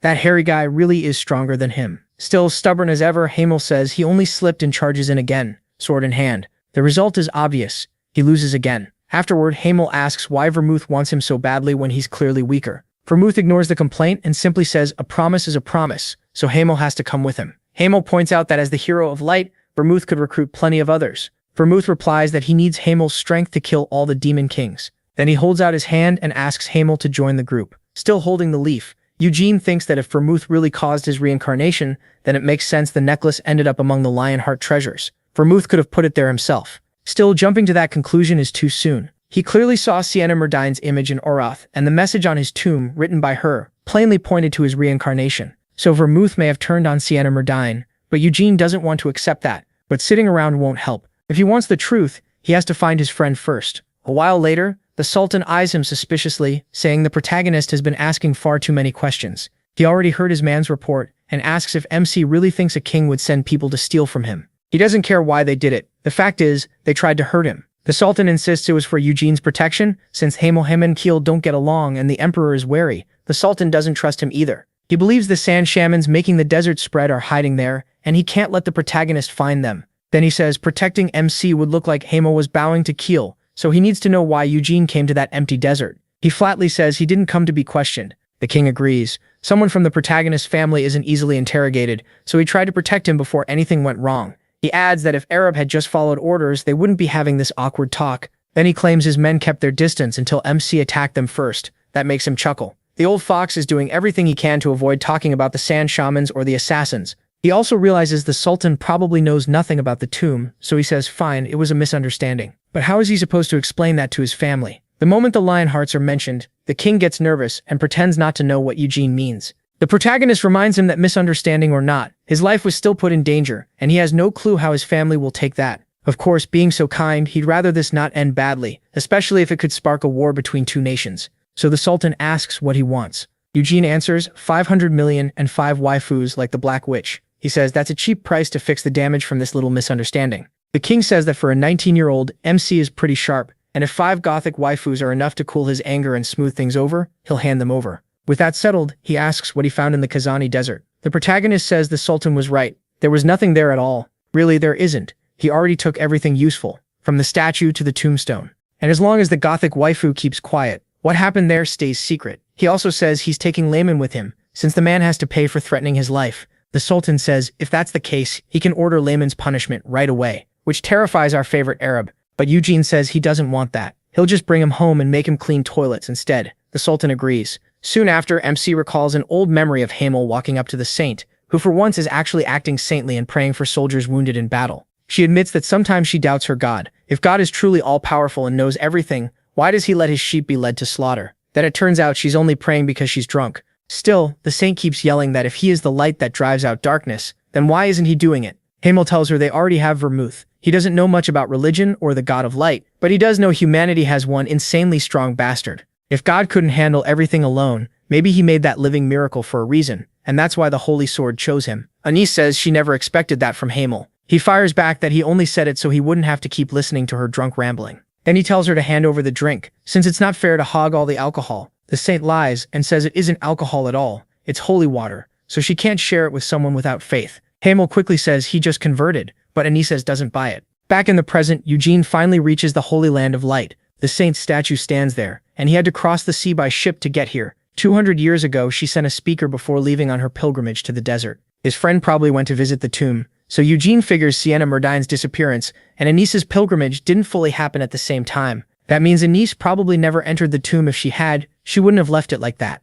He wonders if vermouth is tied to the saint's disappearance too, and since he found nothing in Hogani, the world tree leaf is his only clue now. Arab calls out to his young master, saying they've been here a week and asking if he's changed his mind. Eugene says no, they're going back to Keel. Meanwhile, the Lionhearts wait in front of a teleport gate. His brother says he's finally coming back after 2 years, and he's curious how strong Eugene has gotten. Then his face suddenly tightens with disgust. His mother notices and calls him out, saying he doesn't seem very happy about the protagonist's return. Cyan admits it's mixed. He wants MC back, but he also doesn't, because if he aims to become patriarch, Cyan may have to give up that spot. His mother tells him Eugene won't take it, as long as Cyan refuses to step aside. Cyan asks if that's really best for the Lionhearts. Shouldn't the strongest one lead the family? She says he's not a child anymore, and whether he keeps that role or gives it to his brother is his choice alone. Reluctantly, he says that's not what he wanted to hear from his mother. Disappointed, she says maybe she raised him too harshly and doesn't want to become like Theonis, ruining her children with greed. Cyan says he's nothing like his runaway brother, and that's exactly why she wants him to choose well.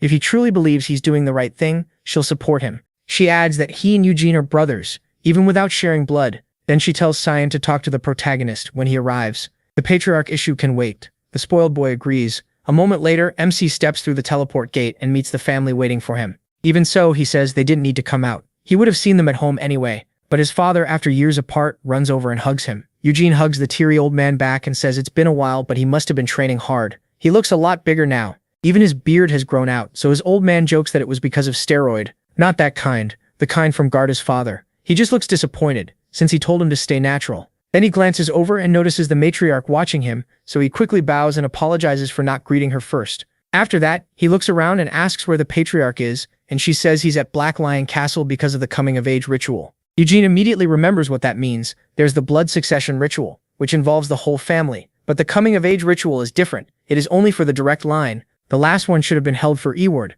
but after he was cast out, it never happened. Now 3 children will come of age next year, so the next ritual will likely be much grander. Eugene asks if that's what the patriarch wants, but she says the elders made that choice. Just then, another person steps out of the gate, Le Man, who freezes when he sees all those powerful people in front of him. The matriarch asks who the man behind the protagonist is.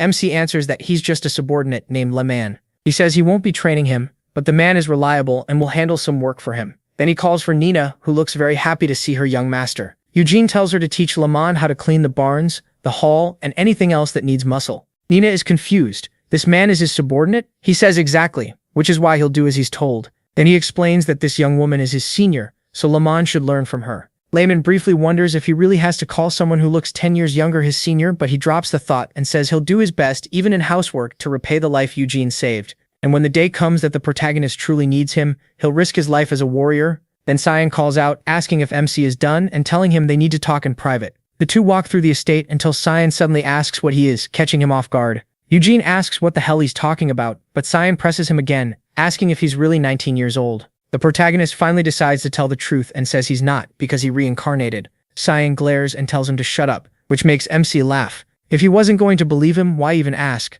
With a firm look, he turns to Cyan. He asks if Cyan was shocked by how much stronger he's gotten lately. The brat looks genuinely nervous as he faces his brother. Cyan says only 2 years have passed for both of them, but for Eugene it feels like he lived 20. He thought he was catching up while pushing himself in magic and sword training, even reaching 3 stars. But he hit the 4th star of the white formula in no time. Then Cyan firmly says he should become the next patriarch of the Lionhearts. That catches the protagonist off guard, and he asks what nonsense he's talking about. Cyan says now that he's seen Eugene's strength up close, he knows he can't do it. How could he be patriarch when his brother is clearly superior? MC still doesn't get the issue, and says if Cyan wants the spot, he should just take it. Then he adds that if Cyan insists, they can settle it with a duel, and if he loses, he'll go along with whatever is decided. That only confuses Cyan more, because if he won, then he should be the one becoming the patriarch, leaving the protagonist stunned by that amazing logic. Still, he says Cyan should take the role anyway, since that kind of job suits someone with ambition. Besides, Eugene has no interest in a bothersome position like that. Cyan lets out a sigh of relief and suggests a practice match instead of a serious duel.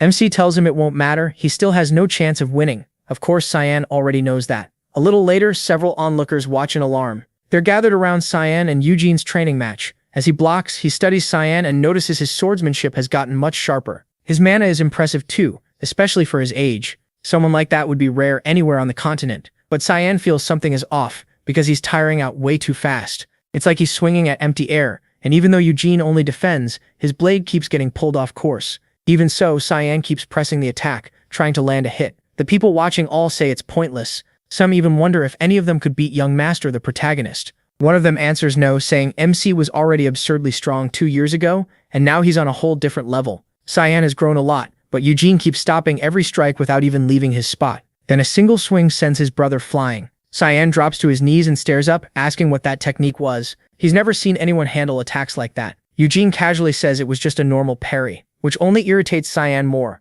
He knows that's a lie when their swords met. His blade slid away and made him waste far more mana than it should have. He praises the analysis, and Cyan immediately asks him to teach him. The protagonist pauses, thinking it over for a moment. Then he gives him a sharp look and asks if he's really sure. Cyan tries not to snap at that, and MC finally agrees to help. If Cyan gets strong enough, there won't even be a need to fight over who becomes patriarch. Still, too many people are watching, so Eugene drops his sword and tells Cyan to come with him. Once they're near the mansion, he says Cyan will never be as strong as him, but he doesn't need that much power to be patriarch. Cyan grudgingly accepts that. Before he can say more, the protagonist repeats that he doesn't want the patriarch's seat. That leaves Cyan wondering what he's supposed to do if Eugene keeps refusing. Since MC clearly means it, Cyan figures he'll have to take the position himself. He adds that he's talented, but he still lacks the qualities for it, and hasn't even had the proper training. As he keeps putting himself down, he kicks him in the shin.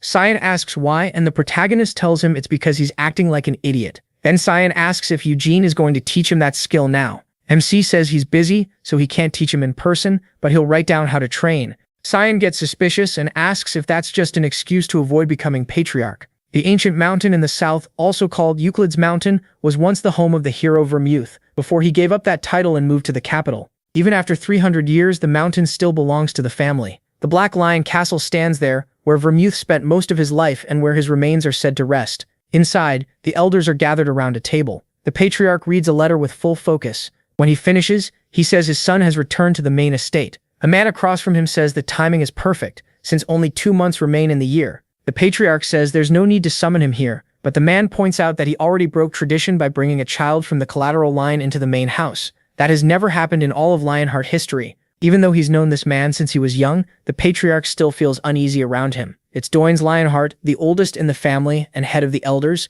the white lion of immortality. Doin says the boy proved his worth, but things have gotten messy. Carmen cuts in and says the patriarch wasn't the only one who saw Eugene's value. She met him in Eroth too, and to her, his collateral bloodline doesn't matter. His potential does. The old man replies that her good opinion doesn't speak for all the Black Lions. Carmen snorts in irritation, while Doin says he'll judge for himself at the coming-of-age ceremony. Because of Eugene's unusual talent, the council allowed the patriarch to adopt him, but in 2 months he becomes an adult, and that also starts the process of choosing the next patriarch. Doins adds that he heard the protagonist was in Nahama, and before that he studied magic. From what he's heard, the boy is gifted enough to become the disciple of the Red Tower Master. Doin says the Lionhearts live like a pride, and once a lion is raised, it can't be allowed to leave the pack alone. The patriarch answers that the choice belongs to MC. Doin says he'll respect that choice, but only within limits. Then he asks if the patriarch intends to put Eugene forward as the next patriarch. His father says he wants to leave that option open, if he chooses it himself. Carmen closes her watch and says the protagonist won't want that.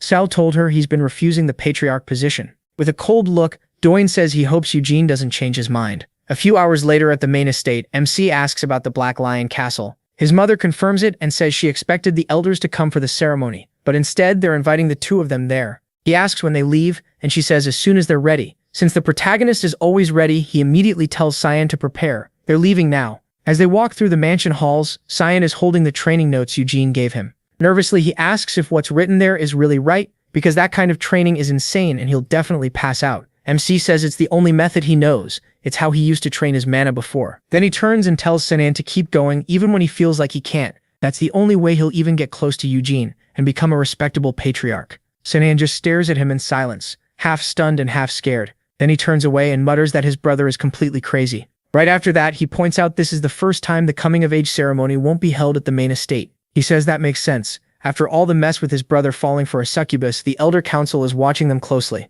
To him, this feels like a warning meant to put him in his place. Eugene asks what will happen to Sinan then. Sinan says, as the likely future patriarch, the elders may want to congratulate him early, or maybe even let him visit Great Vermouth's tomb. That makes the protagonist's face turn serious. Vermouth's tomb is somewhere in the mountain, but its exact location is a state secret. Even the patriarch doesn't know it. Eugene doesn't believe Vermouth died peacefully like the books claim, and he wants to see the body himself. Meanwhile, Sinan keeps fantasizing that he might even receive the demonic spear or the hammer of annihilation. The spear once belonged to the Demon King of Cruelty, and the hammer to the Demon King of Carnage. Both weapons are kept in the Black Lion Castle. Right now, the old man holds the spear, and his grandson has the hammer. Sinan then says the head elder should have retired ages ago, because if he had, the demonic spear might have been passed down to him. Later, in his room, Eugene holds the Moonlight Sword. He starts drawing it, revealing a blade formed from mana, but he notices it drains his mana like crazy every time he uses it. The Moonlight Sword fragment he bought at the auction begins reacting to the blade and connects near its base. If he gathers the rest, the sword may fully recover. Still, he's not rushing. First, he needs to visit Vermouth's tomb. Looking out the window, he finds it strange that he's already leaving the main estate again just days after returning. He also wonders what to do with the statue hidden in his cloak, then thinks about leaving it at the mansion. But then a sneaky idea crosses his mind. A few hours later, Eugene asks Sinan if he's going on a date. Sinan, all dressed up, shoots back by asking if MC's headed to a picnic. Then he gets a better look at the Cloak of Darkness and notices how nice the design is. It even holds all kinds of magic, including space magic. Eugene tells him to stop staring. He's not lending it out. A moment later, the two brothers meet at the gate to the Black Lion Castle. He steps forward first and enters the teleport gate. Then a strong wind hits him out of nowhere, and his brother starts yelling in panic because both of them were launched high into the air. While falling through the forest, Eugene looks to the side and spots a castle. Seeing the Black Lion flag on a tower, he wonders if he should head there. Then he decides it might help, since it could lead him to his friend's tomb. On the way down, he notices his brother still screaming as he falls, but figures there has to be some safety measure if the ceremony starts like this. So he leaves his brother to deal with it and focuses on himself. Back at the castle, several people watch them fall. They're the Lionheart elders, along with Eugene's father. Doins asks if this is also part of Winnet's power, but learns the protagonist is using flight magic. Since MC stayed calm the whole time, Doins praises his skill. He asks how good he is, and an old woman says his flight magic is at least 4th circle. After seeing him recover so smoothly from that height, she guesses it may even be 5th circle. Doins then asks the patriarch how far Eugene's white flames have grown. Gilead says the protagonist was at 3 stars before leaving for Aerith, and later sent word that he had reached 4. The old man is impressed that MC got that far at only 19, and thinks he may be even stronger now since a year has passed. Another elder says reaching 5 stars before adulthood is impossible, but Carmen fires back that someone's lack of talent doesn't set the limit for everyone else. The old man turns to her offended, and reminds her he's been on the council for over 10 years. She snaps back, telling him not to call her that. People might think he's her father or grandfather. He says that's only because she uses magic to look young, even though she's really an old woman, and she answers that it's still better than looking worn out. That makes him furious, and he says she has no class. If she's on the council, he says she should at least look old like the rest of them. That comment sets the old woman off, and he quickly shuts his mouth. Doins cuts in, saying the boys have finally landed, and now it's Dominic's turn to move. Dominic is his son and the captain of the Black Lions' 1st Division. Hearing that, the patriarch says they should wait until the kids reach the castle, but the old man says this isn't a test. Since this ritual is different from the usual succession ceremony, there's no reason to go easy because of age or experience. The patriarch says that if that's true, then his eldest son should be allowed in too. The old man asks if he still hasn't let that incident go,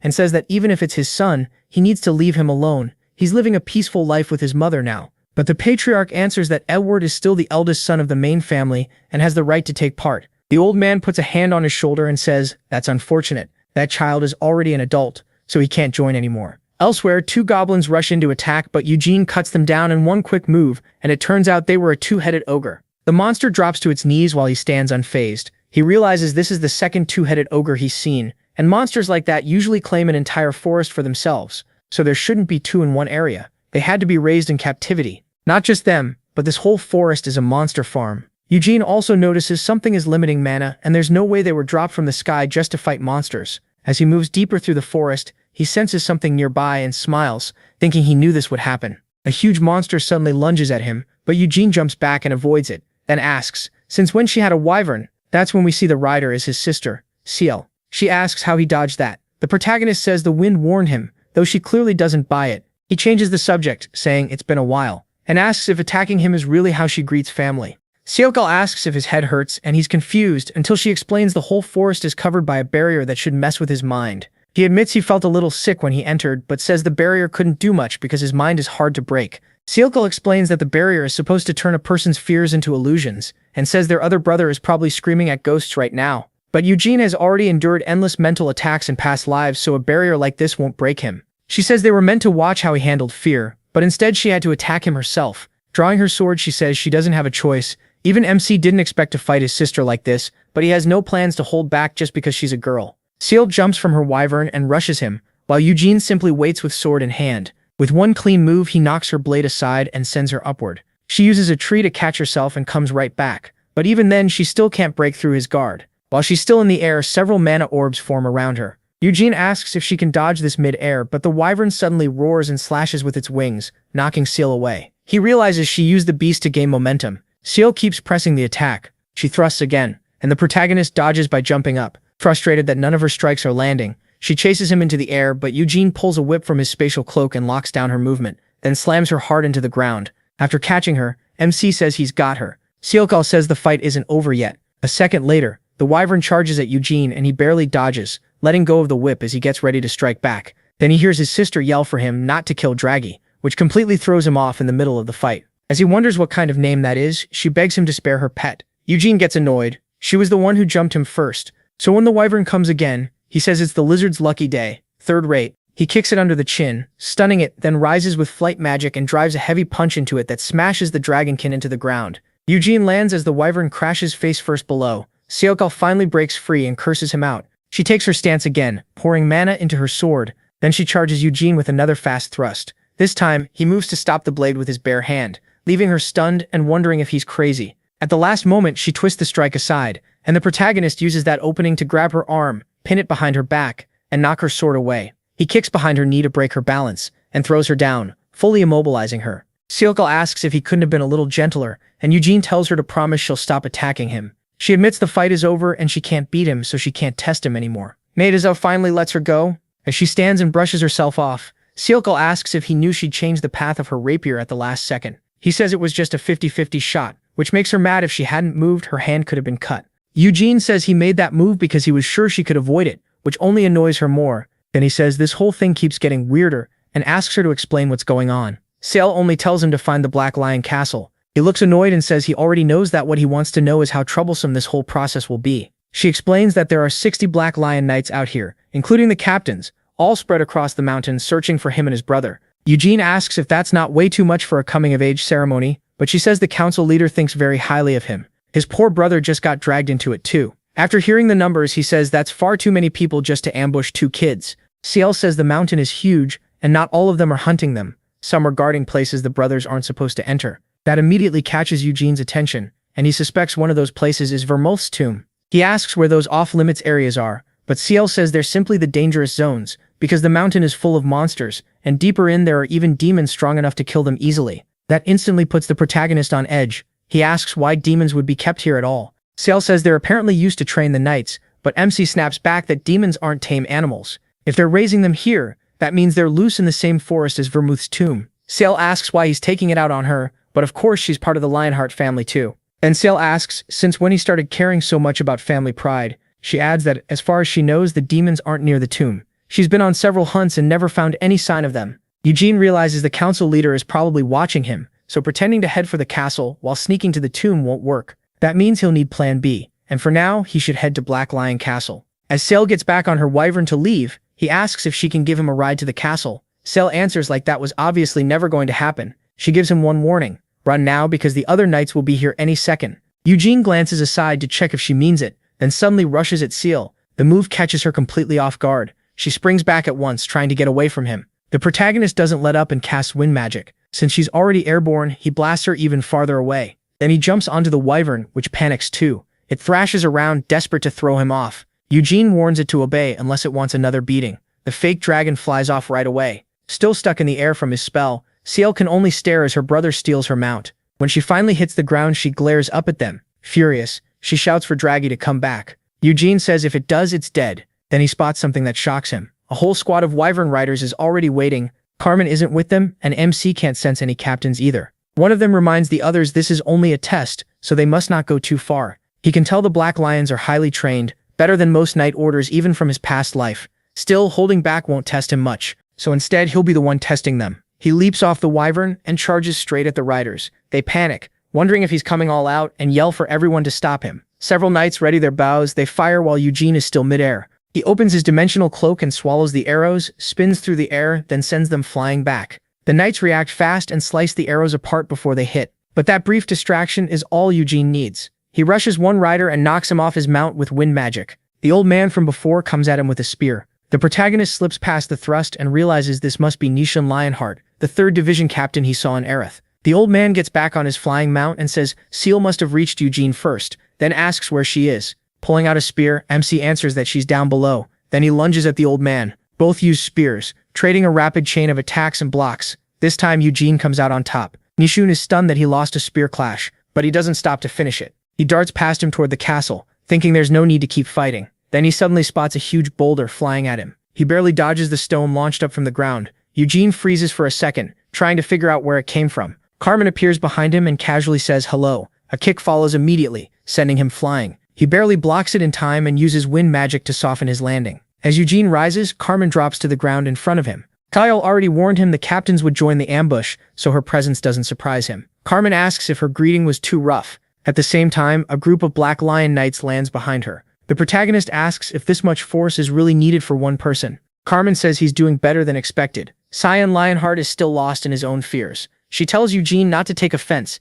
It only means people are paying attention to him. Since she came in person, the test should end soon. Opening her pocket watch, she says for 3 minutes if he can endure her attacks, she'll escort him straight to the castle. MC asks if she's serious. With a sharp look, Carmen says that if he manages it, no one will have reason to test him anymore. Then she adds that if 3 minutes feels too long, they can make it 1. Eugene laughs, finally seeing why she's always been so confident. He smirks back and says he's still young, so isn't she too old to keep this up for 3 full minutes? Her watch suddenly stops. The other Black Lion members stare in shock. Carmen tosses the watch to the vice captain and says he'll get 1 minute. That should be enough for her to teach him a proper lesson. Eugene shows no fear and draws his sword. Carmen rushes in and he blocks her kick with his arm. He tries to slash back through the opening, but she catches the blade with her bare arms and follows with a punch that blasts him away. Even while skidding across the ground, Eugene stays upright and Carmen is impressed. Now she notices he's carrying 2 swords. She had meant to break at least 1 bone, but his reactions were better than expected, so she decides to get more serious and charges again. This time he knocks her punch aside with the sword in his left hand and goes for a thrust,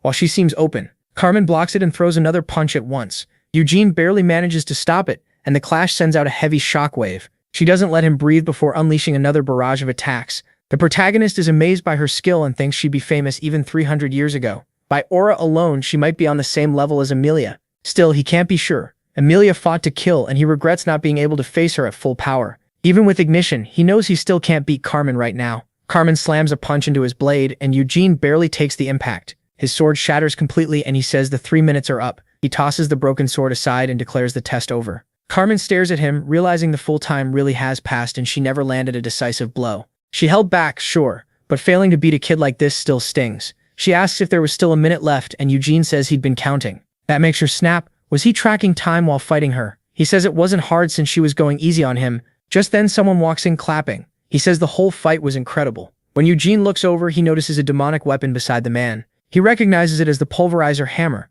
once used by the Demon of Carnage, so this must be its new owner. It's Dominic Lionheart, captain of the 1st Division of the Black Lion Knights. Dominic praises MC for fighting like that at only 19. He says he'd heard a lot of stories about his talent, and assumed they were overblown, but the truth was the other way around. Eugene bows and thanks him for the praise. Dominic then asks Carmen if she still thinks more testing is needed. Looking a little down, she says this was enough. Then she tells the protagonist to come with her to the castle. Sometime later, Seal catches up and starts scolding him. She asks how he could just leave her behind like that. Eugene points out that she found him just fine and even compliments her pet for bringing her here on its own. In fact, he's glad she came. He still needs a ride to Black Lion Castle. Seal blushes, thinking he wants to ride with her on the Wyvern. MC asks if she has a problem with that. She quickly says she doesn't mind at all. Later, several wyverns fly toward the castle on the mountain. Seal tells Eugene to move closer before he falls, but he says a fall like that won't kill him. She complains that he shouldn't grab Draggy's scales like that. He says if it can't handle that much, it's just a flying lizard. Seal insists Draggy is a wyvern and a sensitive one. Then Eugene moves in, puts his hands on her waist and asks if this is better. Smiling, she says yes. A moment later, she starts veering off their route. The protagonist asks what she's doing. Seal turns and says they're taking a little detour before heading to the castle. He complains, but she says all she'll hear there is useless nagging anyway, so she tells him to enjoy the ride for now. Sometime later at Black Lion Castle, Carmen walks through the halls with Eugene. She explains that the Black Lion Order doesn't have many members, and for a family that's lasted over 300 years, the order is far too small to guard everything. MC asks what they can even do, since unlike the White Lions at the main house, the Black Lions are made only of family members. Carmen says their job is cleaning up Lionheart's dirty business, so outsiders can't be allowed in. Then she asks Eugene to join the Black Lion Knights. He reminds her he already turned that offer down years ago. Carmen says back then she hadn't seen his talent with her own eyes, but now she has, and he's worthy to become the 2nd Division captain's disciple. He asks what kind of person goes 2 years without taking a student, and she says that's just because of his personality. Still, his skills remind her of that captain so much that she wouldn't be surprised if the man had trained him himself. Eugene says he's never even met the 2nd Division captain, but Carmen insists becoming his disciple would help him, and the Black Lions bring great honor to the family. The protagonist says he'd rather protect his own honor first. Carmen then explains that the elders are being careful around him, especially because what happened in Nahama seems suspicious. MC's expression hardens, and he asks if she thinks he was planning something with those people. Carmen says it's probably nothing, but they still can't ignore it. Something like this has happened in the family before. She adds that Eugene is in a strong spot right now. People are offering him all kinds of deals, and someone may have even promised to help him become the patriarch. He quickly says he has no interest in that. Carmen tells him to look at it another way. With his talent, everyone wants him on their side, and the Sultan could have tempted him with fame and money. The protagonist asks if this is an interrogation, and she admits that it is. So he says he's done answering questions, because the people behind the door will just ask the same ones. When Carmen opens it, Eugene is stunned by who's inside. The elders are all there with the patriarch, and at the center sits Doyne's Lionheart, watching him with a doubtful smile. Amsi bows, greets the elders, and gives his name.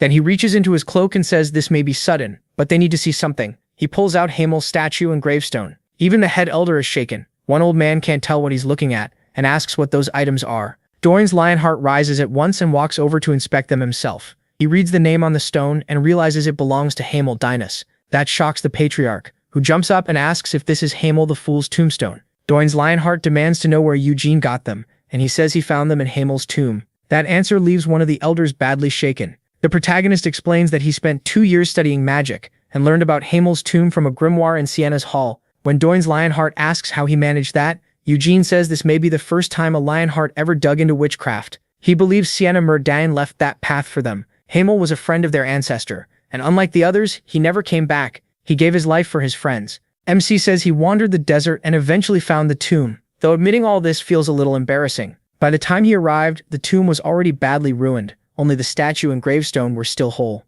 There was also a death knight made from Hamel's body, and after beating it, he ran into Noir. One elder blurts out asking how he made it back alive after meeting the death attendant. Eugene says the demon king of incarceration stepped in. The moment he says that, the patriarch stares at his son in shock. Another elder asks if Helmut's ruler really appeared in person. He says he stopped Noir from draining all his strength and gave a warning. Freedom without responsibility is just laziness, and his kindness won't last forever. Doin is visibly alarmed by that. Eugene thinks he has to pass the message on, since he doesn't know how far his friend's promise really goes. He adds that the Demon King said if people show him no respect, he won't show any either. That leaves Doin as deeply uneasy. He returns to his seat and lowers himself down slowly, saying he never expected news like this from a child. They meant to question Eugene about his actions, but this is a far bigger issue. One elder says peace should last as long as they don't push his goodwill too far. But the patriarch warns that if the Demon King ever feels threatened, peace will end sooner or later. Nahama has attacked Turith for centuries, so he thinks incarceration may have acted because of that.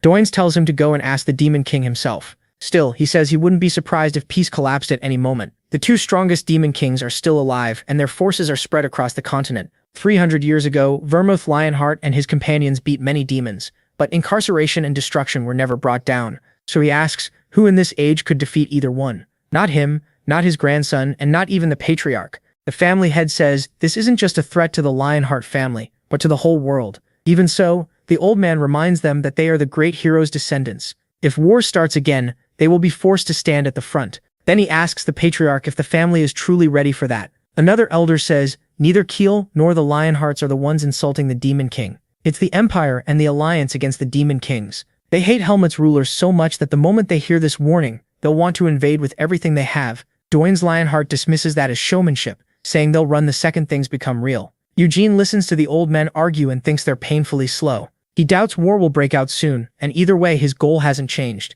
He still plans to kill the Demon Kings. Then Doins calls on the protagonist and asks what he plans to do with the items. Eugene says he wants to place them near his ancestors' resting place. He asks Doins to read the gravestone. The elder starts with the insults, but MC tells him to keep going. Soon he reaches the part honoring a brave friend who gave his life for his companions. He says his ancestor mourned Hamel's death, so it's only right for Hamel's stone to rest near him. He adds that he didn't study under Sienna Merichian herself, but under Levelian Sophis, who inherited her teachings. That means Eugene stands in Sienna Merichian's line. He's also a descendant of the great hero and the only one who actually went to honor Hamel. So he believes he should be the one to return the statue and gravestone to his ancestor's tomb. Doins already understands what the boy is aiming for, but as he points out, they can't let just anyone go there. Still, after hearing him object, the patriarch speaks up and says he also thinks Helmut's gravestone should be placed beside Vermouth's. Carmen adds that Eugene was the one who brought back both the statue and the stone, so it only makes sense for him to deliver them himself. After hearing that, Doin's Lionheart says they'll clear the path to the tomb. The protagonist is thrilled.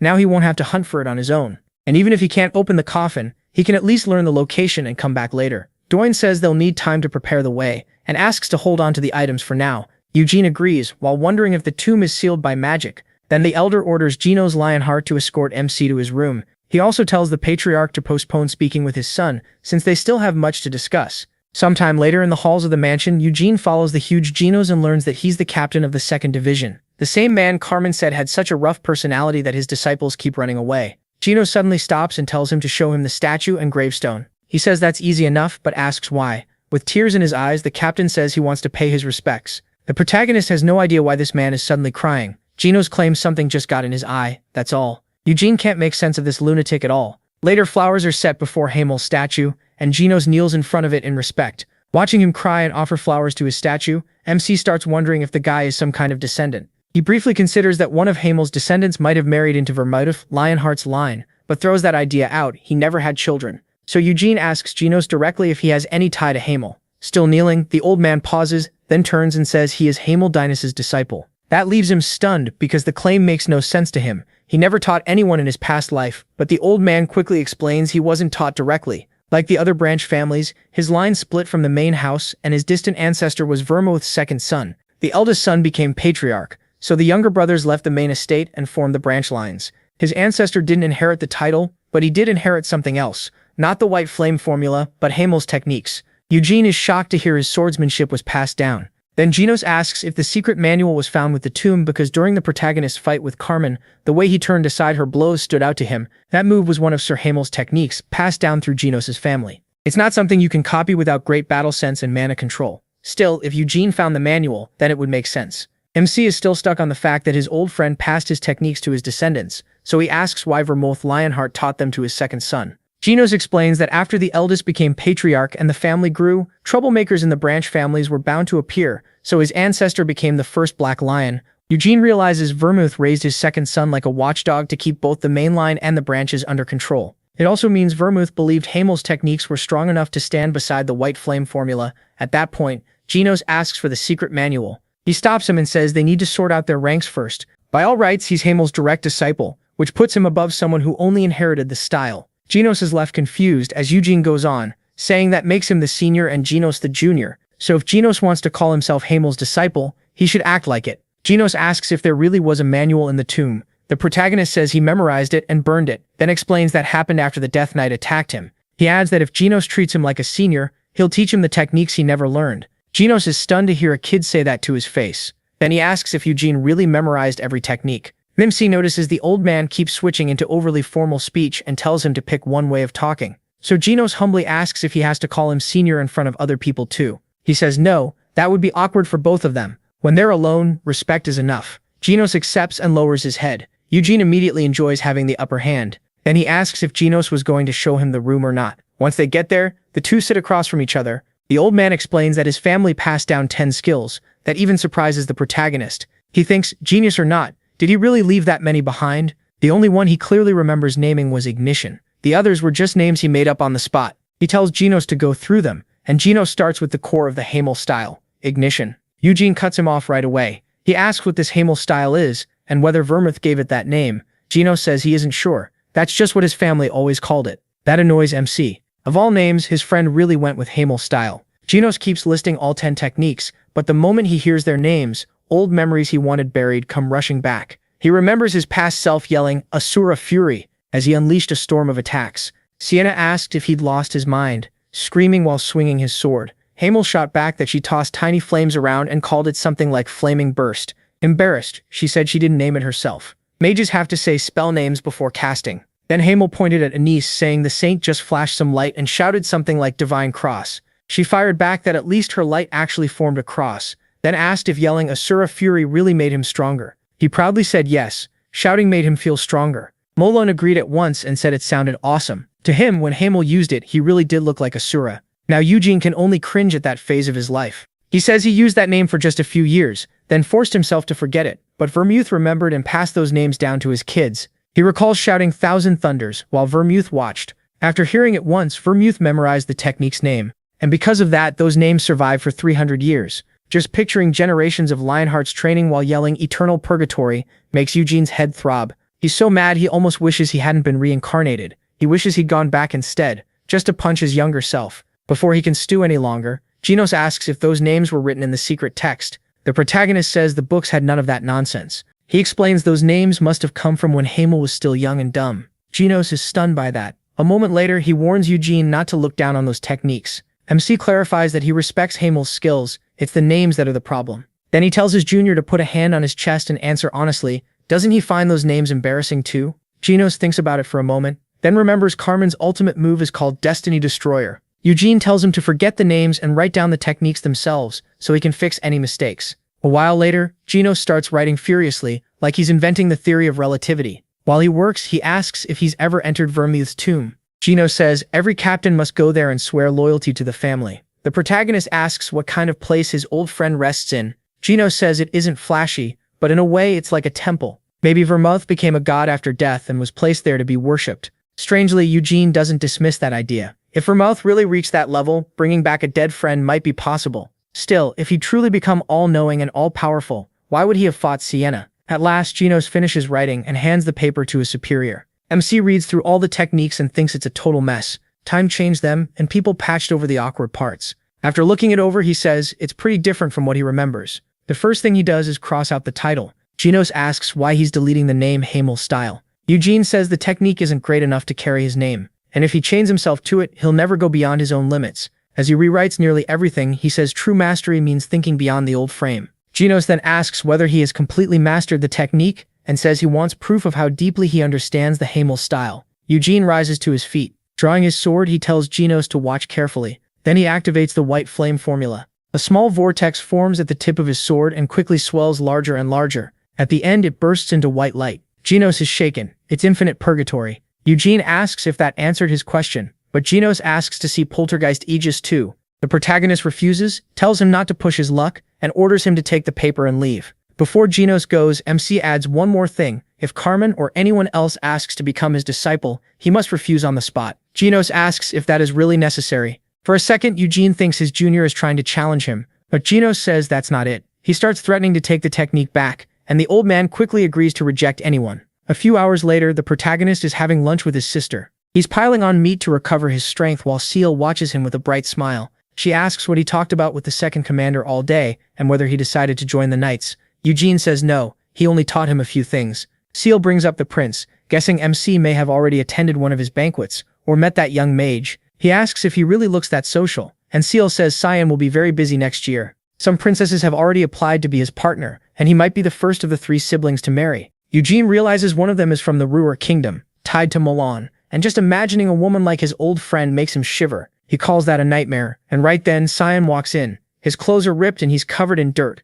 The protagonist says he came back sooner than expected. He thought Cyan would spend days lost out there, maybe chatting with ghosts in the forest. Cyan complains that he'd been fighting illusion monsters and knights all day, yet his rotten brother got back to the castle less than an hour after being thrown into the forest. Right then, a maid rushes in with urgent news. A guest is arriving soon and everyone must prepare and head to the teleport gate. Cyan says she hadn't heard anyone was coming today, and the maid explains the message just arrived. The visit was decided during the elders' meeting. Eugene asks what kind of guest is important enough to need a full welcome, and learns it's Assistant Bishop Christina Rogerus of the Holy Empire. Soon after, the whole family gathers at the teleport gate. Christina steps out first, followed by 3 holy knights. The moment MC sees her, he freezes. She looks just like a niece. Christina thanks them for receiving her. One of the elders admits he didn't expect her to come personally. Christina says it's her duty to answer any important call herself. Then she heads toward the castle with the elders and her knights. Eugene watches her closely until she suddenly stops and looks straight at him, giving him a bright smile. In that instant, he feels like he's found a saintly rival to the Gothic one. Sile asks if he's met her before, but he says this is his first time seeing her. Sile gets jealous over the way Christina smiled at him. A few hours later, Eugene is back in his room. He learns that Christina Rogerus is the adopted daughter of one of the Holy Empire's 3 cardinals, and part of the line that followed Anise. She isn't officially called a saint yet because she's still young, but since she's the only natural candidate, she'll get the title in a few years. Just then, someone calls for Eugene. The maid says a visitor wants to see him, Assistant Bishop Christina Rogerus. The saintly girl introduces herself to the protagonist. He asks why she came alone without guards, and she says she received a revelation from the God of Light, but she can't share it with him since he isn't a believer. MC asks why bring it up at all, if she won't explain, and she says she only wanted him to know this meeting was guided by God. The elders' meeting has ended, and the Senate decided to open the tomb. She'll be the one to guide him there. That's why she came in person. Later, while they walk through the halls, Eugene decides to ask her something. He heard she's the only saint candidate of her generation, so he asks if sainthood passes through blood. Christina asks why he thinks that. He says he saw pictures of Anise in the library, and Christina looks a lot like the first saint. Christina gives him a sly smile, and thanks him for comparing her to someone so noble. Eugene quickly notices she isn't surprised and figures the priests already know what Anise looked like. Christina says that for him to see even a trace of the saint in someone as lowly as her is a miracle, then asks how much else he knows. The protagonist says he knows she's the Empire's only saint candidate and the Cardinal's adopted daughter. Christina replies that her parents abandoned her as a baby, so she knows nothing about where she came from, but maybe she really is descended from Anise. That catches Eugene off guard, because Anise never had children, but the current saint says Anise was human too, so maybe she did want a child. MC thinks a sly woman like her might have even hidden a whole family during her travels, but asking Christina Rogerus about her bloodline when she knows nothing about it would be cruel. They keep walking along the castle wall. After a while, Eugene mentions how cold it is. He pulls out a coat and drapes it over her shoulders. Then he asks if they're heading to the Round Table Tower, and she says no. They're going behind the castle, where the path to Vermouth's tomb begins. When they get there, Christina Rogers says he seems deeply interested in the heroes from 300 years ago. She adds that Haugany lies in Kiel's land, but many still call it holy ground of the Sacred Empire. A lot of believers pass through it on pilgrimage. Because of that, the Sacred Empire keeps watch over the area and knows why Eugene went there. He already guessed that, since he felt eyes on him the moment he entered Haugany, so he asks if that's tied to her revelation, but she only repeats that she can't say more to a non-believer. The protagonist lets out a small laugh. Her personality is just as nasty as his old friends. Back then, everyone else talked about their pasts, but Anise never did. She always stayed quiet whenever the cardinals who raised her came up, and that silence usually came with a twisted smile, like she hated where she came from. Soon they reach the tomb's entrance, but instead of a doorway, there's only a huge cliff, making Eugene wonder if they're supposed to jump. Christina Rogers warns him not to use flight magic on the way down. She says he'll understand once they fall, then tells him to take her hand. Together they jump. As they drop, she pulls a staff-like item from her pocket. Then she activates magic that forms angelic wings. The sight shocks Eugene, and for a second he thinks he's looking at an angel. But it's really just his companion right in front of him. Still shaken, he says he honestly saw an angel for a moment. Christina Rogers asks if he's taken some kind of drug. She says it's only a basic spell used to protect people from long falls. Even so, MC is certain the angel had the same face as his old friend. Before he can dwell on it, the saint says they've arrived. Then the space around them starts to change. When they open their eyes, a wide plain stretches out before them. Christina Rogers plucks some grass and says she can't sense any life in it. Eugene explains that this place was made with spatial magic, but making a subspace this huge is far beyond ordinary magic. A little later, they arrive at a statue of the great hero Vermouth Lionheart. Then the patriarch appears and asks if they don't find this place beautiful. He says that if it didn't need to stay protected, he'd let every family member come here and pay their respects. He even says putting Hamel's bronze statue in the founder's mausoleum isn't a bad idea. Then his gaze shifts to the saint. He reminds her that entering this place requires approval from both the patriarch and the senate. Those two keys were made by the founder to keep others out. Christina Rogers immediately understands he's calling her behavior disrespectful. Still, she says she had to come because the matter is too important. The patriarch cuts in, saying her timing was wrong. Even so, she stubbornly insisted on following his son to the mausoleum entrance. As patriarch, he could have rejected that bold demand, but he allowed it because of the family's long alliance with the Sacred Empire.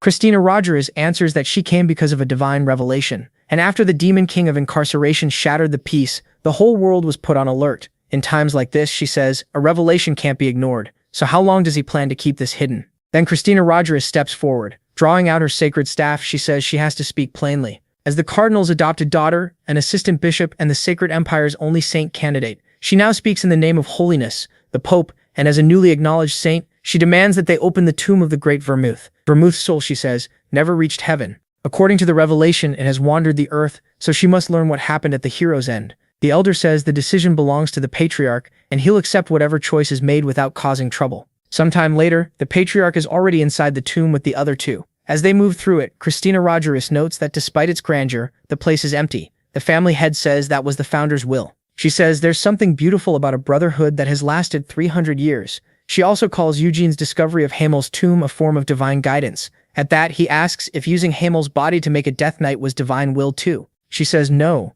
that's exactly why God sent him there, to bring light to the darkness below. That answer makes the protagonist realize how sharp she really is. Even his old companion never used God's name this openly. At last, the three reach the chamber where the tomb is sealed. The patriarch says he's about to open it, so they should watch closely. Eugene grows uneasy. From the bottom of his heart, he hopes his friend's body is inside. If Vermouth is truly dead and resting here, maybe MC can finally let go of his doubts. But when the coffin is opened, it's completely empty. Seeing that, Eugene is filled with rage. The patriarch can only wonder that if the body isn't here, then Vermouth may be hiding somewhere. Christina Rogers doesn't know either. For now, all they can do is guess, but she says she'll at least share the revelation with him. She turns to him and declares that from this moment on, he is the next hero meant to succeed Vermouth Lionheart. She says this is the will of the Pope, the God of Light, and her own will as a saint. Personally, she believes Eugene may even be the reincarnation of Vermouth Lionheart, and if that's true, then it explains why his soul never entered heaven. It stayed behind to face the dangers still coming for this world. Hearing that, the protagonist starts laughing,